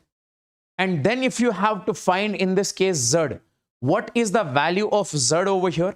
See, clearly in this case here, XC is greater than XL. XC is 500, XL is 100. So impedance or diagram, if you have to make, that will be something like this. This is R. This will be XC minus XL. Okay, and this will be in this case impedance Z, and this will be, sir, phi.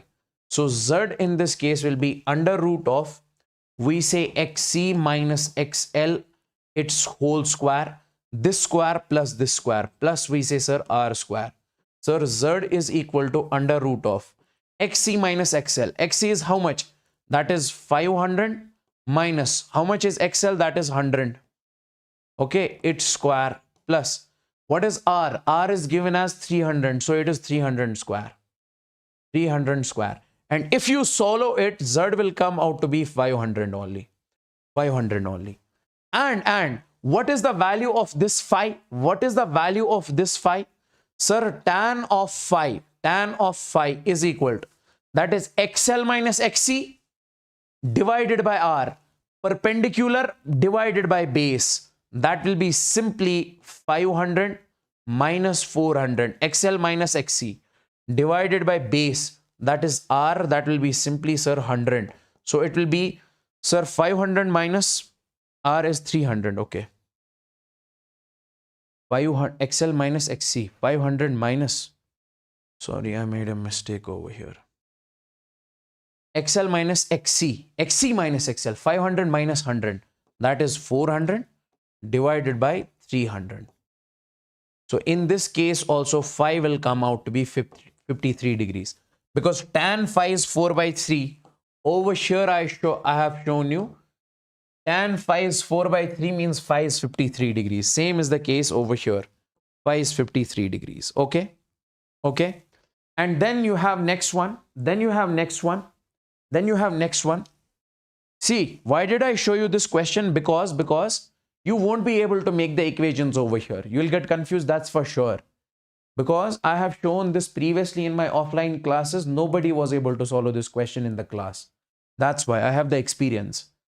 So now let's, Z is done, this is done, this is done, this is done, this is done. Let's find the I naught. Let's find the value of I naught. See, let me just show you how to find the value of I naught. As sir, peak voltage is equal to peak current into impedance, net impedance, net resistance. So we say, sir, I naught is equal to V naught divided by Z. So we say, sir, I naught is equal to V naught. What is the value of V naught? Sir, V naught over here is given as 50. In this case, you are not given current, you are given in this case, you are given voltage. And in the previous question, if you see, in this question, you were given current. But over here in this question, you are given voltage. You are given voltage. So V naught is given as 50 over here.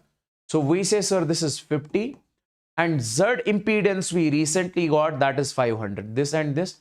So this will be 0.1 ampere. Okay. Guys, is this clear till over here? Let me know in the live chat. Everybody, all the people out there, is this clear?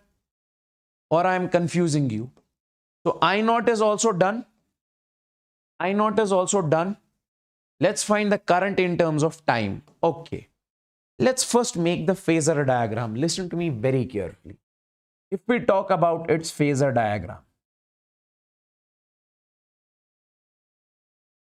See, over here you can clearly see that, sir, this is the phasor diagram. XC is greater than XL. XC is greater than XL. So we say if we have to make the phasor diagram, so this will be VR and this will be in this case VC minus VL. Okay.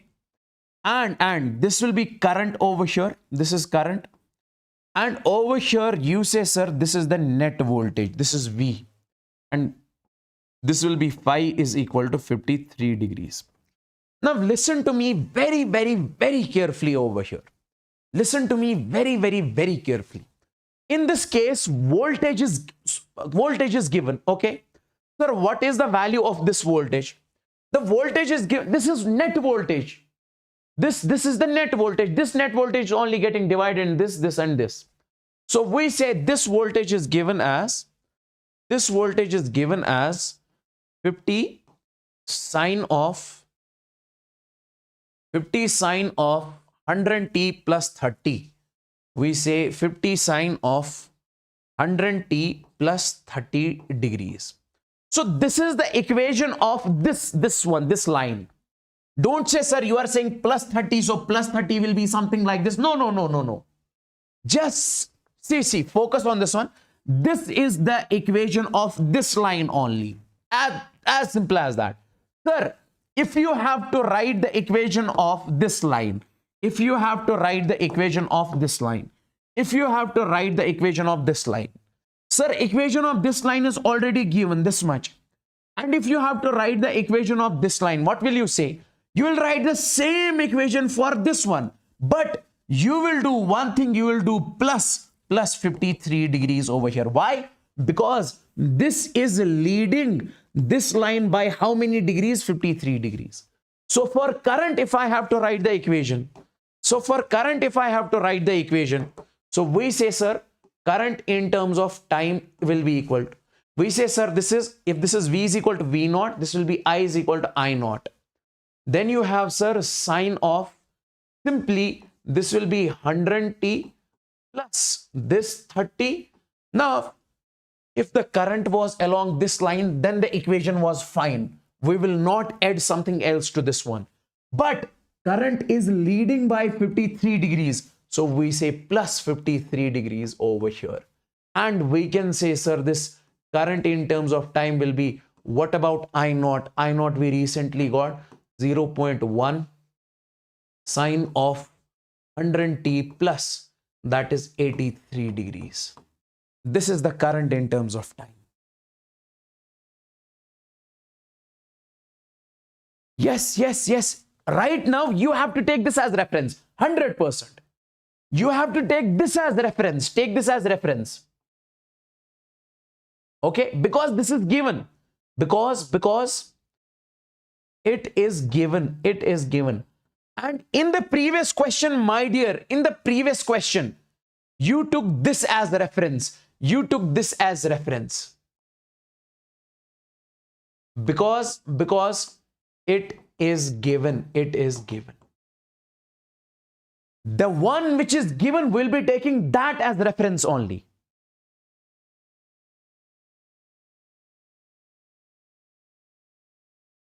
See, that's what I'm saying, my dear. You have to take this as reference. And the equation for reference is this one. 100t plus 30 degree only. 100t. This is given from that side only. Don't get confused over here.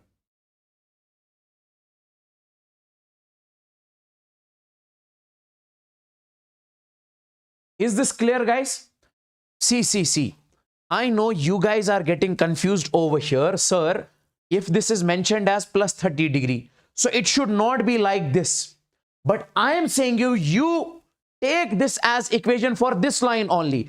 If it is plus 30, plus 70, plus 30, plus 70, plus 80, whatever it is, they have said, sir, for this line, this is the equation. That's it. We are assuming it. Whatever is the mentioned over here, we'll take that only. We'll take that only.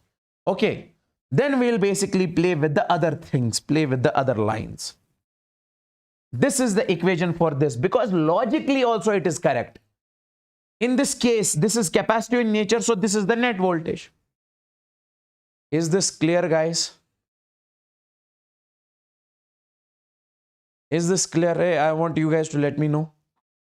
I want you guys to let me know.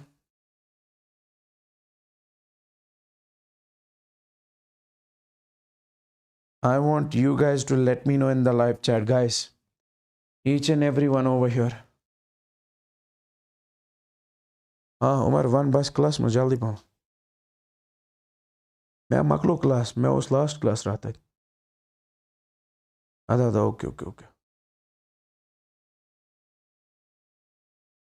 okay. Okay, great. Yes, this is a very good. This is not one question. These are the 9 questions. Don't think this is not NEET based. This is completely NEET based. But these are 9 questions.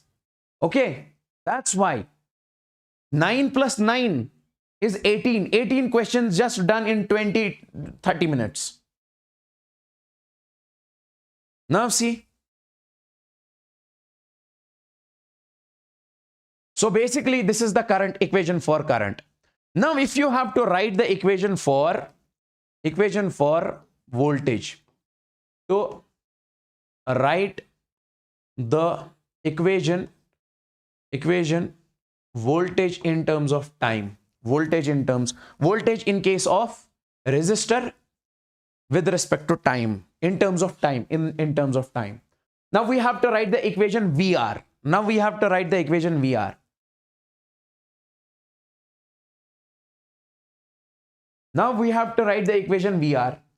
Sir, this is VR, and this is Sir V.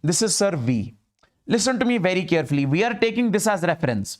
If this is reference, this is V and this is VR. Don't you think, sir, this VR, clearly, just for 5 seconds, please listen to me. Sir, this VR is leading this V by 53 degrees. So whatever is the equation for VR, we'll have to add just 53 degrees to that, or whatever is the equation for current, same will be the equation for VR. As simple as that. So we can write over here VR of t will be simply V0 of R, peak voltage in resistor, into, then we say sine of, we say over here 100t plus 83 degrees only. Why? Because VR and current are in the same direction. Whatever is the equation for current, same will be for VR. But over here you have peak voltage, peak current. Over here you have peak voltage. And this peak voltage I can write, that is I0 into R and then you have sine of, we say 100t plus 83 degrees. And we say, sir, in this case, what is the value of I naught? I naught in this case is given as 0.1 into, what is the value of resistance? Value of resistance over here is, that is 300. Value of resistance is given as 300. And then we have sine of, we say 100t plus 83 degrees. Okay. Done.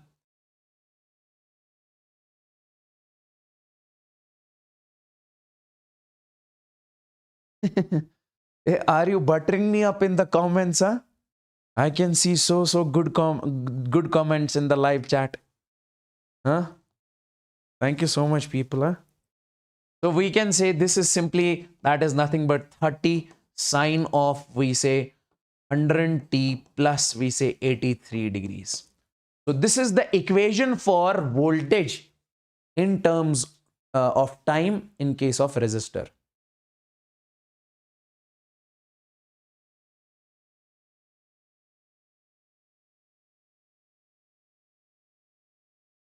Yes. I will be uploading the notes also, don't worry. I will be uploading the notes also.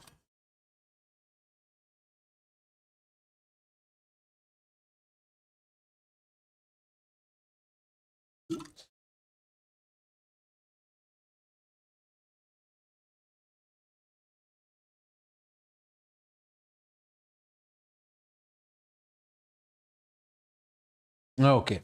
Now let's write the equation for, let's write the equation for, to write the equation for, to write the equation for, we say, this is also done, voltage in inductor, to write the equation for voltage in inductor. So we say, sir, this is VL of T. It will be simply V naught of L, peak voltage in inductor. And then we have sine of, see, when it comes to the inductor,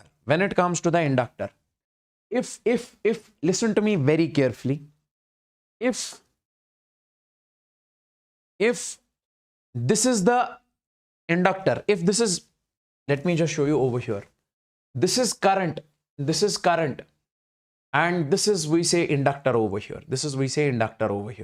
that is VL.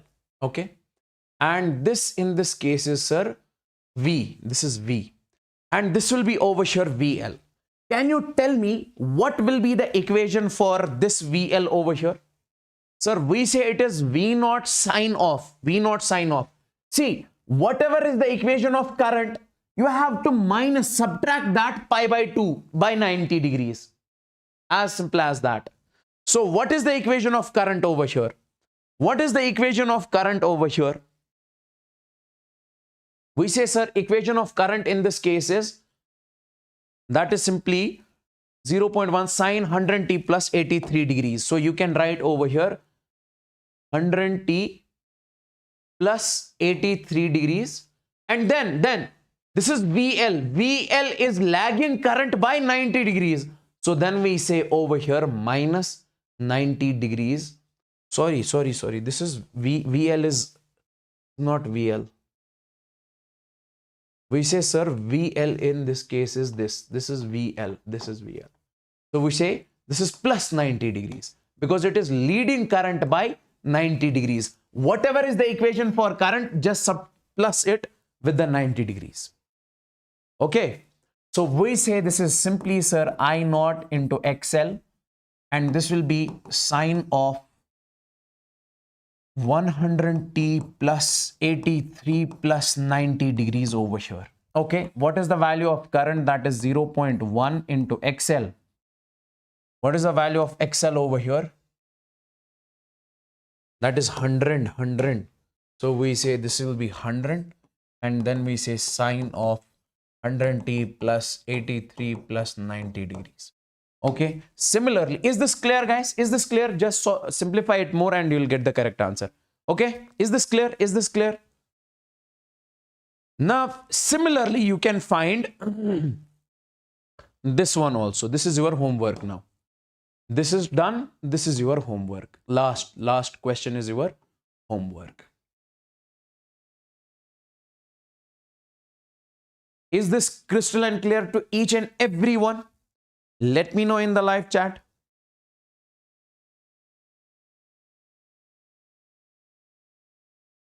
We say power in AC. Okay, great.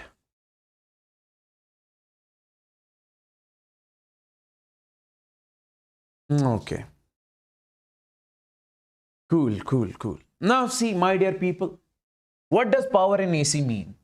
Let's suppose we have got a resistance over here and we are connecting a battery to this particular resistor, something like this. Okay. And in this case, this is the resistance, this is the resistor.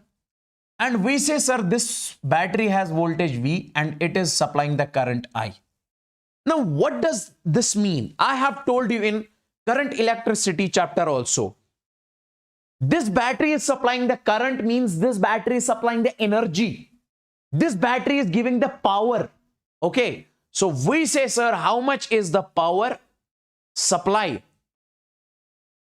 Power supply by the battery. By the battery. We say, sir, that power supply is V into I. Power supply by the battery is V into I.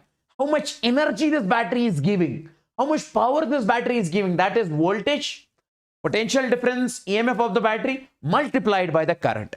Now, this is what we have studied in case of DC source. This is a DC source. This is power supply by the battery. But we have to study power in AC. We have to study power in AC. Okay. Now, over here, directly remember, my dear friends, here, we define average power. Average power. Listen to me very carefully. I'll make you understand. Sir, if you have a battery, it is giving current, means it is giving energy, means it is giving power. So how much power this is giving? That is V into I. And that power is basically being lost in the resistor. That energy goes into the resistor.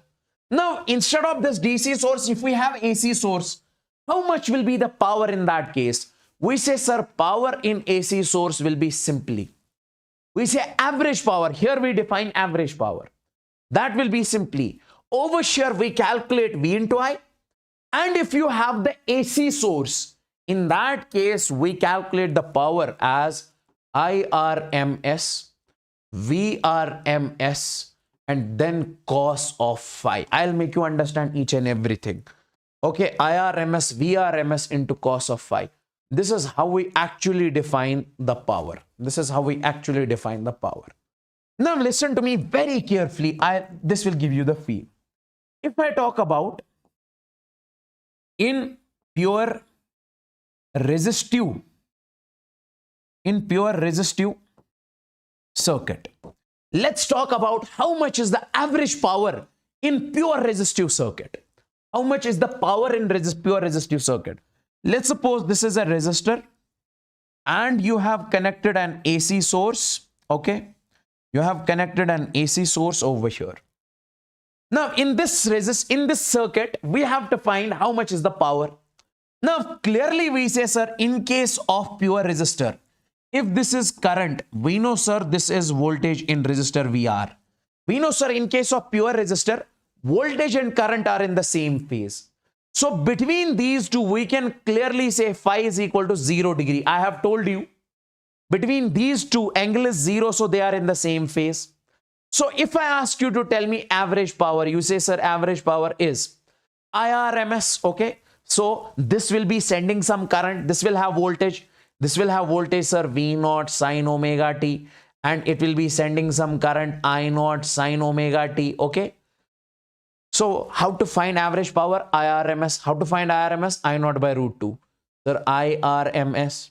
Sir, VRMS. And then you have cos of 0 degrees.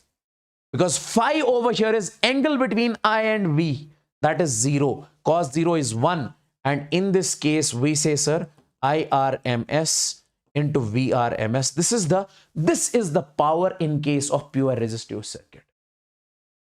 This is the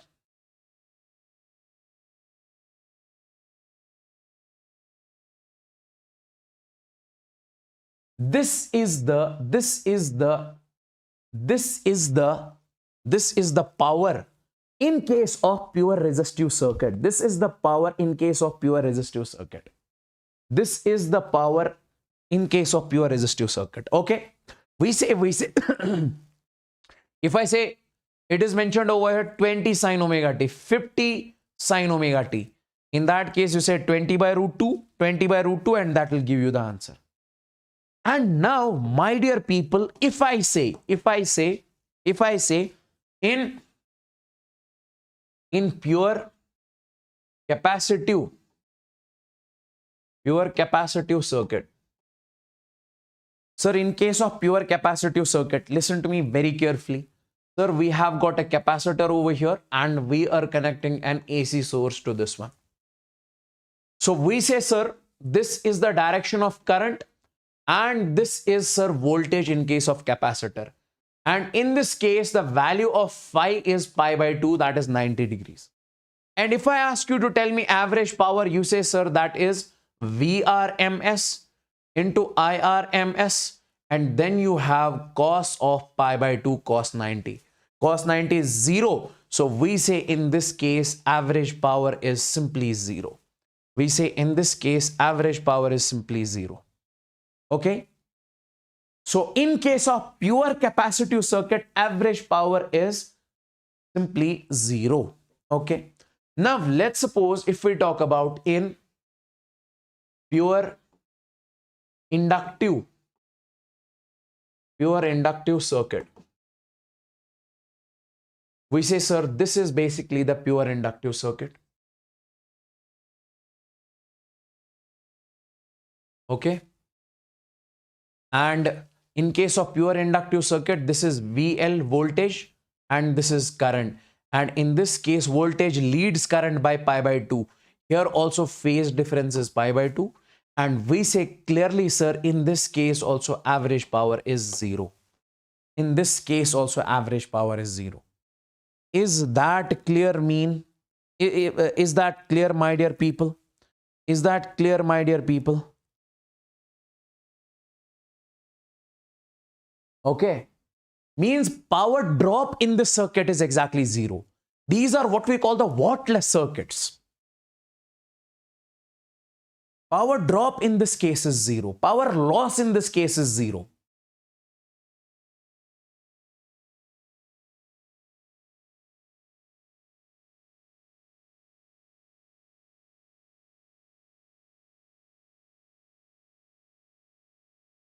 Like over here, I gave you the simple example. Sir, this battery is supplying the power and it is lost in the resistor. This energy is lost in the resistor. Okay. Same is the case over here. This is the power drop over here. Average power drop. And this average power drop in the circuit is 0. Average power drop in the circuit is 0.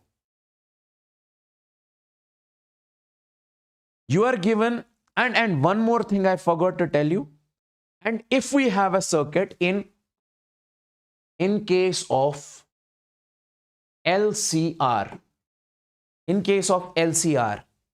listen to me very carefully. In case of LCR, okay. So if XC is greater than XL, if we make the impedance diagram for LCR, sir, this is we say XC, this is we say, sir, R. Sorry, this is XL, and we say, sir, this is XC.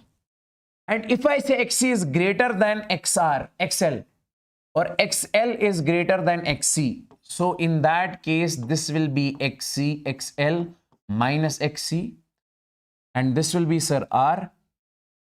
Okay. And in this case, this is the net resistance, that is Z. This is, we have already discussed this. And this will be, sir, phi. So over here, cos of phi is equal to, we say simply Sir, cos means curly black here. Okay, curly black here. That is R by Z. That is R by Z. In this case, if we talk about the LCR circuit, this is the impedance diagram of LCR circuit. And if I say in that LCR circuit, XL is greater than XC, inductive reactance is greater than capacitive reactance.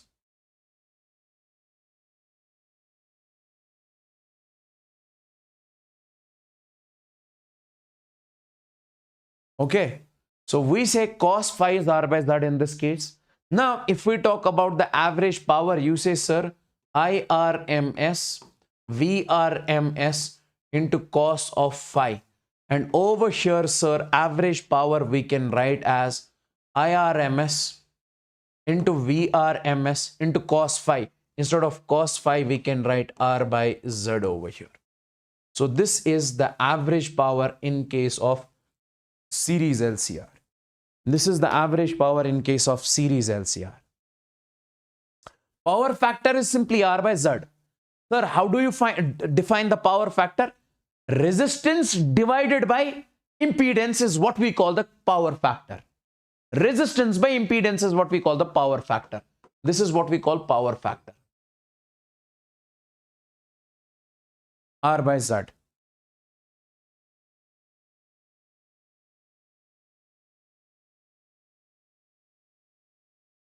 Is that clear, guys? So in case of series LCR, this is the average power. In case of pure inductive circuit, this is average power. In case of pure capacitive circuit, this is average power. And in case of pure in a resistive circuit, this is the average power. And you have got the question over here. Let's basically solve this question. So in an AC circuit, V and I are given by V is equal to 100 sine of 100 T. Okay, this is the voltage. Voltage is given as this one. Okay, voltage is given as, we say, sir, 100 sine of, we say, 100 T. Okay. And current I is given as, that is 100 sine of 100 T plus pi by 3, and this is milliampere, and this is volts. Okay.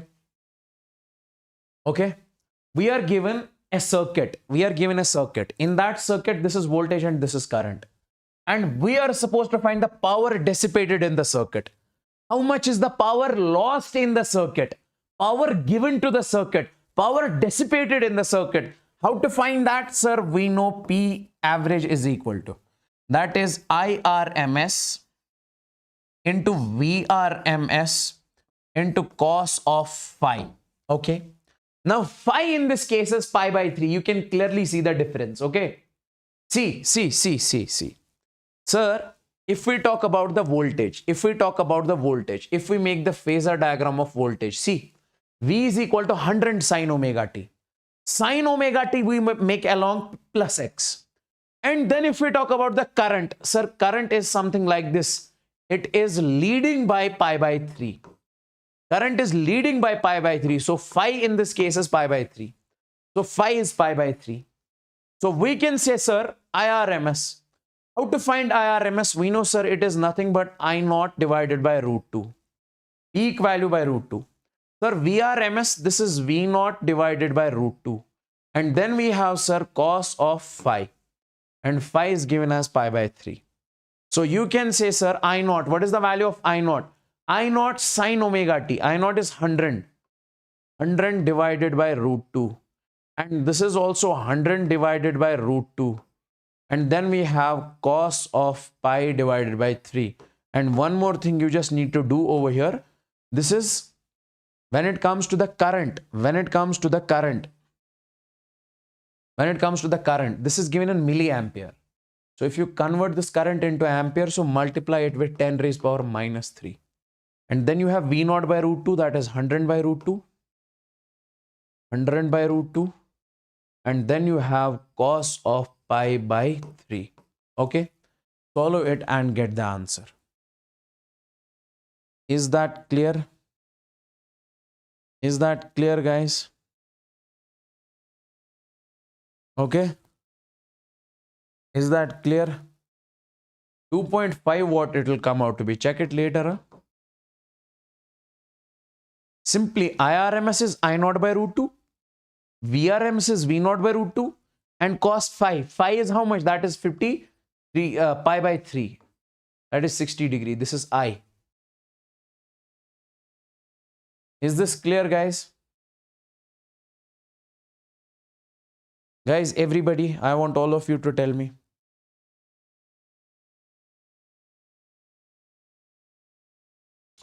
Variation of impedance. Variation of impedance. Variation of impedance with frequency and of different circuits. Variation of impedance with frequency of different circuits. Listen to me very carefully. Sir, let's not mention, let's write as resistance.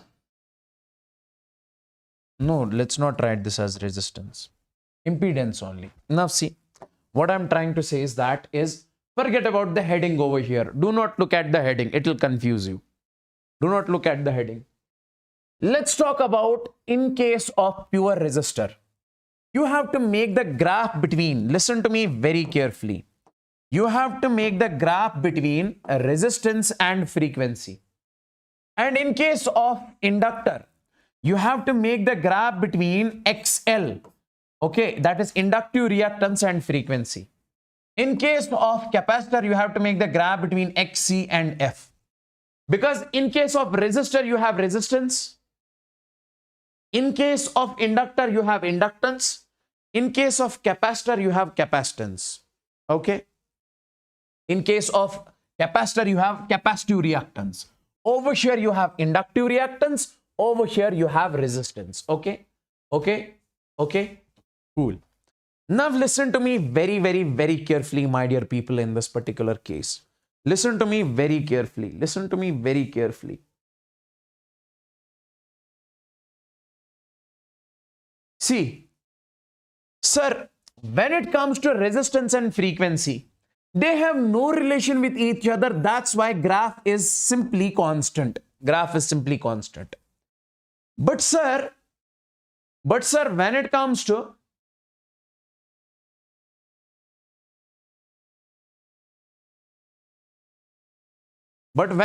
to basically XL and F, you have to make the graph between inductive reactance and frequency. Listen to me very carefully.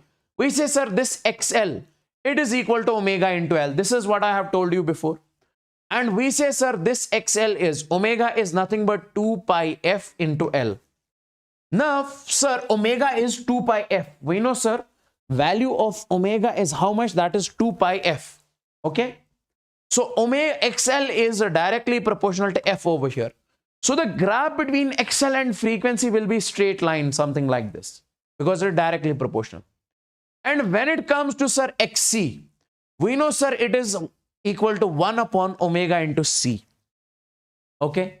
And we can write this XC is equal to 1 upon, instead of omega, we can write 2 pi F into C. And clearly we say omega XC is inversely proportional to, we say, F, because the relation between XC and F is inverse. So if you make the graph between XC and F, so it will be a rectangular hyperbola, something like this. Is this clear, guys? Is this clear, guys?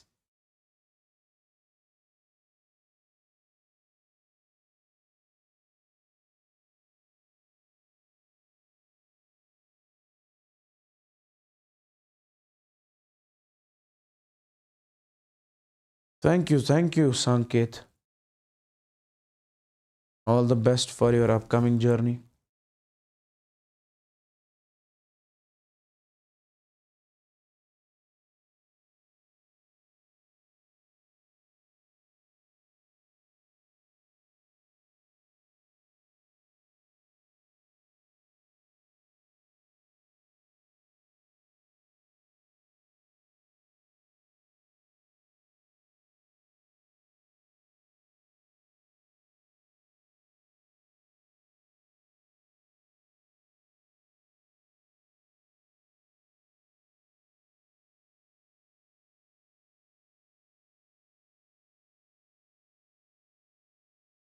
Okay, is this clear? Is this clear to each and everyone? Now, let's make the graph between impedance and frequency in case of LCR. Listen to me very carefully, very carefully. If we talk about an LCR circuit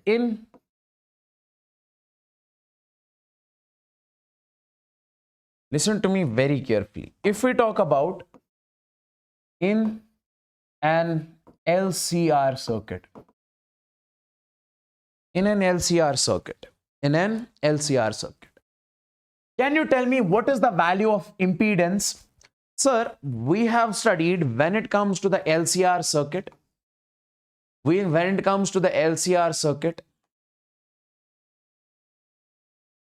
sir, in case of LCR circuit, value of impedance is XL minus XC whole square plus R square and root.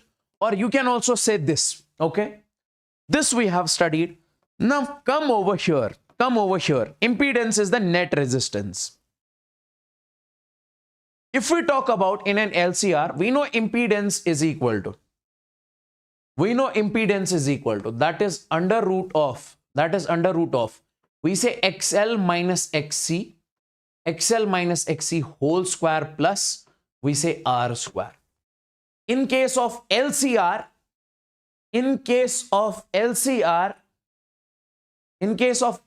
we say XL minus XC, its whole square plus R square whole root is equal to the impedance. Okay.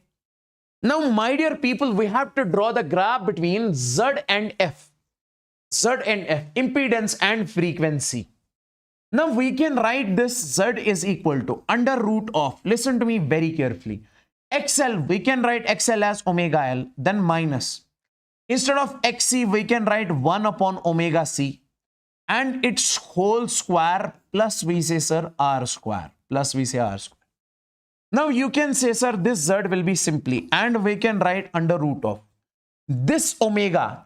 We know, sir, omega is 2 pi F. So we can write 2 pi F into L minus, we can write 1 upon 2 pi F instead of omega 2 pi F into C.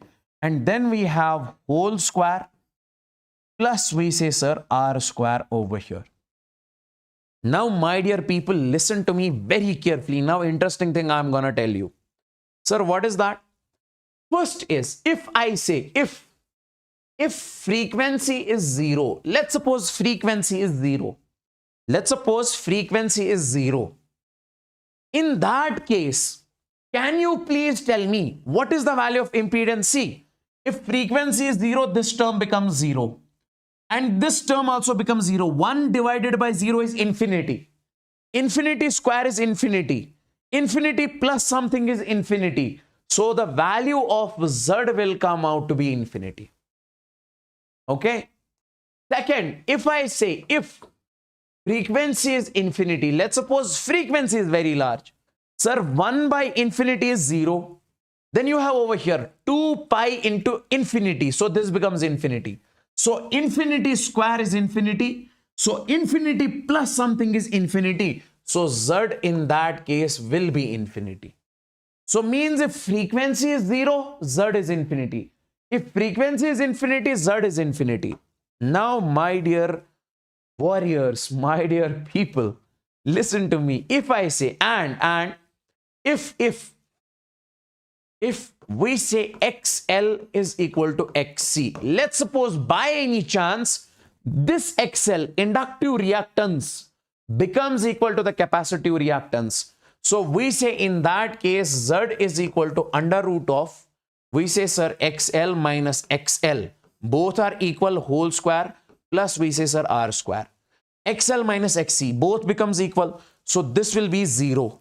Okay. So we say Z is equal to under root of R square. This and this will get cancelled. We say Z is equal to R in that case. Three conditions are there. Sir, the first condition is if F is equal to 0, Z is equal to infinity.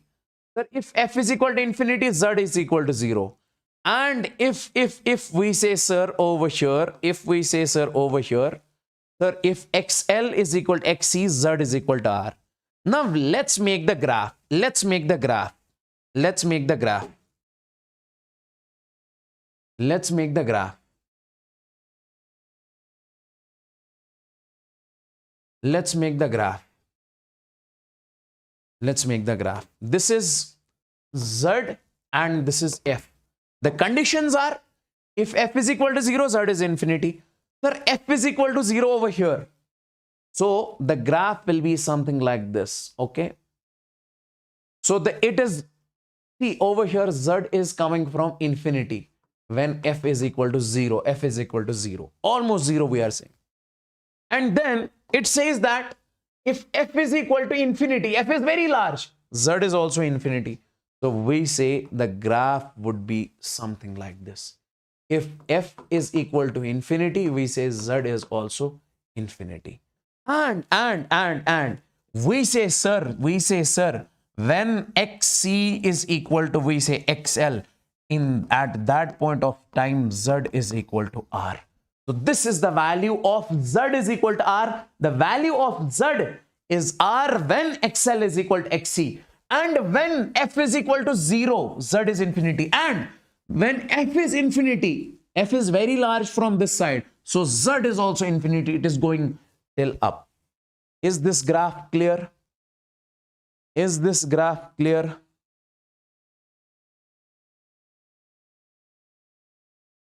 Guys, let me know if this graph is crystalline clear.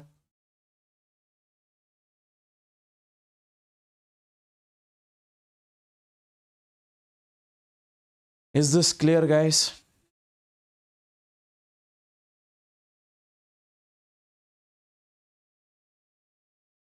Is this clear to each and everyone? Let me know, guys.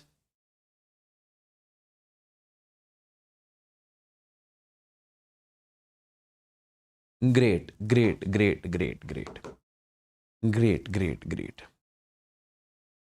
Guys, if you have not liked this session, like it as soon as possible. Like it as soon as possible, okay?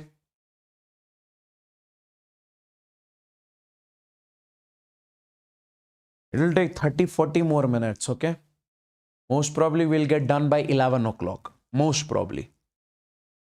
Radio tuning, yes, we'll get done by 11 o'clock. We just have few topics left and few questions, we are done. Now see, resonance condition. What does a resonance condition actually mean? We say if in an LCR circuit, XL becomes equal to XC.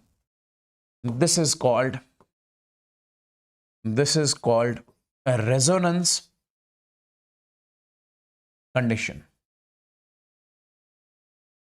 So we say if XL becomes equal to XC, then this is called the resonance condition. And in this case, and we recently saw that when XL becomes equal to the XC, in that case, impedance is equal to R. Z is equal to R. Z is equal to R. And Z is equal to R in that particular case. Okay. This is what we call the resonance condition. So if somebody asks you from now onwards, what is resonance? You say, take an LCR circuit. If in that LCR circuit, XL is equal to XC, then we say it is a resonance. Okay. It is like this. You have, sir, XL, you have, sir, R, and you have, sir, XC. If XL is equal to XC, then this will get cancelled with this one. So what remains is R. So net impedance Z is equal to R. Now, my dear people over here, listen to me very carefully. When it comes to the resonance condition, we say, sir, XL is equal to, we say, sir, this XL is equal to, we say, sir, XR. Sorry, we say XL is equal to XC. Okay. We say XL is equal to XC. Now, if XL is equal to XC, we say, sir, XL is nothing but omega into L. And XC is 1 upon omega into C. Take this omega there. So this will be omega square is equal to 1 upon LC. So you can write it something like this. You can write it something like this. Omega is equal to 1 upon under root of LC. Omega is equal to 1 upon under root of LC. Omega is equal to 1 upon under root of LC. Okay. And this is what we call, this is called a resonant angular frequency. This is what we call the resonant angular frequency. Okay. And it is denoted by omega naught. It is denoted by omega naught. And if we say, sir, this omega naught is equal to 1 upon under root of LC, can we not say, sir, this omega naught we can write 2 pi f naught? Why? Because omega is equal to 2 pi f. And we say, sir, this is equal to 1 upon under root of LC. And this f naught we can say 1 upon 2 pi under root of LC. And this is what we call, resonant frequency. This is called a resonant frequency. And this one is what we call resonant angular frequency. And this one is what we call the resonant frequency. Is that clear, my dear people? Is that clear? Is that clear? Okay. Because this will help us in the radio tuning. Okay. We'll be seeing that also. That's why we calculate this resonant angular frequency over here. Or we say, this is that frequency at which resonance takes place, at which XL becomes equal to the XC.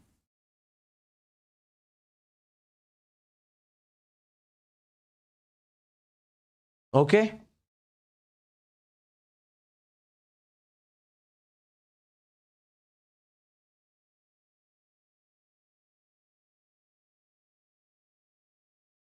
Let's come on to this topic. This is what we call the radio tuning. Radio tuning.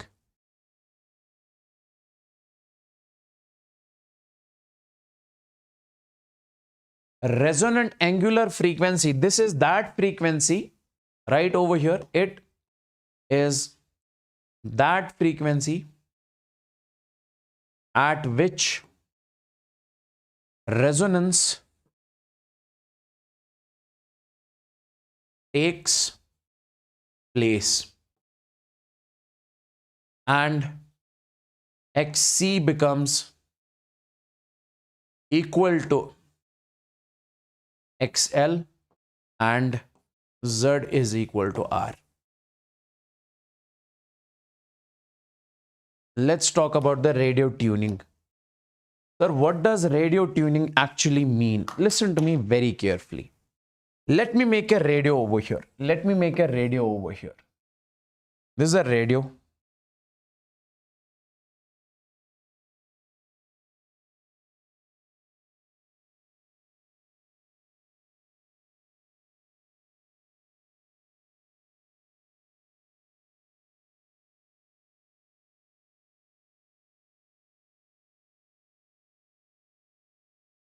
Let me make the radio over here. Okay. This is the radio. And in this case, you have got two buttons, this one and this one. These are the two buttons, okay? And over here, these are the bands, okay? 93.7 FM, 98.5 Mirchi, 99.7 Mirchi FM, okay? Okay. Have you seen the radio something like this before? Are you the 90s kids? Have you seen the radio something like this? Have you seen the radio something like this ever in your entire life? So these radios have basically two buttons over here, which we actually scroll. I don't know what do we call them, buttons, or I don't know exact word. So we basically scroll these two words, these two buttons over here, and then the jockey is basically connected over here. Then the jockey is connected over here. This jockey keeps on basically moving. If we scroll it, it keeps on moving. And if the jockey reaches, let's suppose 98.5, so we can listen to this 98.5 band. We can listen to this 98.5 band. If we want to listen to 93.7 FM, what do we have to do? We have to scroll it, and we have to take this jockey and we have to place it over here. And then we can listen to 93.5. Yes, that is the simple mechanism that we do in the radios. So what actually is happening over here? That is what we need to understand. So we say in this radio, actually an LCR circuit is basically used. An LCR circuit is being used in the radios. Okay. An LCR circuit is being used in the radios. And so what we do actually is, while scrolling the jockey,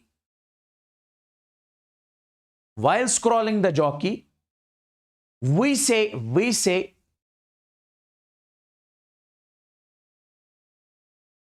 while scrolling the jockey,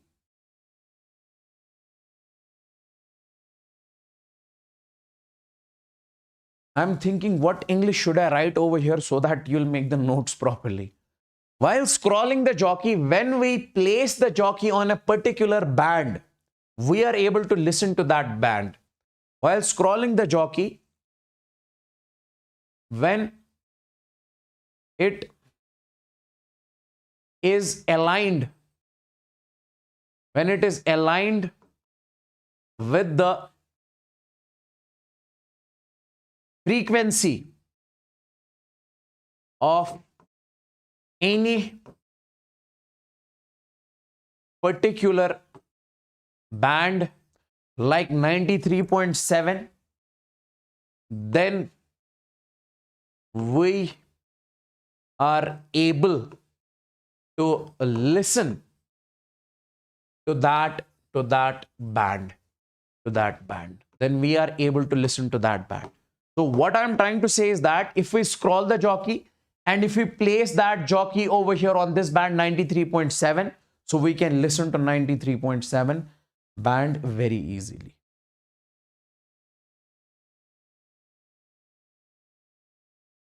Okay. Yes.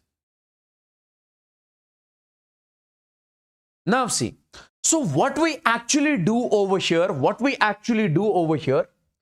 we basically make the resonant frequency of LCR equal to 93.7. We actually make the frequency of LCR equal to the frequency of that band, F is equal to 1 upon 2 pi under root of LC. What we actually do is, sir, we have an LCR over here. By scrolling this, we are fixing the frequency of LCR circuit. And we fix the frequency of LCR circuit in such a way so that it becomes equal to 93.7. When it becomes equal to 93.7, then we are able to listen to this particular band. And if we again scroll it, if we change the frequency, if we make this frequency equal to 98.5, then we are able to listen to 98.5. Is this clear, guys? Is this clear, guys? Is this clear, guys? This is the mechanism in the radios. Now over here, what I'm trying to say, now listen to me. Is this clear? Let me know, everybody. Is this clear? So we actually make the frequency of LCR equal to the frequency of that band. Then only we are able to listen to that particular band. Now listen to me very carefully in this case. See, we'll make the graph. Let's make the graph of current versus frequency. Let's make the graph of current IRMS versus frequency. Let's make the graph of current IRMS versus frequency. Okay. See, if we talk about the impedance graph, let's make the graph of current IRMS versus frequency in LCR used in radio. Okay. See, when you have an LCR circuit used in the radio, in that LCR there will be current. We have to plot the graph of that current. Okay. That is IRMS versus frequency. And this is Z versus frequency. See, if you have this radio, in this radio you have LCR, and in this LCR obviously there will be current. We have to make the graph of that current with frequency. Now see. Sir, when it comes to the impedance graph, we know impedance graph is something like this. When Z is large, over here Z is infinity, over here also Z is infinity, and at this point Z is R, minimum. Z is minimum. Okay, Z is minimum. Now, my dear people, listen to me. From impedance versus frequency, we have to make IRMS versus frequency. From impedance versus frequency, we have to make IRMS versus frequency.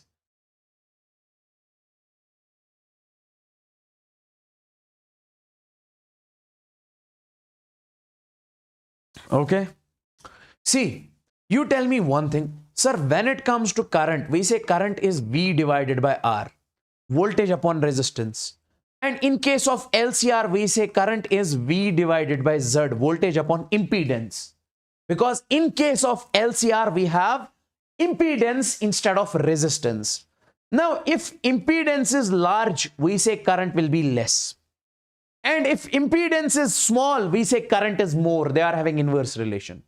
So this is the graph of impedance in LCR circuit.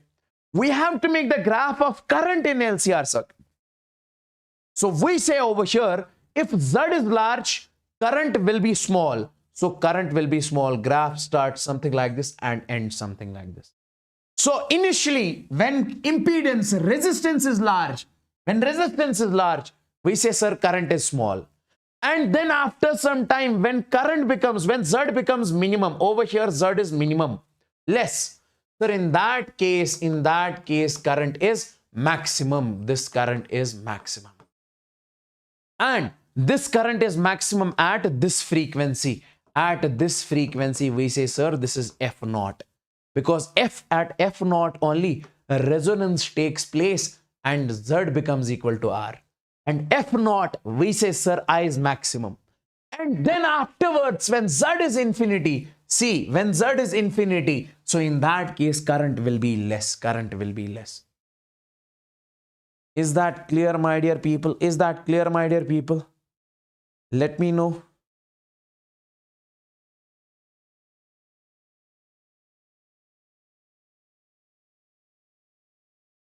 Is that clear? So this is the graph of current and this is the graph of impedance. When impedance is large, we say current is small. And when impedance is small, current is large. And when impedance is large, we say current is small. From this, we made this graph.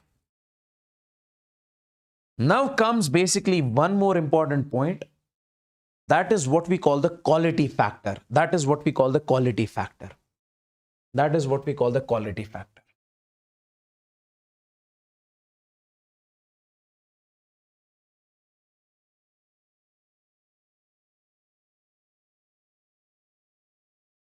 What does quality factor actually mean?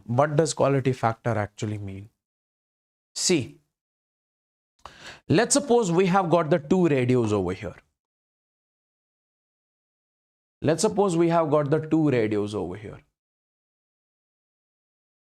Okay. This is radio A. This is radio A. And this is radio B. Okay. This is radio A. This is radio A. And this is radio B. Or let's call this as radio A. This is radio A. And this is radio B. Okay. These are the two radios. Radio A and radio B. Listen to me very carefully. Radio A and radio B. Let's suppose when it comes to this particular radio, I am making the graph of current I. Okay. And I am making the graph of current in this case something like this. This is graph of current versus frequency versus frequency. See, the graph in this case is coming out to be something like this. Okay. Yes, sir. And the graph in this case is coming out something like this.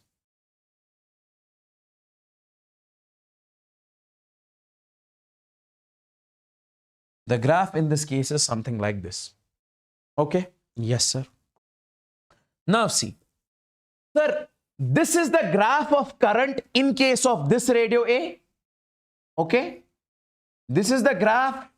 And in case of radio B, this is the graph of current versus frequency. Now I'll make you understand this particular thing over here. See, sir, when it comes to this graph, let's suppose, sir, this is the maximum current. This is the maximum current. This is I max. This is I max. And this maximum current you are getting at, let's suppose, frequency F0. Like over here, you can see we made a graph. Sir, this is the maximum current. You got this at F0. Sir, this graph we made from impedance graph. Now, sir, we can clearly see maximum current we are getting at another frequency also F1. Sir, maximum current we are getting at another frequency also F2 and F0. So at three different frequencies, you are getting the maximum current. But in this case, if you take the same F1, this is F1. If you take the same F2, this is F2. And if you take this F0, sir, you get maximum current at only, F0. This is I maximum. Over here, you are getting maximum current at three different frequencies. You are getting maximum current at one frequency. Here, maximum current is obtained at F0 only. And in this case, I say here, maximum current is obtained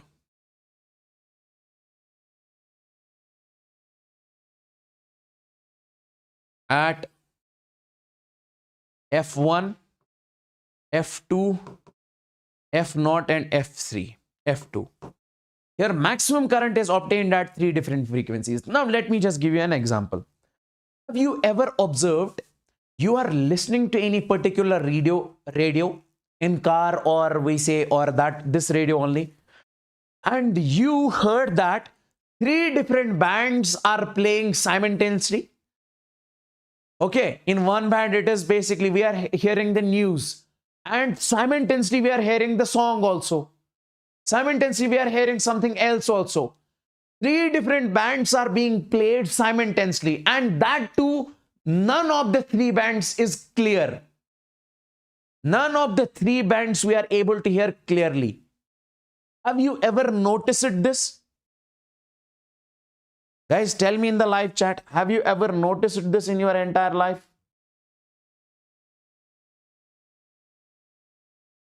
Have you ever noticed this? In a radio, simultaneously you have heard three different bands are running. You wanted to listen to a particular band, you wanted to listen to some music, but simultaneously three bands are running. Have you ever, I need to know the answer. Everybody let me know in the live chat. I'm waiting for your comments. I have to move forward. I have to sleep. I have to go to sleep. Let me know ASAP. I'm waiting for your comments only.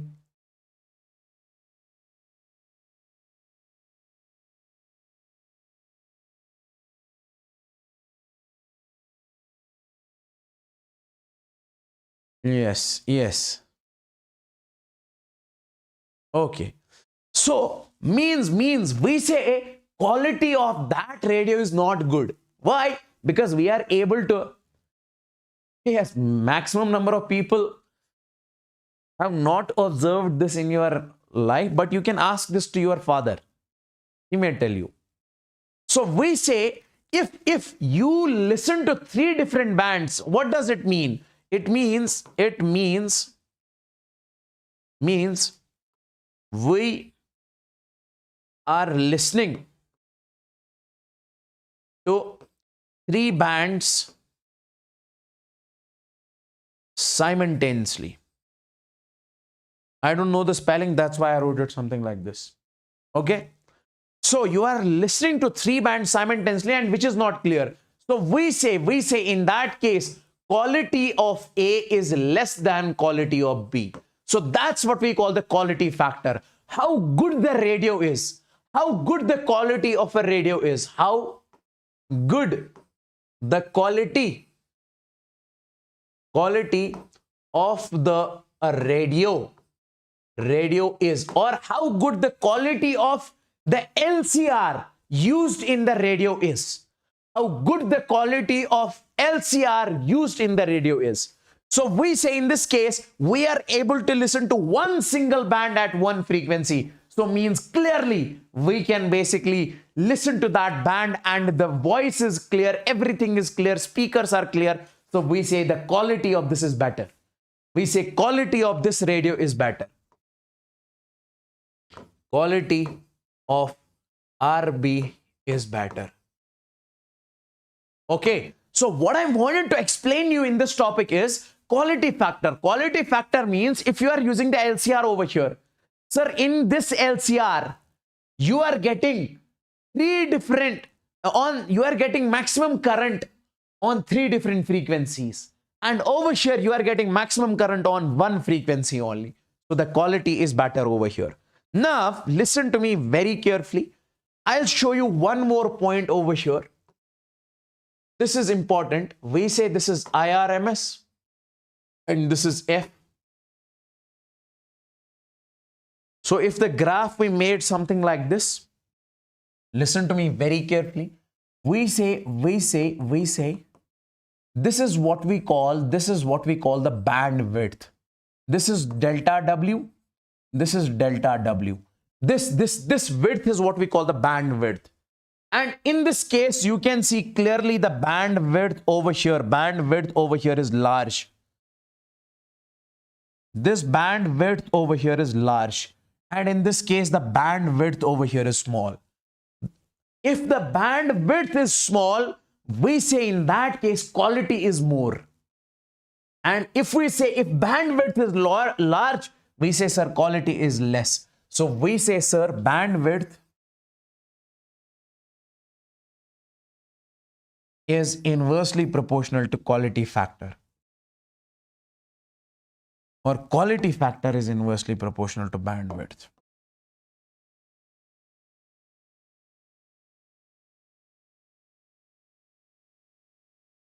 Is inversely proportional to bandwidth. Guys, is this clear or I am confusing you? Let me know.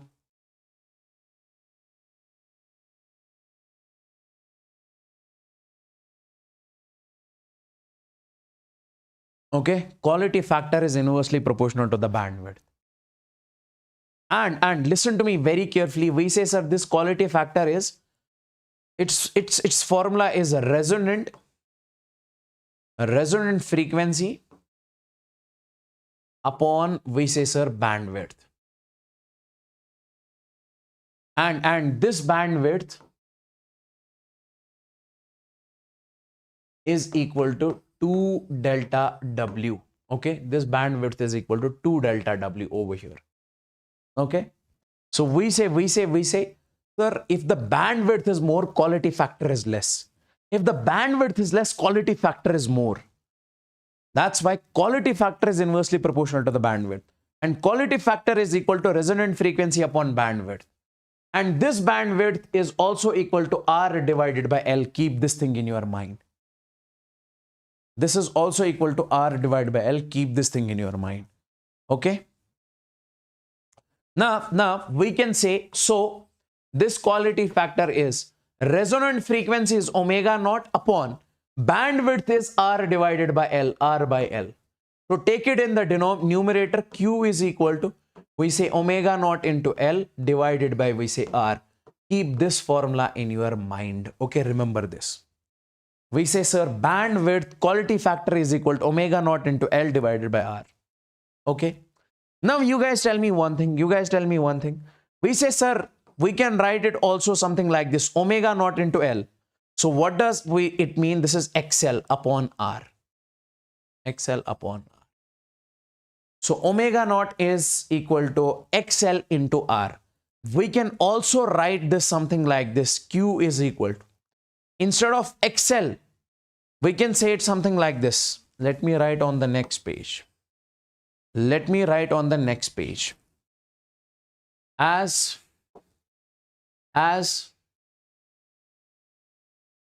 XL is equal to XC at resonance. We know, sir, at resonance XL is equal to XC. At resonance XL is equal to XC. So we say, sir, Q is equal to, instead of XL, I can write XC. We say, sir, Q is equal to XC divided by R. XC divided by R. And also we know as XC is equal to 1 upon omega C. All the formulas which I am writing over here, I want you guys to keep this thing in your mind. Everybody of you.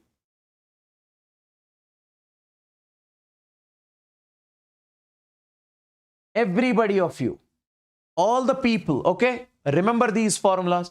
So put up over here. So this quality factor will be, we can write 1 upon omega naught into C into R.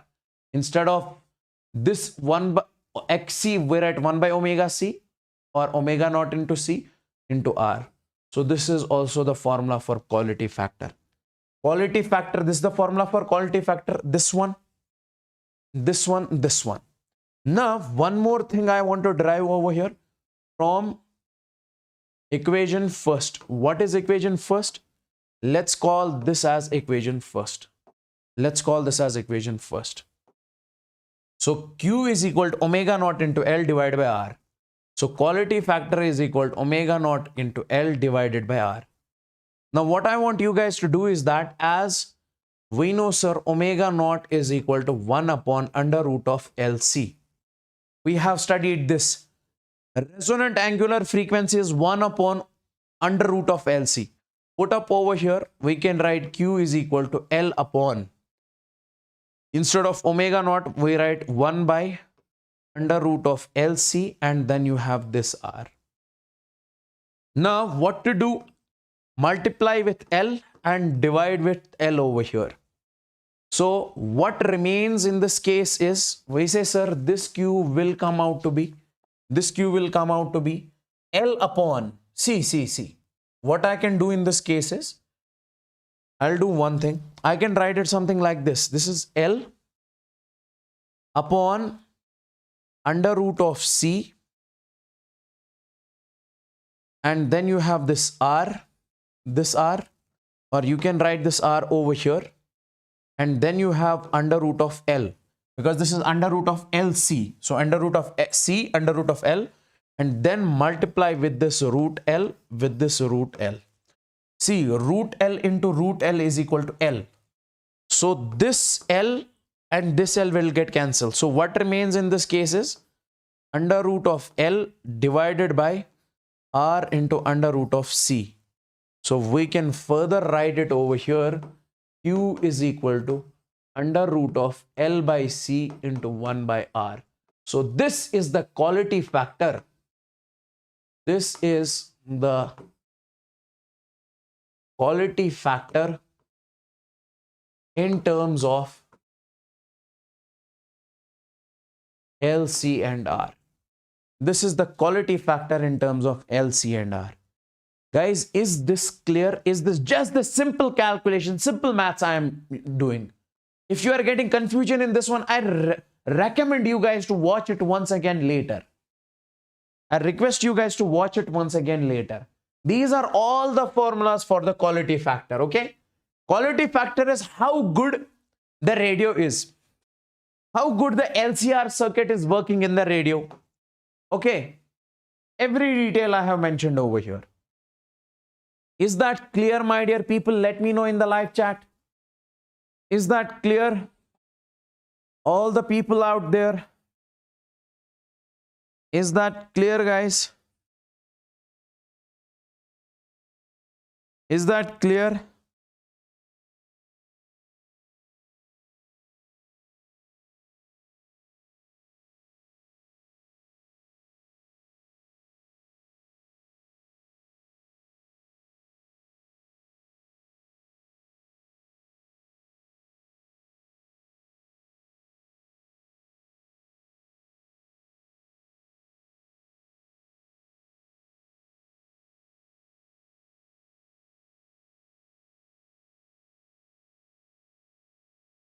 No, no, no. We have the last topic over here.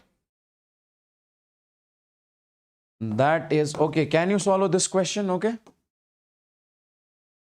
See, in this case, L is given, C is given. You guys are supposed to find angular frequency, a resonance angular frequency. That is omega naught is 1 upon under root of LC.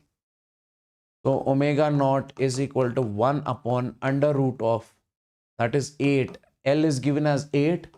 C is 0.5 into 10 raised power minus 6. Solve it and you'll get the answer.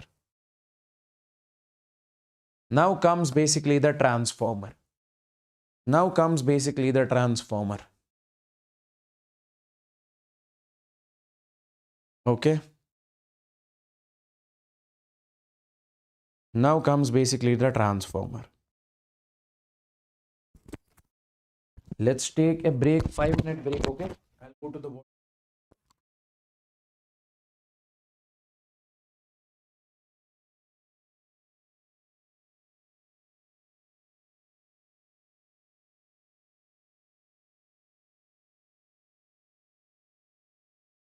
At 11, back at 11.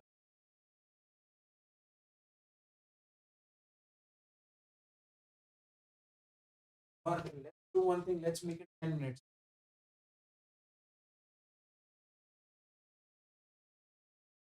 11,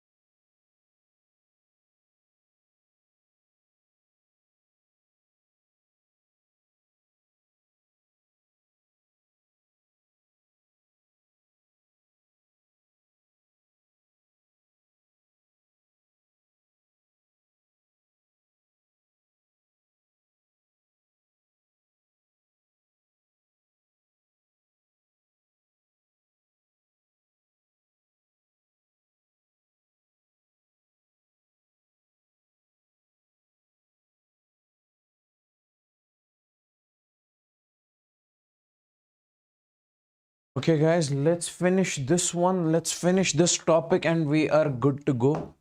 Okay, let's talk about the transformer. Listen to me very carefully. Everybody out there. Okay, now see, let's talk about the transformer. Let's talk about the transformer. What this transformer is all about. See, over here, my dear friends, we say this transformer is a device which is used to step up or step down the alternating voltage. Okay, we use the transformer at our home for what purposes?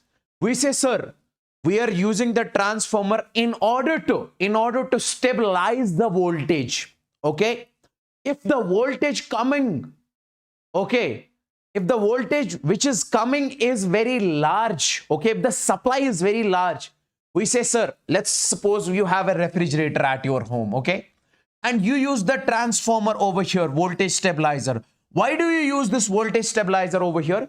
Because if the voltage, if the supply coming from the outside, voltage coming from the outside is large, it will stabilize it. It will decrease it, okay, so that this refrigerator will not burn out, okay, so that this refrigerator will not burn, okay. So that's why we use this transformer. We say it is either used to increase the voltage, step up the voltage, or it is used to step down the voltage. If voltage coming from outside is large, so this transformer will basically decrease, step down that voltage. Okay. And if the voltage coming from the outside is less, it will step up that voltage so that you'll get the proper current, proper supply at your home.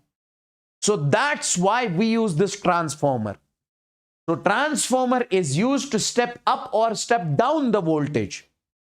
If you are getting the voltage which is less, it will increase that voltage so that you get the proper supply at your home. The lumps will work, okay? Or we say, sir, the refrigerator will work, the TV can work, okay? And if the voltage coming from the outside is large, then in that case, we have to decrease that voltage. So this will step down that voltage. That's why we say it is a device which is used to step up or step down the alternating voltage. And how do we actually make it? If we make this transformer, we make it something like this. This is the transformer. This is the transformer. Okay, let me just make it over here. If we have to make the transformer construction, see, we basically make it something like this. We make it something like this. This is the transformer. And this is what we call the soft iron core. This is soft iron core. Iron core. And we say there is a wire which is basically we wind it something like this. This is what we call the primary winding. Primary winding. Okay. And then you have the wire which is something like this. This is what we call the secondary winding.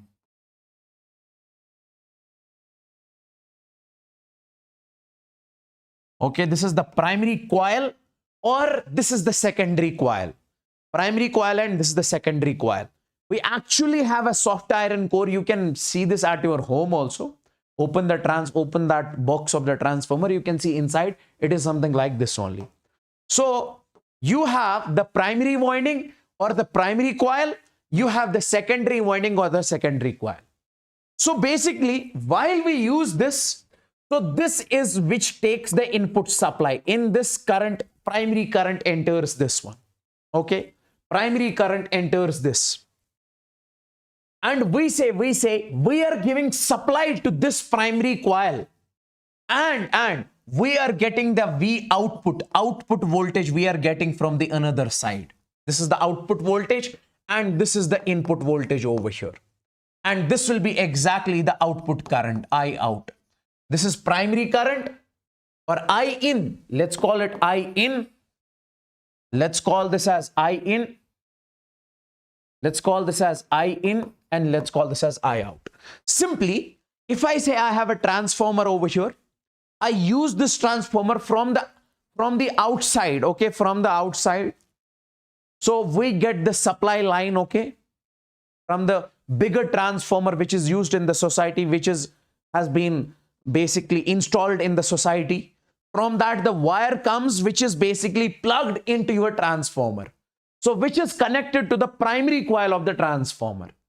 So we say current, input current goes inside this transformer. And if this supply is less, the transformer will step up this supply and will basically make it more. And if this supply is more, it will step down this supply and make it less. So my dear people, listen to me very carefully over here. We say I in goes into the primary winding, primary coil,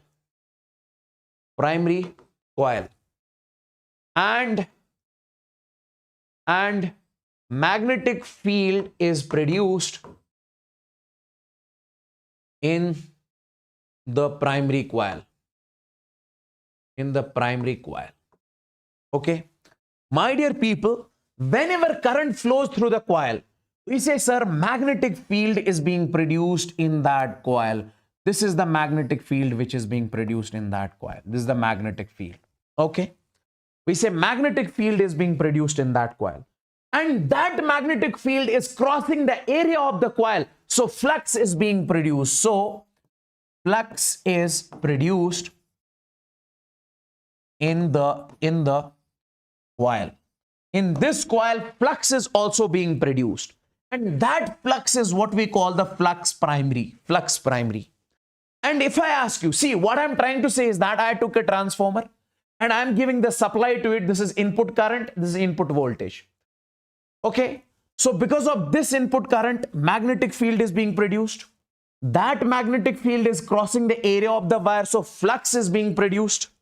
That is phi p, and this flux is equal to, we say, sir, let's suppose flux through one turn of the coil is phi naught. Flux through one turn of the coil is phi naught. Flux through n number of turns will be how much? We say, sir, that will be n into, sir, phi naught.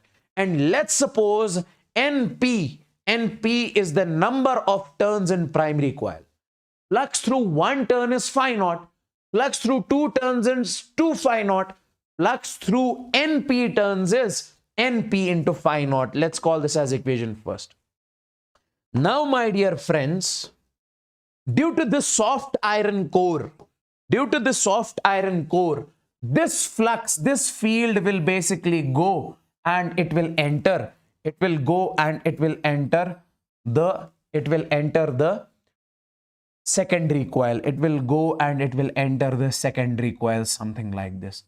It will go and it will enter the secondary coil, something like this. So we say, I write over here, we say due to the soft iron core,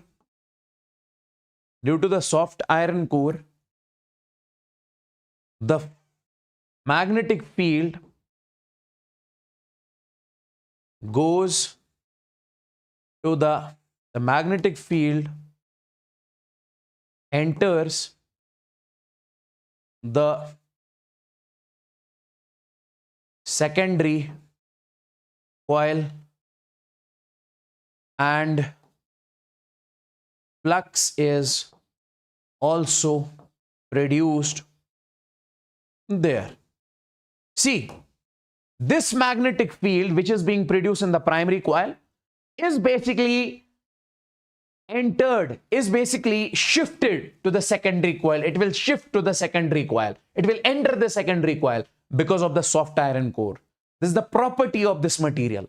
So when it enters the secondary coil, over here also flux is being produced, and that is what we call the flux secondary. Okay, let's suppose ns be the number of turns in secondary coil and NP be the number of turns in primary coil. So flux in secondary coil will be NS into phi naught. If flux through one turn is phi naught, flux through NS turns will be NS into phi naught. Let's call that equation second. We have got a transformer over here. This is the primary coil. This is the secondary coil. Through the primary coil, we say current will enter. Through the secondary coil, we say output current will leave or output voltage will leave. So we say this will create the magnetic field. So that magnetic field will cross the coil and produce the flux. This is the value of flux. And that flux enters this. This is the value of flux in the secondary coil. Okay.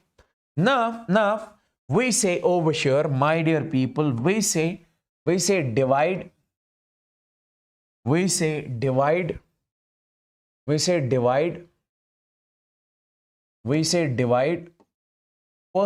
by second.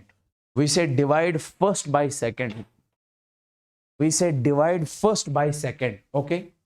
So first is flux primary is equal to number of turns in primary coil into phi naught divided by flux in secondary upon number of turns in secondary coil into phi naught. So this and this will get cancelled. So phi s, I can say flux in secondary coil will be equal to we say number of turns in primary coil, you take it over there, divided by number of turns in primary coil into flux in primary coil. Okay. Cool. Now, my dear friends, if now differentiate it, or we say, sir, this flux is changing. Why? Because this is alternating current which is entering. So this is changing current. If flux is changing, we say EMF is being produced. So we say this flux is changing. Why, sir? Because the current which is entering is variable current. Because of that changing current, changing magnetic field is produced. Sir, because of that changing magnetic field, changing flux is being produced. So we say if flux is changing, we say EMF is produced. Okay. And we say, sir, that EMF will be, so we say, sir, this will be change in flux is d phi s divided by dt. This will be equal to number of turns in secondary coil into number of turns in primary coil. And then you have d phi p divided by dt. Flux in this case is changing. So d phi s by dt, d phi p by dt. Now, as we know, Faraday's law. Sir, Faraday's law, what does Faraday's law actually say? Faraday's law says EMF is equal to d phi by dt. Sir, rate of change of a magnetic flux is directly proportional.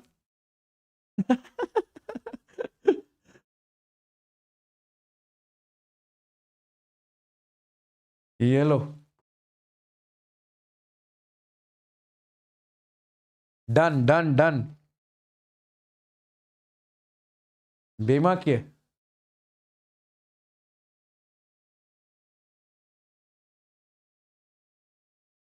Okay. So we say in this case,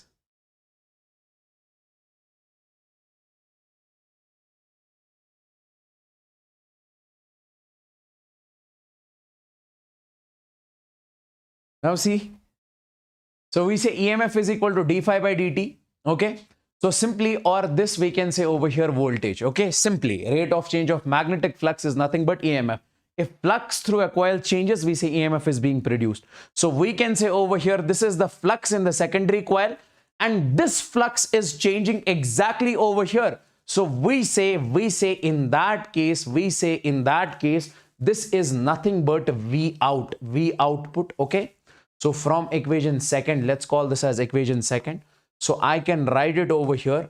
So from equation second, we can write this is nothing but This is nothing but we can say, sir, V output, because V output means in this case, V output means, sir, over here, this is the voltage or the potential difference, output potential difference, output voltage over here. And this is the input voltage. If flux, secondary flux is changing over here, so it is producing output voltage. And if primary flux is changing over here, which it is producing the primary voltage. So we say over here, d phi s, change in flux in the secondary coil will give us output voltage in the secondary coil, is equal to, then we say number of turns in secondary coil upon number of turns in primary coil, and d phi p by dt, and this will be, sir, V in that case. So this is the formula finally. This is the formula finally which I wanted to tell. See, what I'm trying to say is that when it comes to the transformer, so transformer helps us to either step up the voltage or step down the voltage. If you have the transformer over here, you are sending the input voltage over here. You want this voltage to step up. So it will go up when current enters this. So it will create the magnetic field, which creates the magnetic flux. And that magnetic flux is this much. And we say this is the flux through primary coil. And this is the flux through secondary coil. And we say this flux is changing, so EMF is being produced, voltage is being produced, and that goes exactly over here. So we say in this case, this is the voltage in secondary coil, and this is the voltage in primary coil. Listen to me very carefully. In short, I'm just telling you, as transformer either step up the voltage or step down the alternating voltage.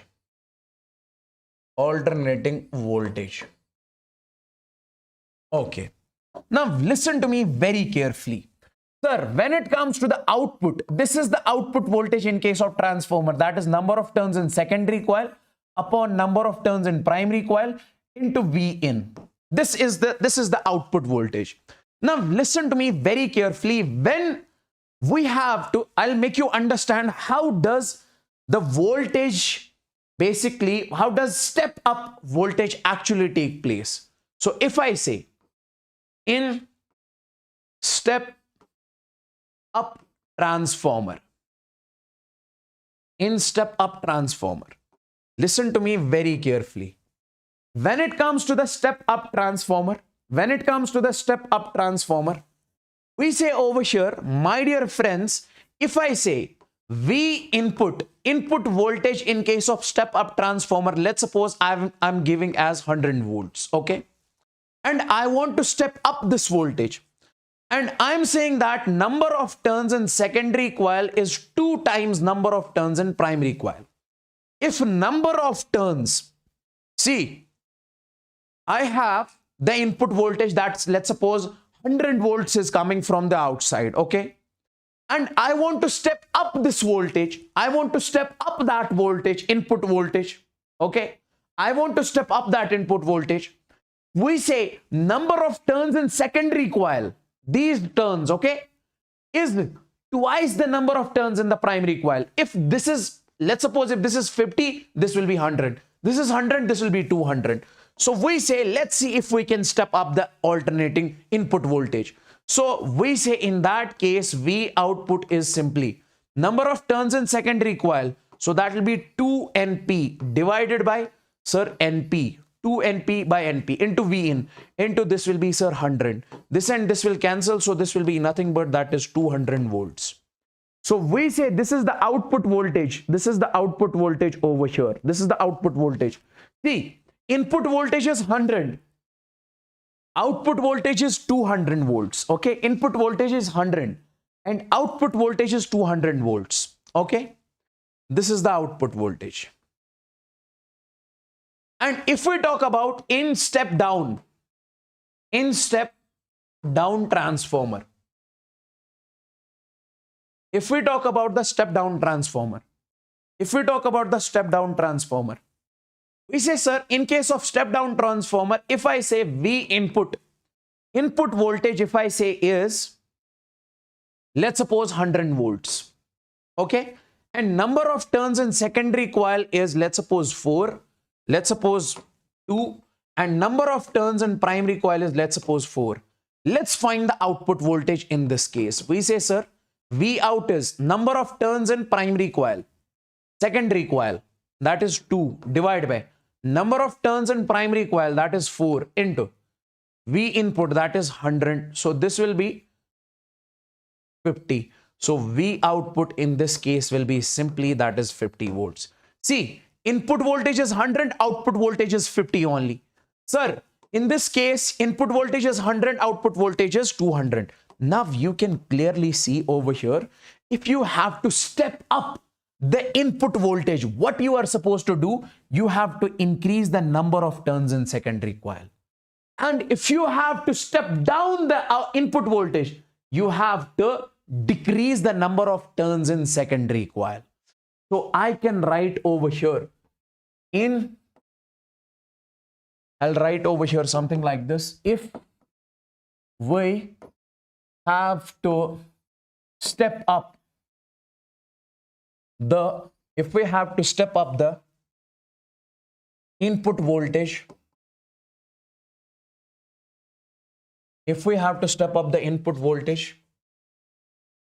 we have to increase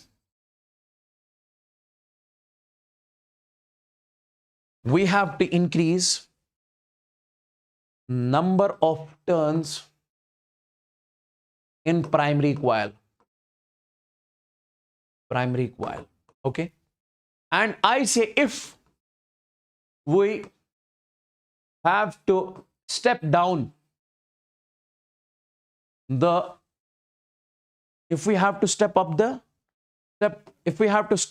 input voltage,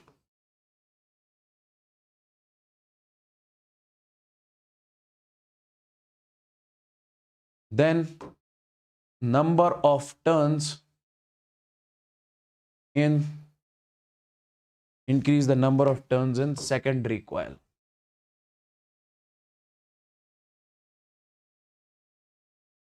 We have then the number of turns in secondary coil should be decreased. Is this clear, guys? You have to decrease the number of turns in secondary coil.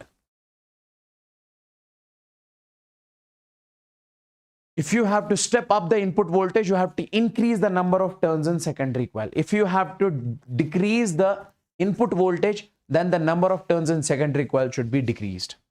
Is this clear to each and everyone? Let me know in the live chat, everybody, guys, in the live chat, if this is clear to each and everyone. All the people out there, if this is clear to each and everyone.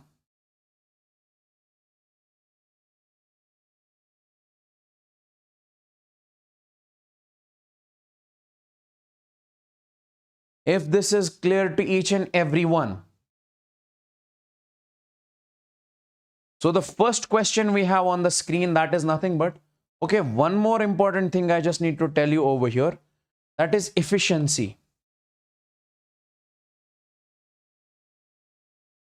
Efficiency of a transformer. We say efficiency of a transformer means,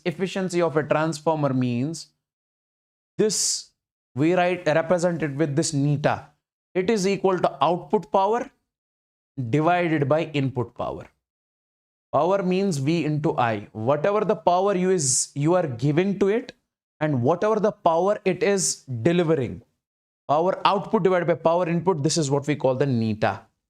This is the efficiency of the transformer. Now see, a 220 volt is supplied to a transformer. The output circuit, a 220 volt is supplied to a transformer. A 220 volt is supplied to a transformer.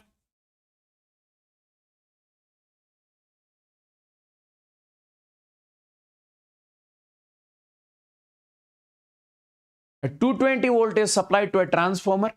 The output circuit draws a current of 2 ampere.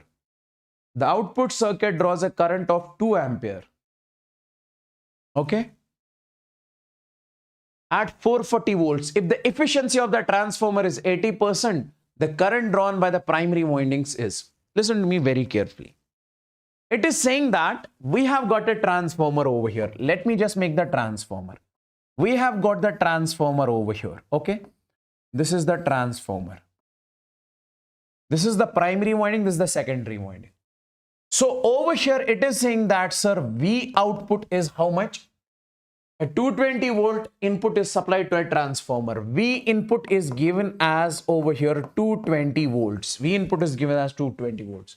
V output is given as 440 volts. 440 volts. And output current is 2 amperes. Okay, 2 amperes. And input current in this case, we are supposed to calculate. And the efficiency of the transformer is 80%. Efficiency of the transformer is 80%. Okay. Efficiency of the transformer is 80%. Output current is 2 ampere. Output voltage is 440. Input voltage is 220. Now listen to me very carefully. Sir, when it comes to the efficiency of the transformer, sir, we know efficiency is nothing but output power divided by input power. Now take it over there. So we say, sir, P output in this case will be, this will be neta into, sir, P input. Okay. And we know, sir, when it comes to the power, we say it is nothing but V into I. So it will be V in into I in is equal to. So this power output will be, sir, V output into, sir, I output. It will be equal to, sir, neta over here, that is efficiency. What is efficiency? Means 80%. See, whatever the input you are giving, only 80% will be its output. That is what we call the efficiency. Whatever the input you are giving, it's 80% will be its output. Okay. So we say, sir, this neta, and then we say this neta, that is 80%. We say, sir, this 80%. Into P in, that is V in into, sir, I in over here. Sir, V output, when it comes to V out, that is 440 into output current, that is 2 ampere is equal to 80%. We can write as 80 divided by 100 multiplied by V in. What is the value of V in? That is 220 volts. 220 volts into, we say, sir, I in over here. Okay. 221s are, 222s are. 2 into 2 is 4, 4, 2 is 8, and this is 0. So I input in this case will be, simply take this over there. This will be 100 divided by 20. That will be 5 ampere. So input current in this case is 5 ampere. Is this clear, my dear people? Input current is 5 ampere. Is this clear, guys? Let me know in the live chat.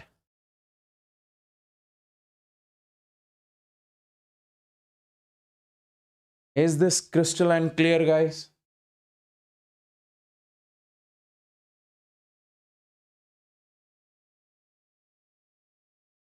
We have the next question.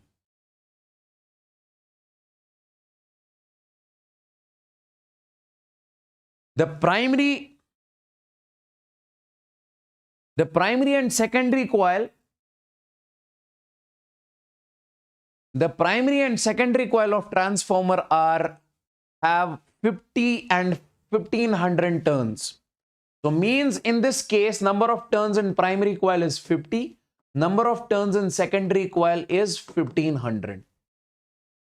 If the magnetic flux linked with the primary coil is, flux through primary coil is given as phi naught plus 4t, where phi naught is in Weber, t is in seconds, then the output voltage is, we are supposed to find output voltage in this case. Listen to me very carefully. Listen to me very carefully. Sir, if flux is given, primary flux is given, can you find the input voltage? Sir, when it comes to the input voltage, we say, sir, that is d phi by dt. V is equal to d phi by dt, Faraday's law. When flux changes, EMF is being produced. This will be differentiation of this one. Differentiation of this is 0 and differentiation of 4, it is 4. So input voltage is 4 volts. And when it comes to the output voltage, we say, sir, V in into number of turns in primary coil into number of turns in secondary coil into number of turns in primary coil. Sir, when it comes to V in is given as 4 into number of turns in secondary coil is 1500 divided by number of turns in primary coil is given as 50. This and this will cancel. 5 ones, 530, 120 volts. Output voltage is 120 volts in this case. Output voltage is 120 volts.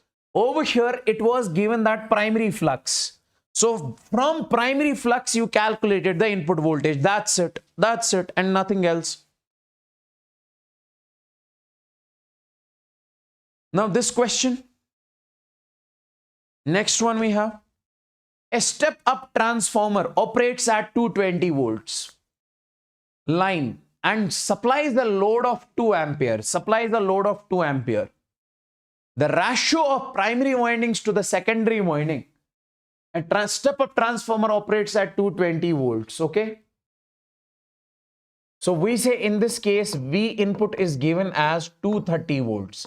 We have a transformer which works at 230 volts, in which we give the supply of 230 volts input voltage and supplies the load of 2 ampere.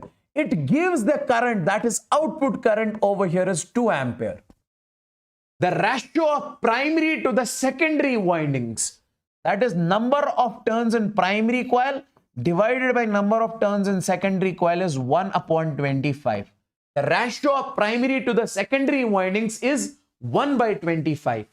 Determine the primary current. We are supposed to find input current in this case. We are supposed to find the input current in this case. Okay.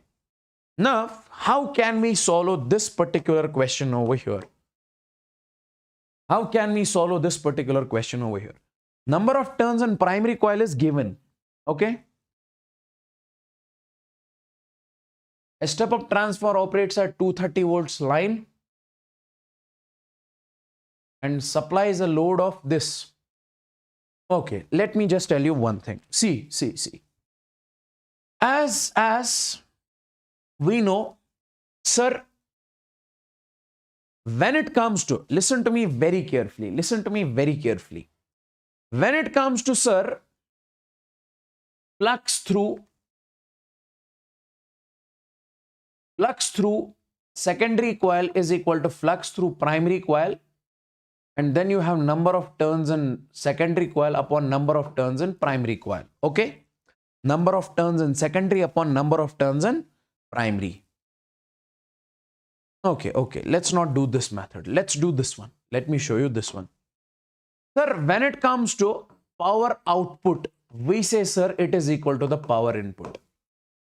We say power output is equal to power input. Let's suppose you have got a transformer. The input power you are giving is equal to the output power. This is equal to V output into I output. V out, that is output voltage into output current. Power is equal to V into I. This will be equal to V in into I in. Okay. And in this case, you can say,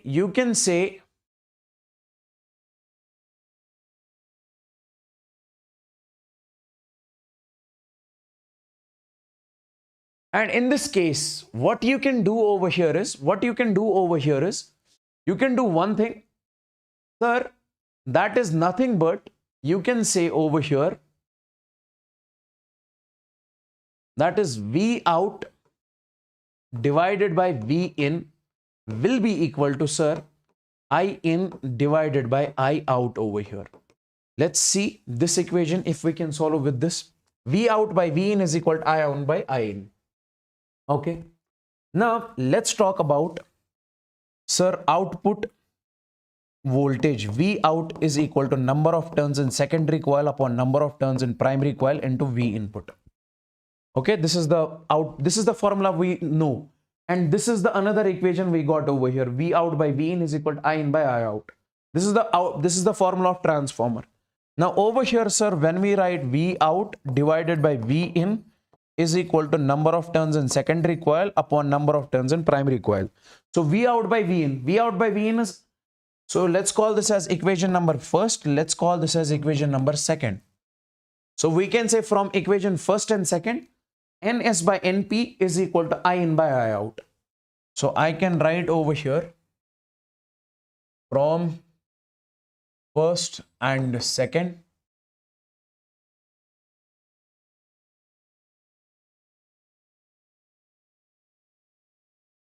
from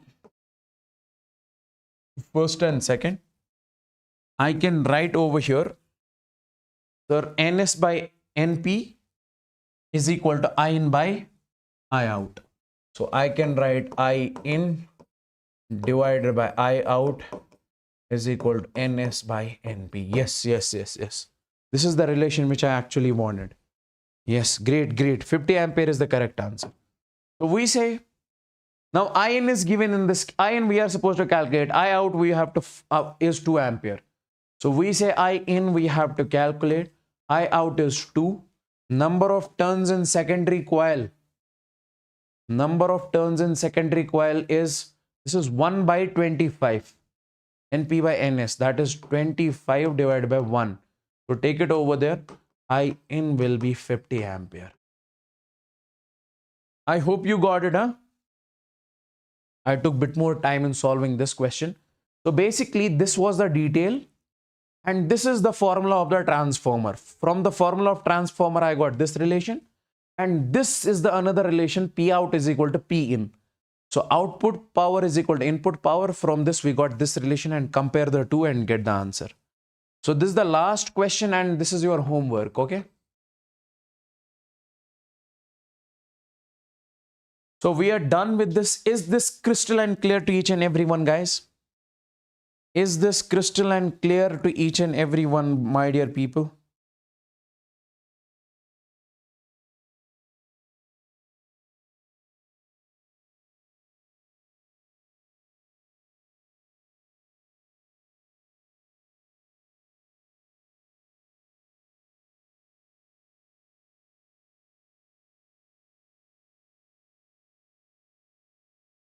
Okay, done and dusted, huh? This was the last slide. Thank you so much.